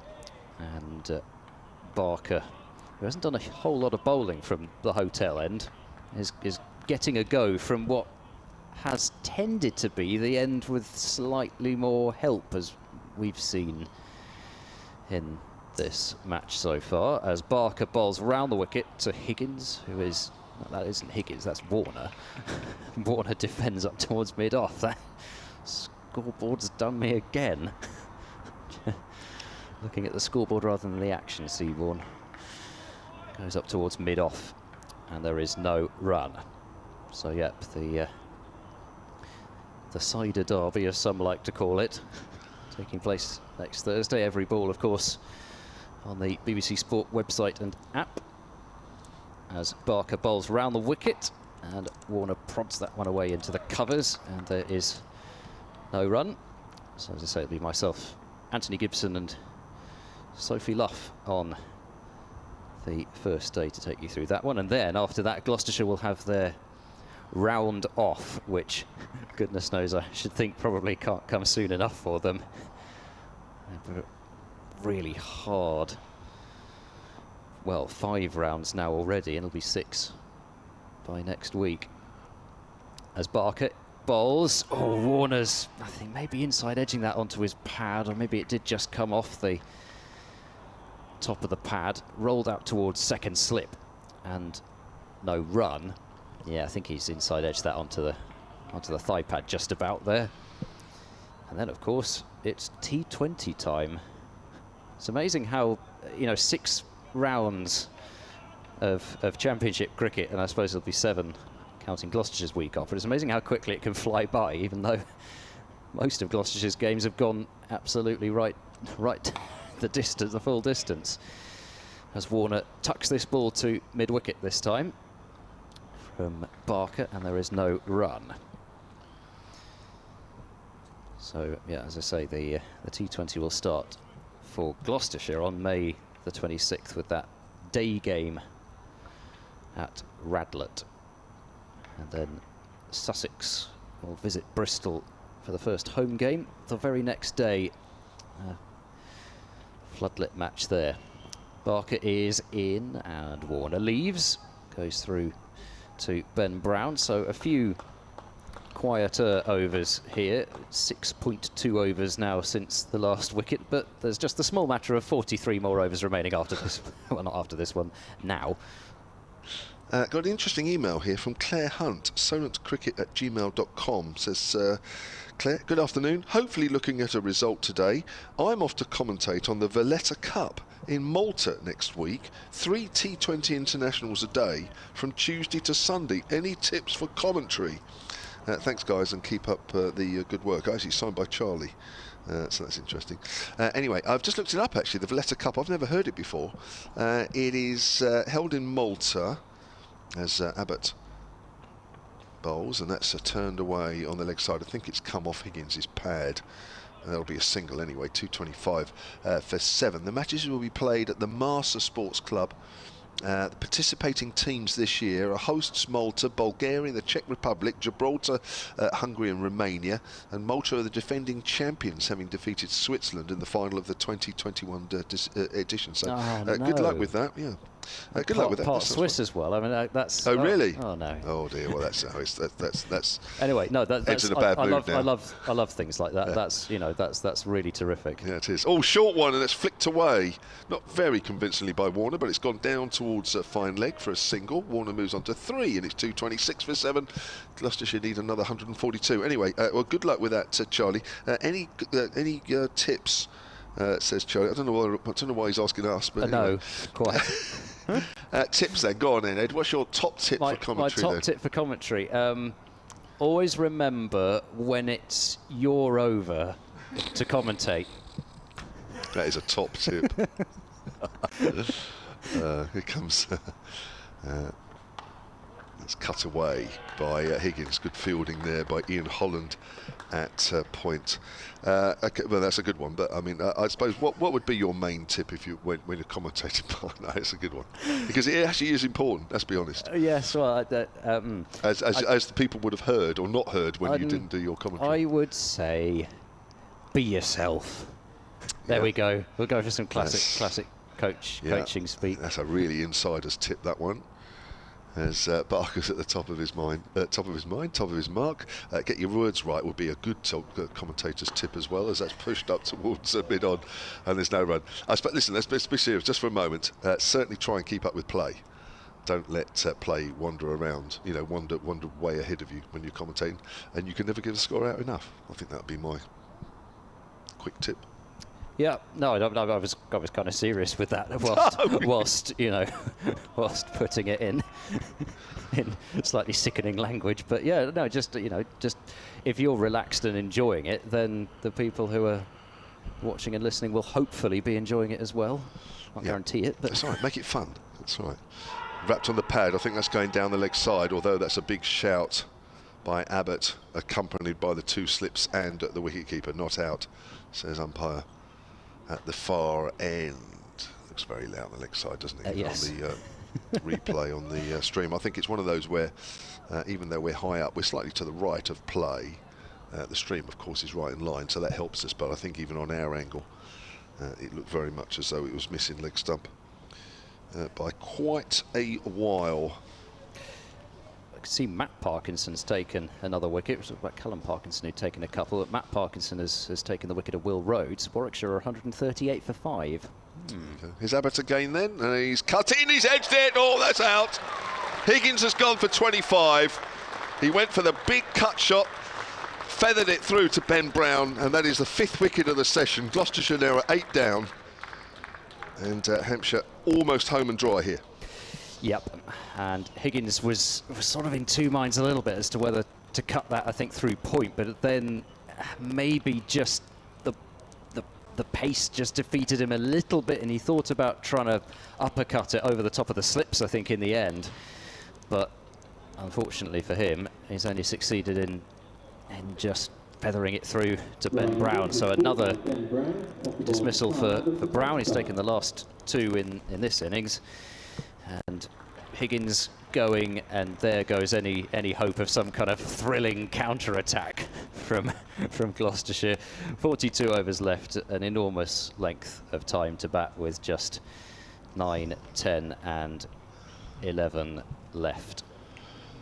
Do we get that on the last day, though, Dave? We do. So we were saying yesterday about the extended lunch break. I'm not sure that you can get it on the last day. I don't think you do, Dave. I'm not sure about that. Here we go. I'm going to have to get the... You're good at that, Ed. You have a look. You look it up, and I'll regulations back up again, aren't I? I mean, far be it for us to prove Dave wrong, because I tell you what, I've tried to prove Dave wrong in about the last 10 years, and I've never done it yet.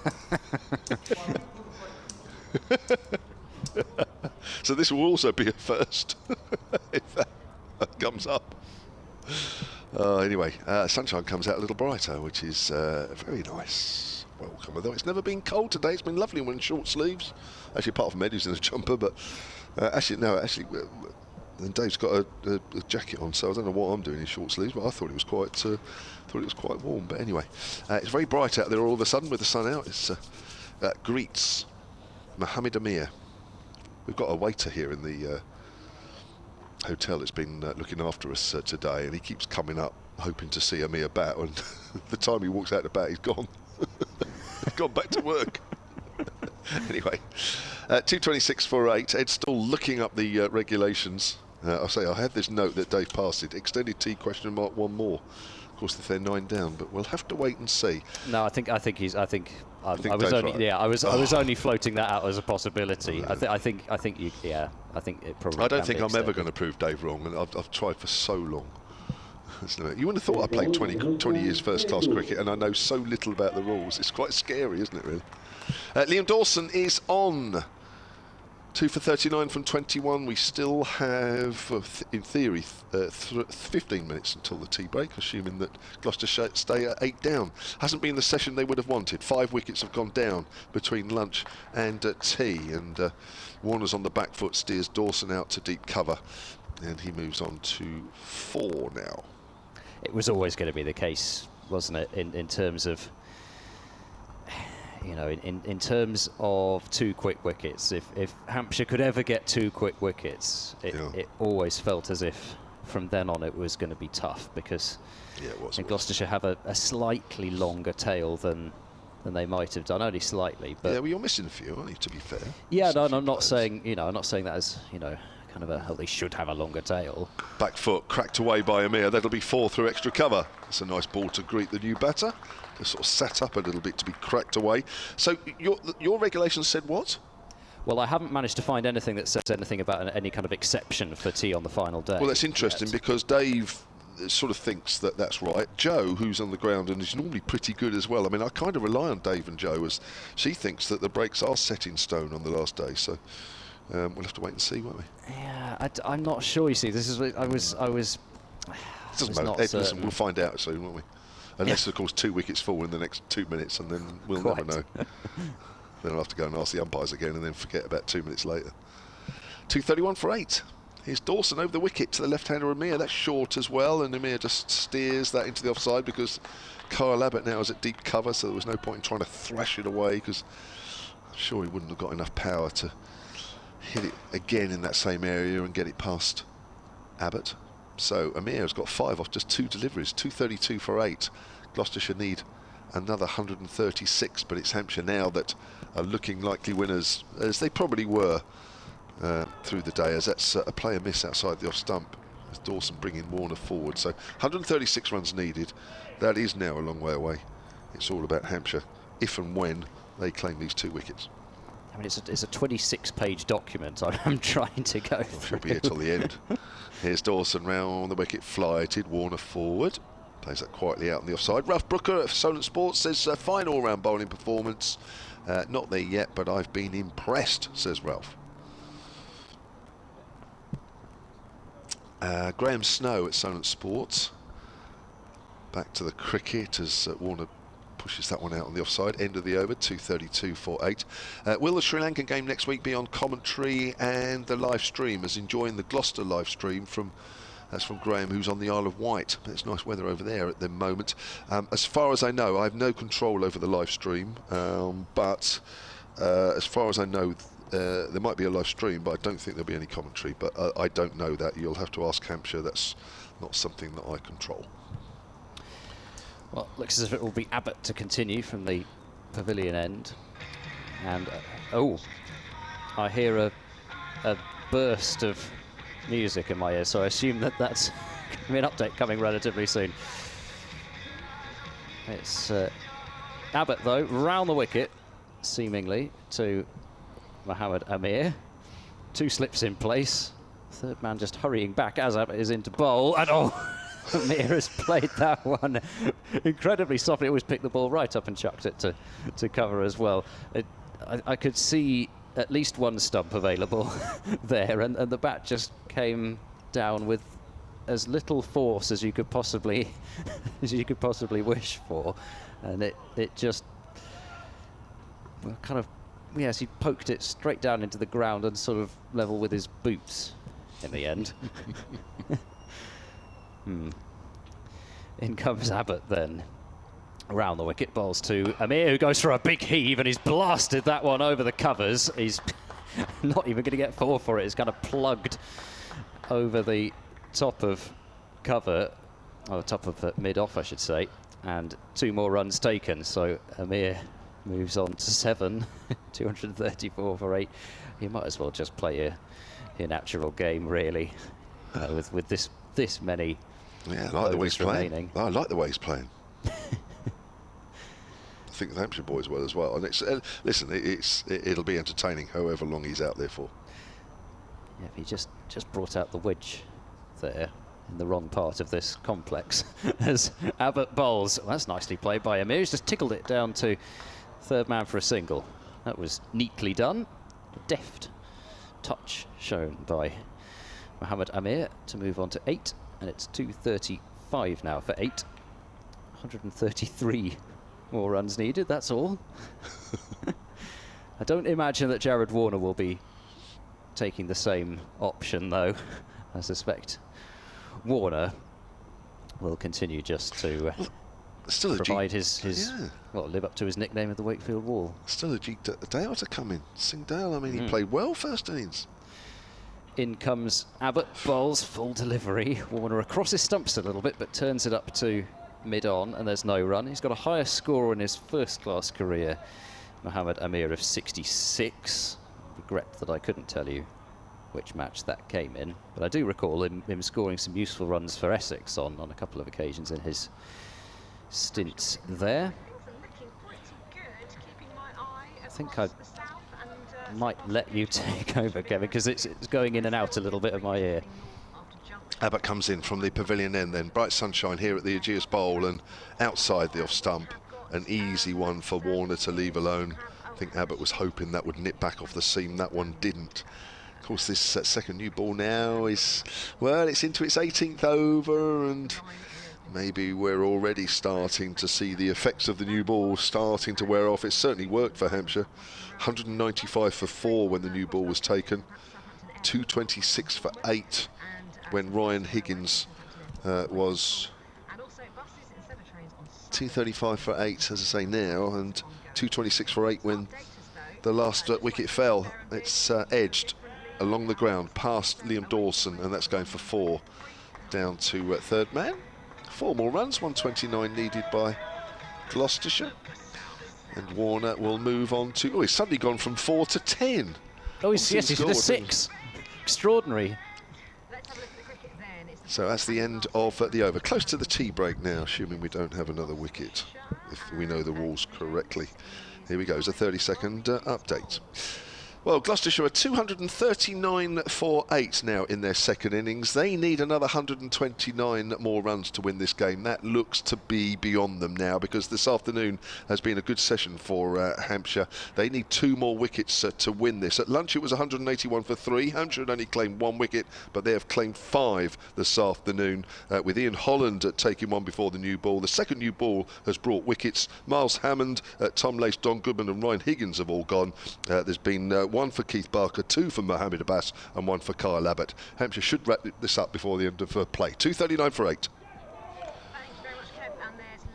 And that ball was very nearly wicket number 9. Turn and bounce out of the rough from Liam Dawson, and Amir just got completely tucked up by that one. I think it may have come off the glove, and it looped in the air, and Donald from short leg tried to dive right onto the middle of the pitch to try to take the catch, but just couldn't quite get there. Dawson in over the wicket bowls, and Amir tries to cut this one and does, and he's not going to take the single. Mohamed Amir wants to have a go at Liam Dawson, it seems. Didn't take the single, even though the mid-off fielder is set quite deep and wasn't too close to that ball.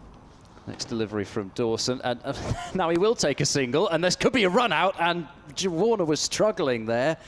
So the throw came in, I think, from Fuller at backward point, and you could almost see that happening. Having turned down the single to a ball that he cracked away off the previous ball, he then just dabbed it away behind square on the offside, and you could see that they were going to go through for that single, and I think Warner may well have been struggling there if that had hit direct.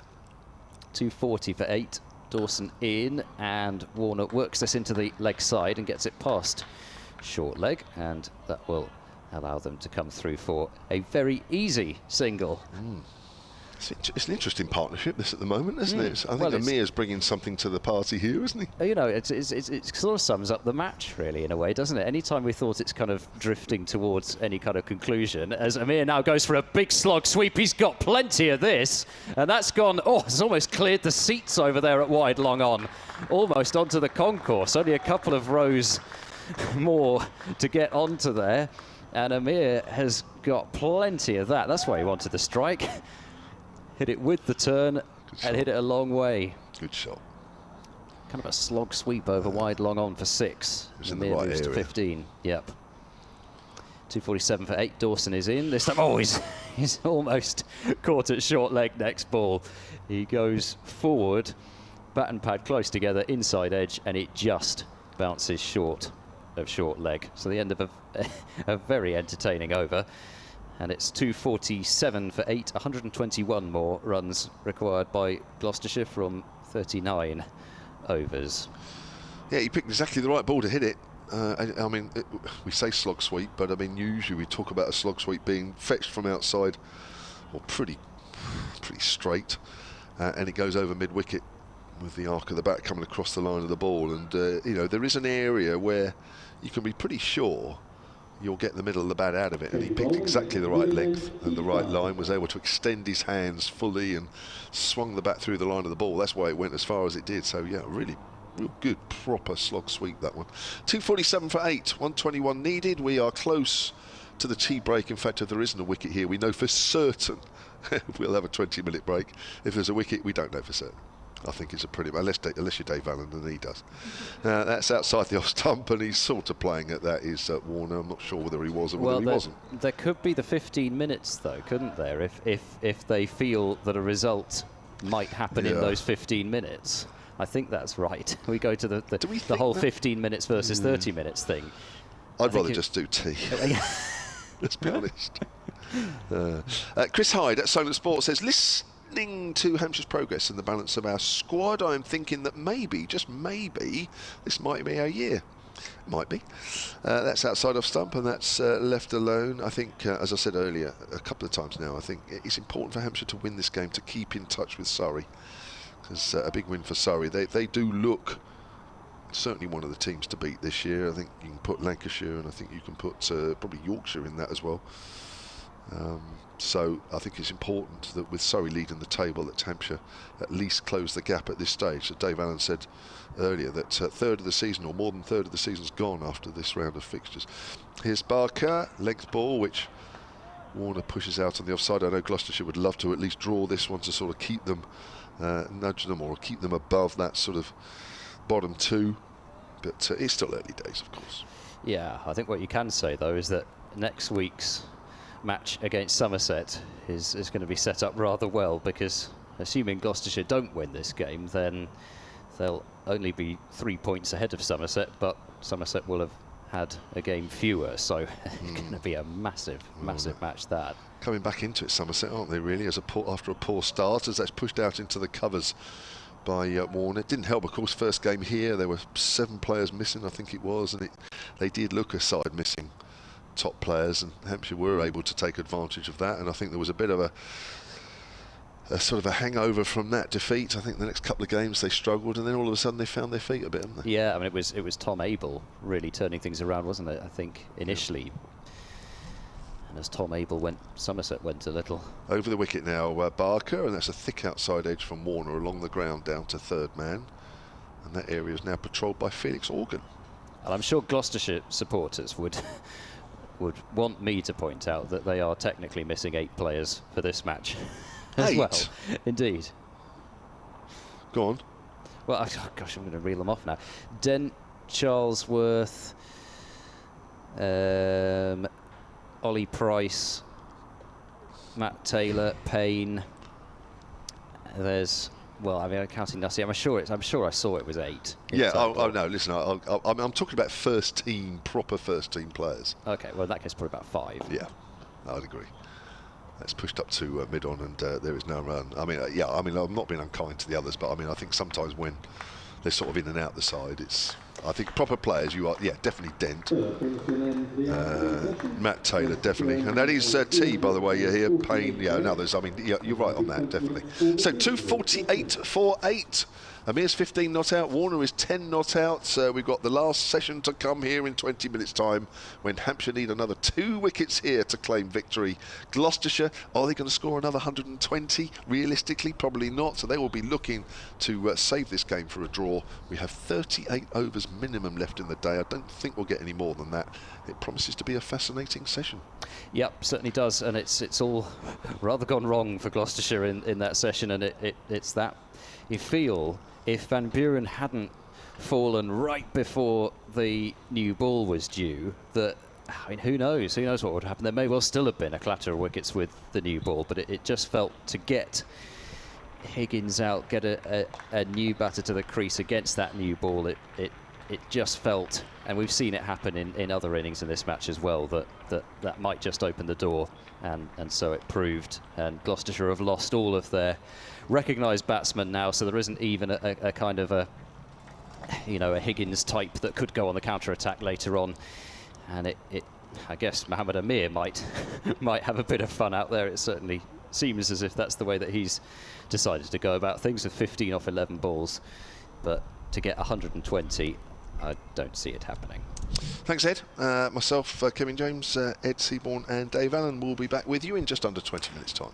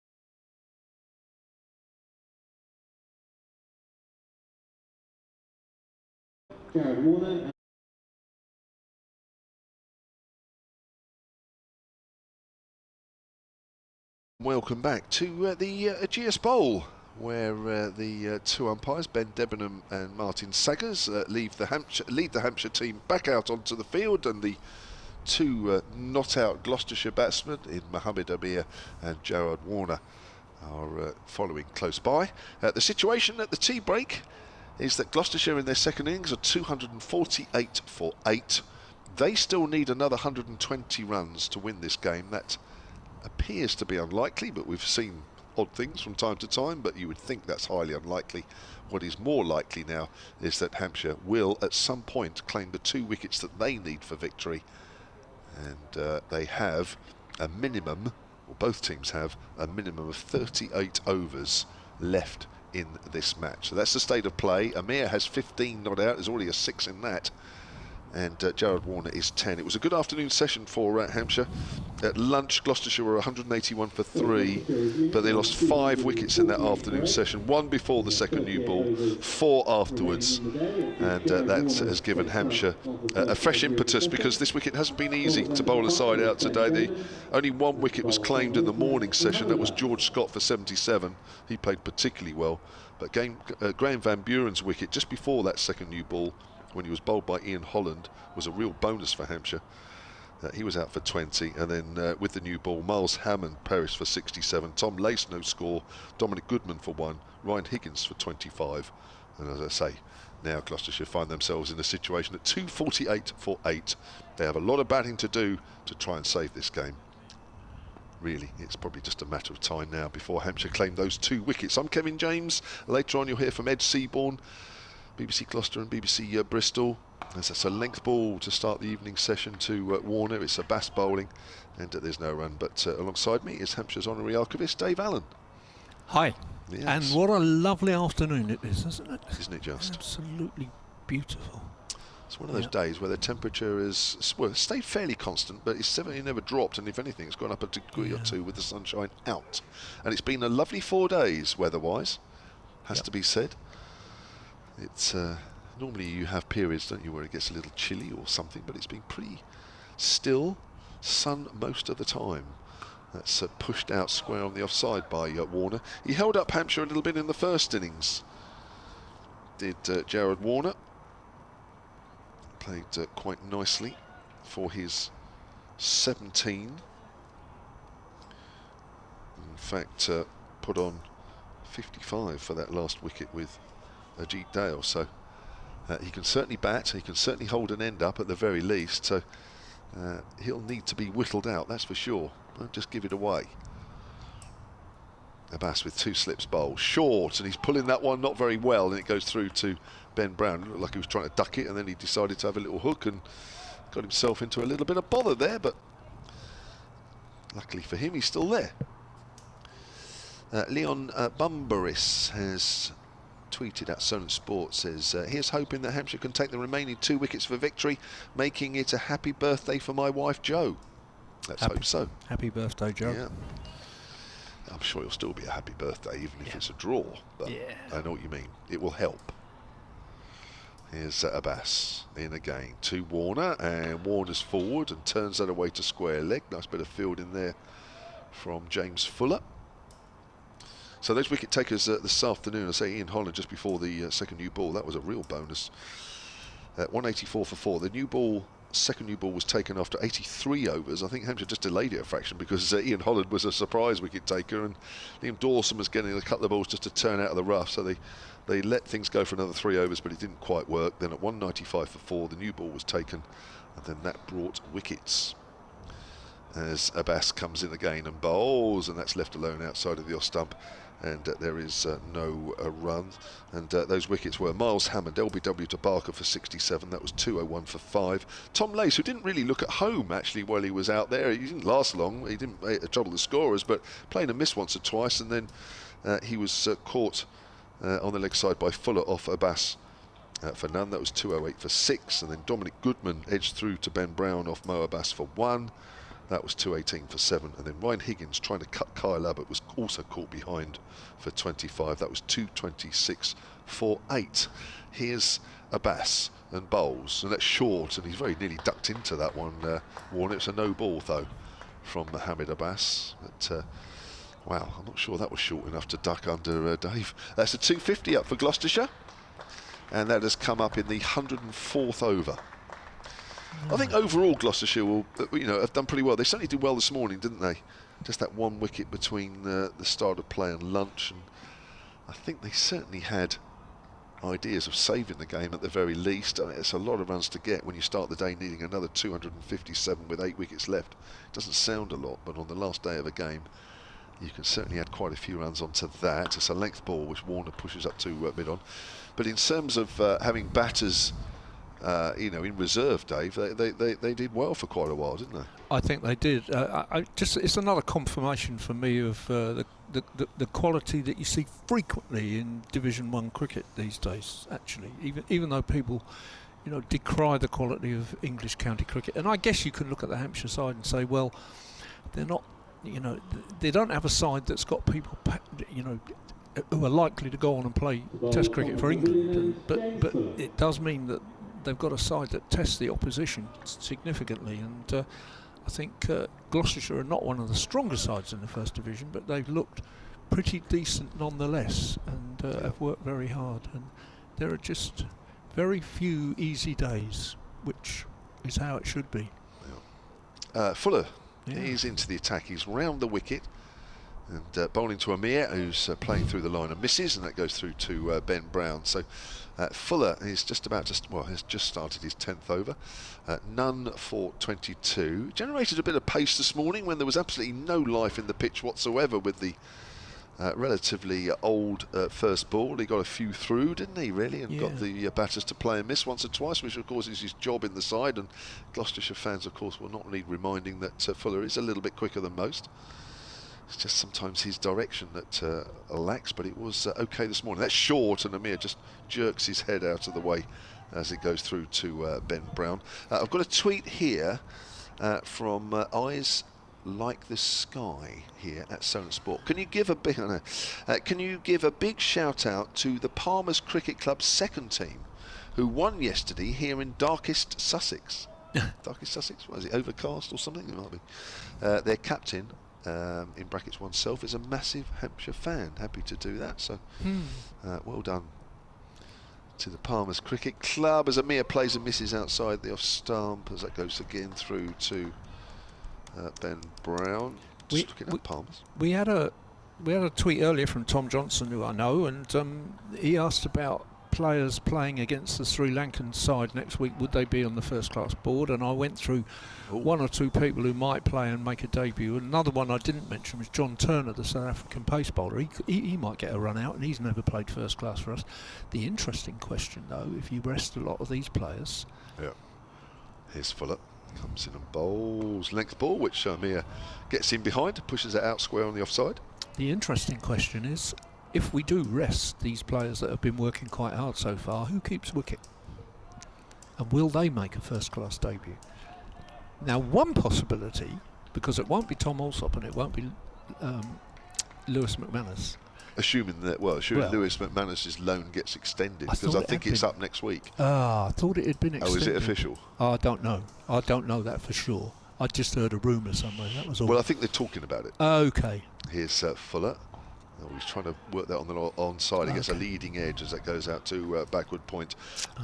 If not, I think it would be Lewis, of course. But I mean, the only thing that I wonder about is that they had a keeper in the second 11 against Middlesex this week. But initially, or at some point in the game, an Aaron Donald kept wicket to the second 11. Yeah, that's an option. So James Vince keeps wicket. I wonder if he might do that. I don't think so. I think that's the other thing is, of course, who will captain the side, because I think James will run a rest. Oh, yeah, definitely. That's a good Yorker, and that's well dug out by Amir, and that just works its way slowly down to third man. Amir will pick up a single, moves on to 16, 251 for 8, and 117 runs needed now by Gloucestershire at the end of that. Did you find them, Palmer's? Yes, I did. Palmer's. They're based on the Hove Recreation Ground. Oh, okay. So, members of the Sussex Cricket League, Palmer. So, well done to them. So they might have, if they won early, they might have gone to They might have gone to the football last night as well. They would have enjoyed that, wouldn't they? Yeah. What happened there then? Because must admit, I didn't see the score. Was it Oh, Brighton? okay. Brighton played Manchester United and won 4-0. Oh, there you go. Something. Dave's right on the ball there as regards to the Premier League. Yeah. Which is odd, really. Which is, yes, I've never heard you be on the ball like that. No, I don't follow it with a passion, but I've just got a fondness for Brighton. I've had a lot of involvement in mostly music over many decades. I've been involved with musicians from there and done gigs there. Abbas is round the wicket to Amir, who pushes that good leg ball out into the covers. Email from Bill Seeger, solentcricket@gmail.com. Bill, I know Bill. I have been impressed with the way Gloucestershire have kept themselves in the game for so long, when there were a couple of times they could easily have folded under the pressure exerted by the home team. An enthralling game, which I feel is a great advert for county cricket. It has been a good game, actually. Here. Absolutely right. Thank you to all the members of the commentary team. It's most appreciated. Thank you very much. That's absolutely right. Very good cricket. Yeah, it's been a very up and down game, isn't it? Yeah, fascinating. Crazy things at times.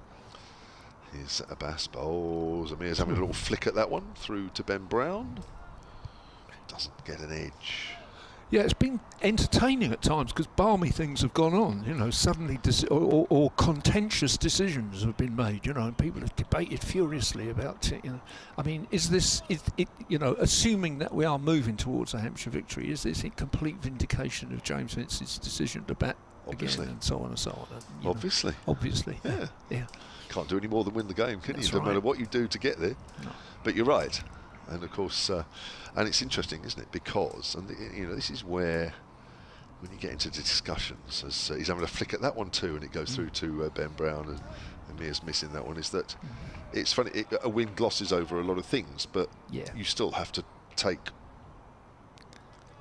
incidents and passages of play and decisions made in the game into account, but they don't become major talking points. Right. But when you lose, those decisions are magnified, aren't they? That's and there was a lot of discussion about whether James Vince should have enforced the follow-on a couple of nights ago, and it looked a horrible decision at one stage. 0 for 2 and 15 for 4 Hampshire, although 2 of those were night watchmen. Amir gets a bat on that one as it goes out to point. That would be the bit of the whole situation that I really didn't agree with. I was ambivalent about the follow-on, but I thought the night watchman, especially the second one, was bonkers, really. But there we are. Yeah, because I worked out that thing about on force and Abbas. follow-ons. Oh no, the Abbas. Well, it was strange, even him coming out, let alone Abbott coming out 9 overs to go. Sure, but the other interesting thing is you look at the 2 frustrating draws here last year against Gloucestershire and Surrey.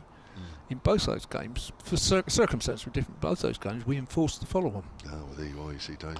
Now he's flayed that one. That's gone down towards third man. Thick outside edge there from Amir. He's certainly going to play his shots from time to time, which is not a bad thing in these situations. You don't want to see players just block it out for draw, even though they probably should. It's nice to see somebody having a little go from time to time. Amir moves on to 17, 252 for 8. Gloucestershire need another 116. Hampshire 2 wickets. I wonder if they're mates or whether they're rivals, Amir and Abbas. I think they're mates because I heard when Mohammed walked over to here at the end of one of the days, Amir shouted from the dressing room, and they were having a chat from about 100 yards away. It was a bit unnerving, actually. I say a chat, it was a shouting match, really, but in a pleasant way. There's a drive out to backward a point, but there is a man on the boundary. So no, I think they are mates, I presume, but certainly they're happy in each other's company by the sounds of it. End of the over. Ageas Bowl, 24 overs now, maybe a week off coming up is just about right for him. 3 for 60. Gloucestershire 253 for 8. Amir has 17. Warner 11. Warner again holding up Hampshire here for the second time in the game. 45 deliveries he's used up. He needs to use up a few more if he's going to keep Hampshire out there for a lot longer, because there are still 35 overs left in the game, and Hampshire, of course, needing just the 2 wickets. I'll update you from Tottenham Indian Cricket Club in a moment, where Hampshire are taking on Kent in the second of the T20 semi-finals taking place there in the Southern Region competition, inter-county women's competition. Length ball, which Warner works away on the leg side. That'll be a single. 254 for 8. Remember that Hampshire of their 20 overs were 118 for 8. Maya Boucher top scored for Hampshire with 35. Our own Emily Windsor made just 8, unfortunately. I'll get a text about that later. Anyway, I'll text her later. Actually, I won't text her because she only got 8. That's not fair. Kent in reply. I'll update you on that as Fuller comes in round the wicket. 1 slip and a wide 3rd slip, really, you have to say. And Amir has a flay at that one. That's quite wide, actually. Not surprised he missed at that one. Kent are going along fairly nicely here. They are 90 for 1, and that's at the start of the 15th over. And the run scorers there, Grace Scrivens is 40 not out there, so it looks like Hampshire are going to struggle to win that one from that situation. But just to emphasise, Kent are one of the better sides around. I think they were county champions not that long ago, when the formats were slightly different. This is a very quick T20 competition at the start of the summer. That's a good bouncer, and Amir ducks underneath that one. Good bouncer that one from Fuller. Ralph Brooker at Solent Sport says, without the weird double night watchman tactic, without it, no Donald and Fuller last wicket counter-attack. That's right, they put on 101. Just saying. But you're right, and Donald man of the match for Ralph. I agree with that. That was certainly a highlight for Hampshire. 89 off 97 balls, I think it was. 3 sixes in a row as well. First one to bring up his 50. There's a little smack through the line, which he misses again, Amir. Certainly a bit of wind going past. If you're anywhere near his bat, you might feel the waft of wind. I think my man of the match is more likely to be Abbas. Yeah. He's got 9 already. Yeah. And he could end up with 6 for and a 5 for. He could be on the honours board twice. Although I'm very, very pleased for an Iron Donald, so I'm not saying no. But he's full around the wicket. That's wide, and Amir's not playing that one. Yeah, 6 for 45. And this is a pitch that bowlers haven't run through teams, have they, on this pitch? And I think you've got somebody who takes at least 9 and possibly 10 or 11. True. A couple more tweets for you. Joe's on the ground at Solent Sport. I think this has come to you as well, Dave. In answer to Dave's will a win vindicate the decision to bat again? In my opinion, no. Oh, says Joe. Right. Very good. Not sitting on the fence there. There's Fuller, length ball. Amir pushes that out square on the offside end of the over. 254 for 8. Pretty sure the bowlers wouldn't have had to bowl as many overs if the follow-on had been enforced. Maybe not. I mean, I did think that one of the reasons for putting them in again was that they weren't going to have to bowl a lot that night. But they might. It's not a pitch that's giving the bowlers a lot of help. No, so and once that ball gets a little bit old, it's horrible, isn't it? Might see some spin soon, I think, again. Although Amir has already slog swept Liam Dawson a few rows back for 6 before tea. Somebody's gone off, but it's too far away for me to Fuller. see. Is it Fuller? Okay. Yeah. Probably gone to change his boots. Yeah. It's a new boots day, injury day. For those of you that know the reference. Go on. He made an album called New Boots and Panties. I'm not commenting on the cricketers' panties, I have to say. But there you go. Liam Williamson at Solent Sport says, has someone told Amir he's trying to save the game? Question mark. Here's Abbas then to Warner, and Warner's forward. Plays that out on the onside, and there's no run. We're into the last 34 overs of this match. And Joan Leon at Solent Sport says, hi, having sat in the roof terrace, that's over by the pavilion at the top, for 4 days now. It's getting cold from time to time. It does get cold up there, including today. You wouldn't know it over here. It's like the equator over here. Not quite, actually, but it's pretty close. It won't be such a happy birthday for me if we don't get these last 2 wickets. Come on, Hampshire, says Joe. Here's that's another joke. Outside of the off stump, and Warner quite happy to leave that one alone. It's just all gone quiet out there at the moment, isn't it?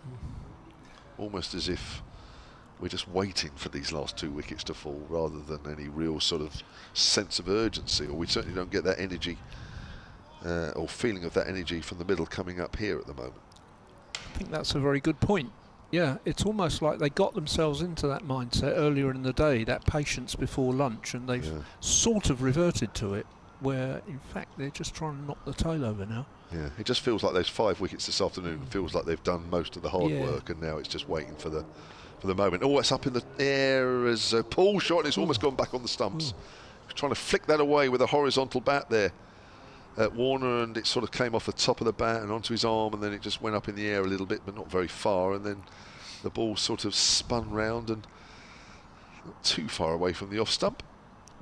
I don't think he had a clue where it was for a moment. He didn't. A couple more short balls from Mo Abbas. He's not the quickest, but I think in this situation still quick enough to bowl a couple of short ones just to keep the lower order batters on their toes. So you don't want to see them, from a Hampshire point of view, sticking around for 30 odd of these 33.5 overs. But on this wicket, and as we know what happened last year, there's the short ball. It's gone through to Brown. He's dropped it, has he? I think he may have done. Yeah, you can see from Amir Abbas's body language there. Now it's come off something, whether it's glove, whether it's the top of the bat, or whether it's arm. There was a deflection, and Ben Brown couldn't hold on to it. So we assume that is a drop. Yeah. We don't know for sure. I mean, I think had it gone through to Brown and he'd held it, that they would all have gone up, and that might have been wrong. But you get the feeling from the body language response of Abbas that he was sure that it was a chance on 12. Next ball, and Warner turns that away on the leg side. He'll get a single. Yeah. It certainly deviated, and it certainly came through to Ben Brown at a height and a little quicker than he thought, and it just probably surprised him a fraction. He had to move smartly to his left. But that's not like Ben Brown. He's been very safe behind the stumps. Hampshire do have a habit of just dropping the odd catch and keeping themselves out in the field for longer than they should. They do, don't the they? last couple of weeks. Well, I mean, it happened at Liverpool as well on that last day, didn't it? End of last season. Yeah, you know, but Here's this Abbas. year a couple of times. Length ball to Amir, who's playing that out square on the offside, and that'll be the end of the over. Abbas 25 overs, 3 for 61. There was the two half centuries for Lancashire when we dropped both of them on naught, I think, if I remember rightly, and then that 10th wicket partnership in the first Gloucestershire innings, we dropped one of them, didn't we? So it does pay. Or rather, you have to pay if you do it. So 108 overs done of this Gloucestershire second innings, 255 for 8. They still need another 113 more. Just to repeat, that's looking ever more unlikely, but Hampshire still have these 2 wickets to take, and they haven't taken one since tea, and we've had 20 minutes. There was Giles White's walking around there. I'm not sure. It might be Scott. No, I don't think it is Scott Curry. Don't know who it is. Doesn't matter. But he was having a little conversation with an Aaron Donald, who's on the boundary. Here's Fuller. Length ball to Warner, who turns that away on the leg side for another single. 14 he's on now. 256 for 8. Donald made a gesture towards White about catching, suggesting, you know, hands, palms upwards or palms downwards or something, as if he was explaining a drop. Yeah, right, okay, fair enough. So, I mean, I might be reading more into all of that than is the case, but I just got that feeling that that's what that exchange was about. Yeah, just got a bit big on Ben Brown, didn't it? Anyway, short of a length, and Amir works that down to third man. Now we're just going through a phase now where all of a sudden batting looks a bit easier. I know we had that drop catch last over, but apart from that being a short ball, at the moment, you know, batting doesn't look too bad. And we had this yesterday, didn't we, where and I think the previous afternoon, where batting all of a sudden just looks fairly easy. And certainly in that Gloucestershire last wicket partnership between Dale and Warner, it looked very, very easy indeed. So Hampshire are going to still have to work hard for these last 2 wickets. As Fuller comes in from that pavilion end, it's short, and he's just prodded it up in the air, but Hampshire haven't got anybody close in on the off or the leg side. So Warner is okay doing that at the moment. Just wondering if James Vince is thinking about having somebody in short. He's looking at something. I think he's trying to work out where to bring somebody from. I mean, I would pepper the guy a little bit and just have somebody either at short leg or silly mid-off or something. He's got two guys deep on the leg side. Well, it might be that he's going to drop one in short and tempt him to hook, but if not... Here's Fuller. Short. He falls over Fuller, and Warner just gets hit on the top of the thigh pad there. A bit of extra effort there from Fuller made him fall over on his follow-through. They'll look at the footmarks to find any evidence of why he may have fallen over, but for me that was a bit of extra effort in that delivery. 4 balls gone of this over, 2 runs have been added. Gloucestershire need 111. I mean, I'm a bit of a fan of third man, but actually in these circumstances the odd 4 down to third man is unlikely to make any difference to the result of the game. So you could take Donald away from there, couldn't you? Yeah, that's true. Oh, that's a good short delivery, and he's almost off the ground there. Warner playing that out on the offsides. I just don't see him hooking Fuller. I don't think he's got. I don't think that's got him in his armoury. Warner. In which case, those 2 guys out at deep square leg and deep long leg, maybe one of them's not needed.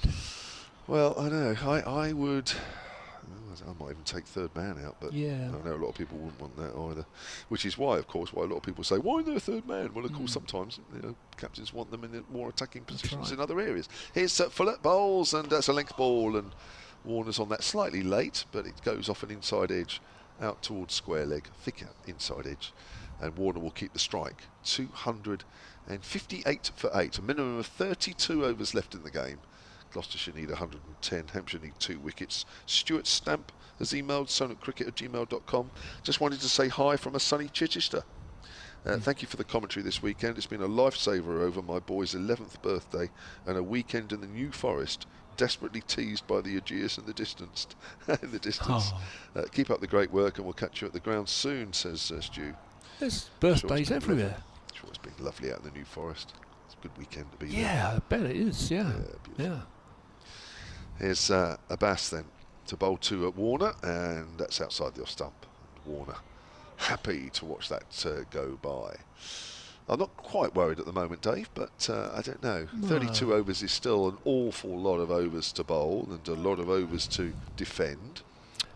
That lengthy defence last year was about 17, almost 18 overs, I seem to remember. So I hope they don't take the 9th wicket with 18 overs to go, because it will all be a bit deja vu again, as they say. Goodman and Josh Shaw last year, wasn't it? As Abbas bowls, it's outside the off stump again, and no shot offered. And I think, the tweet we had about doesn't Amir know he's trying to save the game? Well, I think perhaps around tea he thought that wasn't on, but it will become just a stronger thought even in his mind, and maybe he will just play differently. Yeah, I think you're right. Yeah, I think it's worth just keep going with Abbas at the moment. I mean, he's bowled solidly, isn't he? Yep. A couple of wickets this afternoon with the new ball certainly warrants to persevering with him. That's bounced a little bit off a length, but well played by Warner, who takes the bottom hand off the bat as the ball goes out square on the offside. But Jason Cole here at Sonat Sport on the tweets. Would you be tempted to get a spinner on against Amir, given he's trying to hit the bowlers into Southampton? He's stopped actually the last couple of overs, although I'm not sure how much of the strike he's No, faced. he hasn't had much, has he? Because he pinched the strike off the last ball of the last over, so we haven't seen much of him. No. Probably really since the drop went down, I think. It's been almost entirely Warner facing.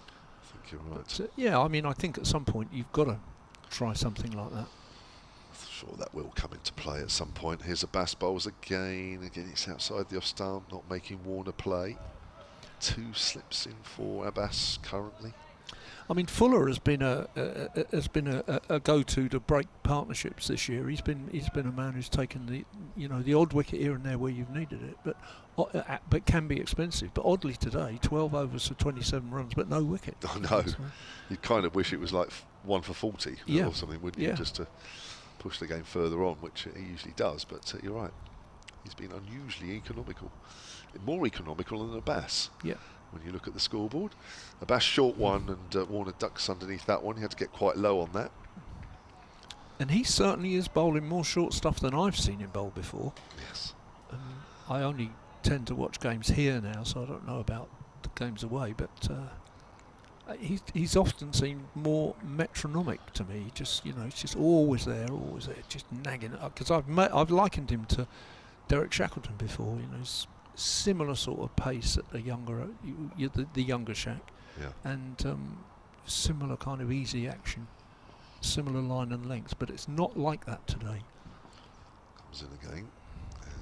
Bowls, and he's pulling that away. Warner, shortish delivery, although he didn't really get up. No. Pulls that away on the leg side. He's going to keep the strike here, Warner. He's facing the majority of the bowling here. 259 for 8s, 109 needed, minimum of 31 overs left. There has been chat amongst the team actually to be a little bit more aggressive, because they know they're 3 pace bowlers that are a similar pace, not the quickest. I mean, what they have, of course, is international class in Abbas and Abbott, and Barker, who's a seasoned county pro who takes more than his fair share of wickets, but they're all of a muchness pace, and there has been chat about being more aggressive from time to time, and if people are sticking around, you know, it doesn't matter if you haven't got the pace, just stick it up them anyway. So that's probably why you're seeing Abbas do a bit more of the shorter balls, because he's been encouraged to do so. Fuller will continue from the pavilion end, and there we are. We've got a silly mid-off now, and that's an Irene Donald. So there has been thought about bringing in somebody close. Expect a couple of short deliveries here from Fuller. There's the short one, and it's helped on the leg side really by Warner, and that's gone out for a single. So what's Amir going to do here against Fuller? Is he going to have a little dart, as he has been doing, or is he going to look at the scoreboard and think, well, do you know what, there's only just over 30 overs here to defend, I might do things properly? We'll have to wait and see. The close man has now disappeared again. I'm not even sure where he took him from, because he didn't take him from either of the deep guys on the leg, and he didn't take him from third man, so I didn't spot where he came from. But might have come from the covers, Dave, I think. And so rather than having a cover, you just sent somebody in close. It's round the wicket to Amir, short, and Amir gets wrapped on the thigh pad, and he'll run through for a leg bye. I think he hit him on the thigh pad. He just looked at that initially. I just wonder if it missed his thigh pad and caught him on the hip. He's okay anyway. So he's off strike again, Amir. We're not seeing much of him at the moment. No. It's all Warner, who's faced 63 balls for his 17.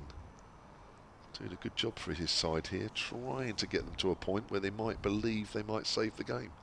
There was a question just now about having a go with a spinner. Well, it looks to me like Organ is just limbering up. He's down here at third man. Got the feeling he's going to have a go. Here comes Fuller again, shortish straight, worked by Warner on the leg side. There's not a lot of bounce there for Fuller. Not a lot of pace out of this pitch for Fuller either. No, there's not a lot of anything, is there? There's very little deviation, very little movement through the air. It's, I mean, in some ways, it's greatly to their credit that they took the wickets they did in the afternoon session. Yeah. I think, but... yes, 5 wickets has come in handy, isn't it? Otherwise, I'll be able to do a quick 30-second update in a moment as Fuller comes in and down the leg side, taken by Ben Brown, and there is no run. Yeah, I don't think we're too far away, as Dave says, from maybe a spinner. I think actually Felix Organ coming on might be a good idea, because Amir then, if he's trying to thrash it away, if Organ comes on for Mo Abbas, Amir, the left-hander, trying to hit it on the short boundary side, is actually hitting it against the spin. Yeah. Whereas, of course, he's hitting it with the spin with Dawson, so that might be worth a try, definitely. Might just induce more of a mistake. Full around the wicket again. Bowls. Amir thrashes away, misses that outside the off stump. Playing a miss several times in this innings, but he can't. Well, Hampshire haven't managed to find the edge as yet. 262 for 8 currently here at a warm and sunny Ageas Bowl. Here's a quick 30-second update coming up then, as Fuller walks back to his mark. Well, Gloucester is still batting in their second innings. They're 262 for 8. They need another 106 runs to win this game. They probably won't do that, but they're hoping they can bat out another 30 overs and save it. So that's how long that Hampshire have, and they may just take the 9th wicket here, and that is caught, brilliantly caught at point. And Mohammed Amir trying to smack Fuller over top, got a thick outside edge, and there's the 9th wicket down now for Hampshire. Amir goes for 18. Fuller has taken his first wicket in this innings, and now Hampshire need one more wicket to win this game. They've got 30 overs to do it. Come on, Hampshire. Hampshire just one more wicket. Thank you very much, Dave. Action there, and there is, What timing? Dave does the full quota there, and then the 9th wicket is taken. Typical, wasn't it? Didn't happen first over after tea, did it, Dave, when he could have had a bit of time off, but never mind. Dave, thank you very much. Always great to have Dave. So, good catch there from Aneurin Donald. And it was almost horizontal, just above the surface, taking that one. It's one of those skiers that is awkward, and when you actually see the position that Aneurin Donald was in, the sun would have played a bit of a part as well, because the sun is about 2 o'clock as we look, and Donald on the left-hand side of the ground, running to sort of square and taking a catch. So I'm sure the sun would have played a little part in that, which would have made that catch even better. Amir out for 18, Ed Seaborn back. Yeah, you just kind of felt, didn't you, that sooner or later Amir was going to play a shot that was going to get him in trouble, and Fuller deserves that wicket for the way that he's bowled in this second innings, and it just felt too much to do for Amir in terms of, you know, as I say, I've seen him score a lot of useful runs in his career, but they do tend to be kind of counter-attacking type runs. He likes to play his shots, and there's no reason, you know, coming in at number 10, it's not his job to block for 30 overs, and he just felt sooner or later that he'd probably get his comeuppance as far as going after a delivery. Jared Warner has batted just terrifically again. He's passed his first-class best from the first innings now as well on 18. So he's set that as well, and he's continuing to develop this reputation for doing this. You almost wonder whether, I mean, I suppose if you ever did need somebody to come out and protect somebody later on in the day, then I suppose Jared Warner, well, I mean, 9 overs would be nothing to him. Anyway, yeah, unfortunately for Gloucestershire, it's been at least, unless we're about to see something even more ridiculous than we saw from Dale and Warner in the first innings, it looks to be another instance where they've fought very hard, but it's again been a case of excellent second innings performances, but the first innings letting them down, and they've just had to fight from too far back. And I don't think there's really too much that they've done today in isolation that you'd say, you know, that they've really done wrong. It's just probably just leaving themselves a bit too much to do against an attack that's this good. Yeah, I totally agree. So Felix Organ will be bowling to Jared Warner. 3 men round the bat, the off spinner, and that's swept away. Nice, pleasant sweep that, and that might go for 4. Split the field on the leg side. Fuller can't quite get there. Is at deep square leg, and that's a lovely piece of timing from the right arm pace bowler, who moves on to 22, 266 for 9, 102 runs needed. Forget blocking. Yeah, well, I say there's no point. I mean, that's not quite right, but I think it's just the amount of time that's left. It's 29 overs, which, if you're a Hampshire fan, would say, well, that's not long. But as a Gloucester fan, you say that's ages. It's almost a session, isn't it? In fact, in most cases, that is a session. And it's over 29 overs, as that's turned away on the leg side by Warner. But we mustn't forget, these two put on 55 for the last wicket in the first innings, and they have to say they played it and made it look very easy. Yeah, and they actually did play their shots a bit more as well. And I think in some ways that kind of shows you maybe the way is to do that rather than just completely block. I don't know. I mean, so we haven't seen so much of Dale in this sort of situation. We saw a little bit of him at the end of the Lancashire match, but, well, he doesn't feel like somebody that is just going to block and block alone. Flighted, and that's driven. That's very full, though, and Dale's off the mark with that. 268 for 9, and it's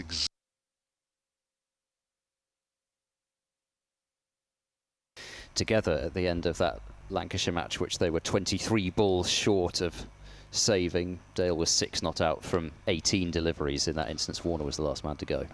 Organ bowls, and Warner gets one that's fairly straight, didn't turn, plays it quietly out on the onside. But yeah, I don't know. It feels a little bit unlikely that he's just going to block here. I think you just got to see it as it is and play it as you feel like. Certainly don't slog it, that's for sure. That's turned away for a single by Warner. Moves on to 24. He's enjoyed batting in this game, Jared Warner. 269 for 9. Yeah, I mean, it's 99 runs needed, so that's still an awful lot. Of course it is, but you know, you certainly wouldn't want to be perishing here slogging. It's fine if you're playing an attacking shot, the ball's in the right area, but you know, don't just slog it. And I don't think these two will. As that's played back to Organ, that's the end of the over. 7 runs off that one. Dale has 1, 24 to Warner, 269 to for 9, 99 runs needed, and 29 overs left in the game. Essex and Yorkshire continue to drift towards the draw, but Sir Alistair Cook is 93 not out at the moment, so another century beckons. Lancashire trying to push for victory in the final session, excuse me, final section, well, I suppose it kind of is, against Warwickshire, but looks as though they've been stopped in their tracks by Chris Benjamin and Danny Briggs, so it looks as if that one's probably heading towards a draw as well. Glamorgan have beaten Leicestershire in Div 2 by 6 wickets. Middlesex need 163 runs to win against Sussex with 9 wickets in hand. Robson 119 not out, Hanscom 79 not out. Could be an entertaining final couple of hours, but yeah. Fuller in bowls. Oh, spice of the bat in the air, and there's nobody there. It lands in kind of no man's land in the end. It's the short leg. Yes, you would feel with Fuller, you know, angling it in towards the ribs of the shoulder of Warner that the short leg would be the position rather than the silly mid-off. Yeah. Stable door here, I think. So now they're going to have both, in fact, and why not? Yeah, with so many runs required, you'd think, why hesitate getting somebody else in there? So we do have now the short leg and the silly mid-off, as in comes Fuller. Gets a very short delivery, and it's swatted away by Warner through square leg. And there'll be a single there. You know, I don't mind that, because he's expecting a short delivery, so he's probably almost, you know, as soon as the ball's leaving the hand now, he's thinking, I'm going to have a little swat at that. I think that's fine, because now he's thinking, well, is this going to be a short one, or is it going to be a full one? And that'll just make him play slightly differently. So, yeah, I don't mind that at all. He can swat away all he likes. But I think somewhere along the line, if he gets it wrong, then that's it. You know, if he's thinking it's a short one and he's right back on his stumps, had it. Fuller in bowl, short, pulled unconvincingly right to where a conventional square leg might have been, but there is no square leg, and it goes out to the fielder at deep square leg for another single. Dale moves on to 271 for 9. So this is fine. You know, you've got tail enders in now. They know they're going to get some short deliveries. You know, so they'll have a swat, or they'll do something, but you know, sooner or later they're not going to be in a very good position to play a particular type of shot, and that'll be it. That'll be game over. Yep. Fuller in and bowls to Warner, who this time is flicking quite comfortably off his hip down towards fine leg, and another single taken. Warner on to 26, and of course extending his first-class career best with each run that he scores. I suppose I should have pointed out that Gloucestershire require under 100 to win, but yes. It's still a number on the board. Yeah, well, it's, you know, it's coming down. I think that's the main thing, isn't it? But you know, the other thing as well is, isn't it? You know, are they going to enjoy facing short pitch bowling, you know, for too long? It'll also make them think about what they're going to do against the spinner. So you know, it's kind of a double-edged thing there. Yep. In comes Fuller and bowl, short, pull that, helped round the corner sort of. I'm not exactly sure that's come off, whether it's glove or just not very much bat at all. It's one of the two, because it is a run, and Dale has 3 now, and 273 for 9. Why would this match finish in any other way other than sort of something slightly comical in terms of every ball swatting at the ball? Well, because this is what lower order players do. 9 See, 11, you know, they're not in there practicing against short pitch bowling. You know, they wouldn't do that. Last ball of this over from Fuller. Fuller is in, full and straight this time, and Warner, well, he's certainly shown plenty of times that he can block that sort of delivery, and he does so there. 273 for 9 at the end of the over. One score I didn't mention is Worcestershire, who need 195 runs to win to beat Durham. So again, probably just a bit too many. But Jack Haynes, in fact, they're not even going for it by the looks of things. D'Oliveira's 3 not out off 38 balls. So that seems an entertaining finish to that one. But Jack Haynes has scored 108. He's not out So one of those rare instances when you talk up a player and they score some runs. Minimum of 28 overs left in the game, and it's Felix Organ then. It'll be interesting to see what they do against the spinner. There is a deep mid-wicket out there, just in case one of them decides to have a little dart. It's Ageas Bowl to face with 3 men around the bat, and just pushes that quietly up to mid-on. Graham Snow at Solent Sports says, I hope this Gloucestershire pair don't do what the other 10th wicket pair did, or the other 10th wicket stands have done in this game. Come on, Hampshire. Graham Snow on the Isle of Wight. Well, let's hope not, but of course they put on a half-century, these two, in the first innings. Hampshire put on 100 in their last wicket pair. It would seem the most difficult wicket to dislodge, this partnership. Let's push to mid-wicket, no run. Morgan back to his mark. Short leg, silly mid-off and a slip. Wait. Dale's on the back foot, a little too short that one, so he turns that easily away on the leg side for a single. And he moves on to 4, 274 for 9, 94 runs needed. Simon Young at Silent Sports says, not sure if you mentioned it, Kev, but if Sir Alistair gets 100, because he's close, wasn't it? You mentioned that, Ed. It'll be the first time in his career that he has scored a century in both innings. And he's done it. Oh, has he done that? So there you are. That's pulled away by Warner. Oh, no, it's misfield there by Keith Barker. And that's going to go through his hands, which it has. And I thought that was going to go for 4. But somehow James Fuller has run all the way from deep square leg and has kept that down to 3, I think it may have been, or 2. I must admit, I was watching the fielding because I couldn't quite believe Keith Barker missed that. I think it's only ended up being 2. Was it only 2? Well, I think everybody was quite surprised. I thought that was going for 4. Fuller's done particularly well there. He's still walking back to his mark as Organ comes into bowl, and there's the swat over mid-wicket. Thought that was coming sooner or later, and that's a good shot by Warner, and he picks up 4 there. Somebody enjoyed that one. 280, is it? I think it will be eventually, yeah. 88 needed. Yeah, strong shot from Warner into the 30s for the first time, and we saw a few sweeps actually in the innings that he played, or only a couple in the innings that he played at Lancashire, but I don't think we saw one with as much force as that. That's a good shot. That's immediately brought a response by Hampshire, and one of the men in close has gone out now on the leg side, and that's played quietly on the leg side, and that's the end of the over. So a minimum of 27 overs left here. We've got some Gloucester supporters obviously away to our right here who are suddenly sensing maybe a victory or something. 88 runs needed. Dale has 4, and Warner, who's playing nicely again, 32 not out. Yeah, well, I'm enjoying the last wicket partnership, I think, and well, I suppose you're talking about that effort last year. Well, it's going to blow Shaw and Goodman out of the water if Warner and Dale were to do this, because well, we got 27 overs, and I think from memory it was I think it was 17.5, it was something like that anyway, which they, or 17.5 actually, I think it might have been overs that they had to play out. So I mean, they've already seen off 3, so then another 27 on top of it.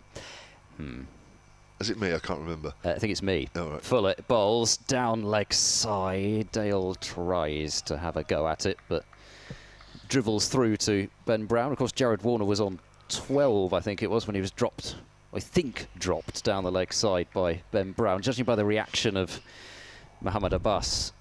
And I think it was Nick Gubbins, and then went to kind of console him after that. I thought I'd heard a little noise as well. I think, judging by everyone's body language, it was a drop with Warner on 12. As Fuller bowls very short, Dale swats at it, misses. Half shout for caught behind. It's called as first one for the over.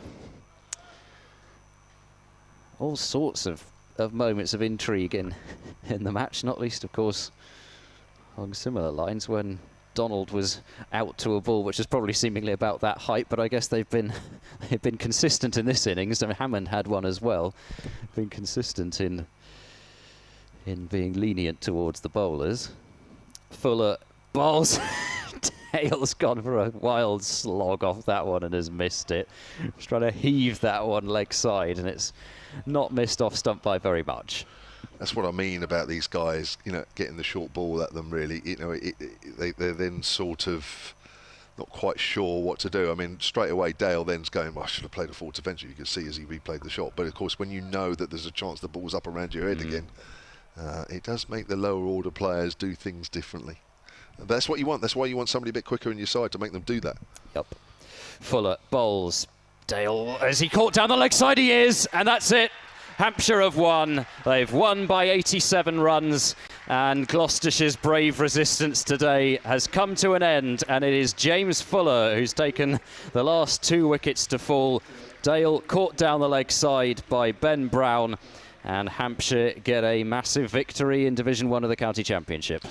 Yeah, and again, it's a short ball, isn't it? And Dale's trying to flick away on the leg side. You need those quicker bowlers. You don't want the tail enders hanging around and playing properly.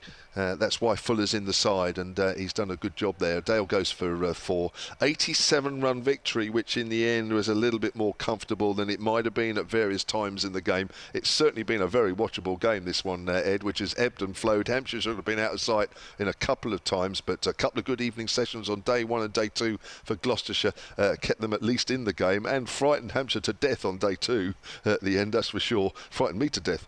Yeah, it's been a good game. Hampshire have had to play well at times to get them out of situations that should never have been in, but Gloucestershire have made them work, and a good game. But I think in the end, I think Hampshire deserved to win it.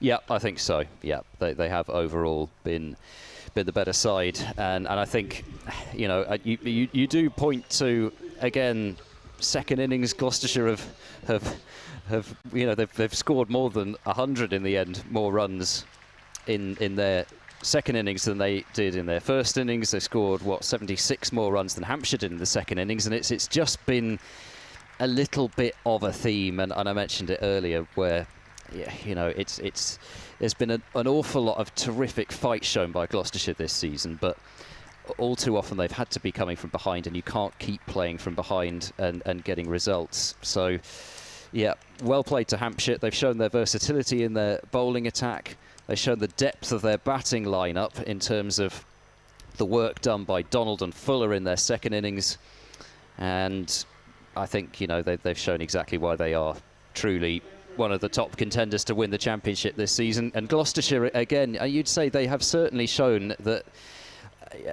short-handed as well, they have shown that they can mix it with the top sides. There's no doubt about that. At the same time, though, they need to start getting some results. They need to start getting some wins and some more good draws. And it has to start, I think, next week against Somerset with a match which is set up rather beautifully, I suppose, with 2 sides towards the bottom of the table, both desperately after points. Somerset will hope they're not towards the bottom half of the table come the end of the season, but Gloucestershire will know that if they can get a result in that one, then they can bring their season back very much on track. Equally, though, it's going to be tough, and we'll see what happens as far as players returning goes. But as far as this match is concerned, yeah, Hampshire, I think, deserved winners, but Gloucestershire, again, they've shown some real positives. But as I say, in the end, it's come to naught, and they've lost. Thanks very much, Ed. Hope you've enjoyed it. Ed Seaborn. Oh, I have, absolutely. I mean, it's been, terrific weather, terrific company. Yeah, I mean, they looked after us very well up here. Really enjoyed it. Looking forward to coming over to the T20 game in Bristol a bit later in the season. Thank you to Dave Allen as well, who's just shot off. Thanks to Melissa and Emily as well, who've been with us over the last few days. I'm looking at the live table. Hampshire now have 81 points. That's now 8 points behind Surrey. I think I've got that right in the table, but they certainly stay second at Hampshire anyway. So that's it from the Ageas Bowl. Hope you've enjoyed. Thanks for all the messages and the tweets and the emails. We've enjoyed reading them out. We've had a little bit of fun as well. And both of us will do it again for our respective counties in the near future. Thank you very much.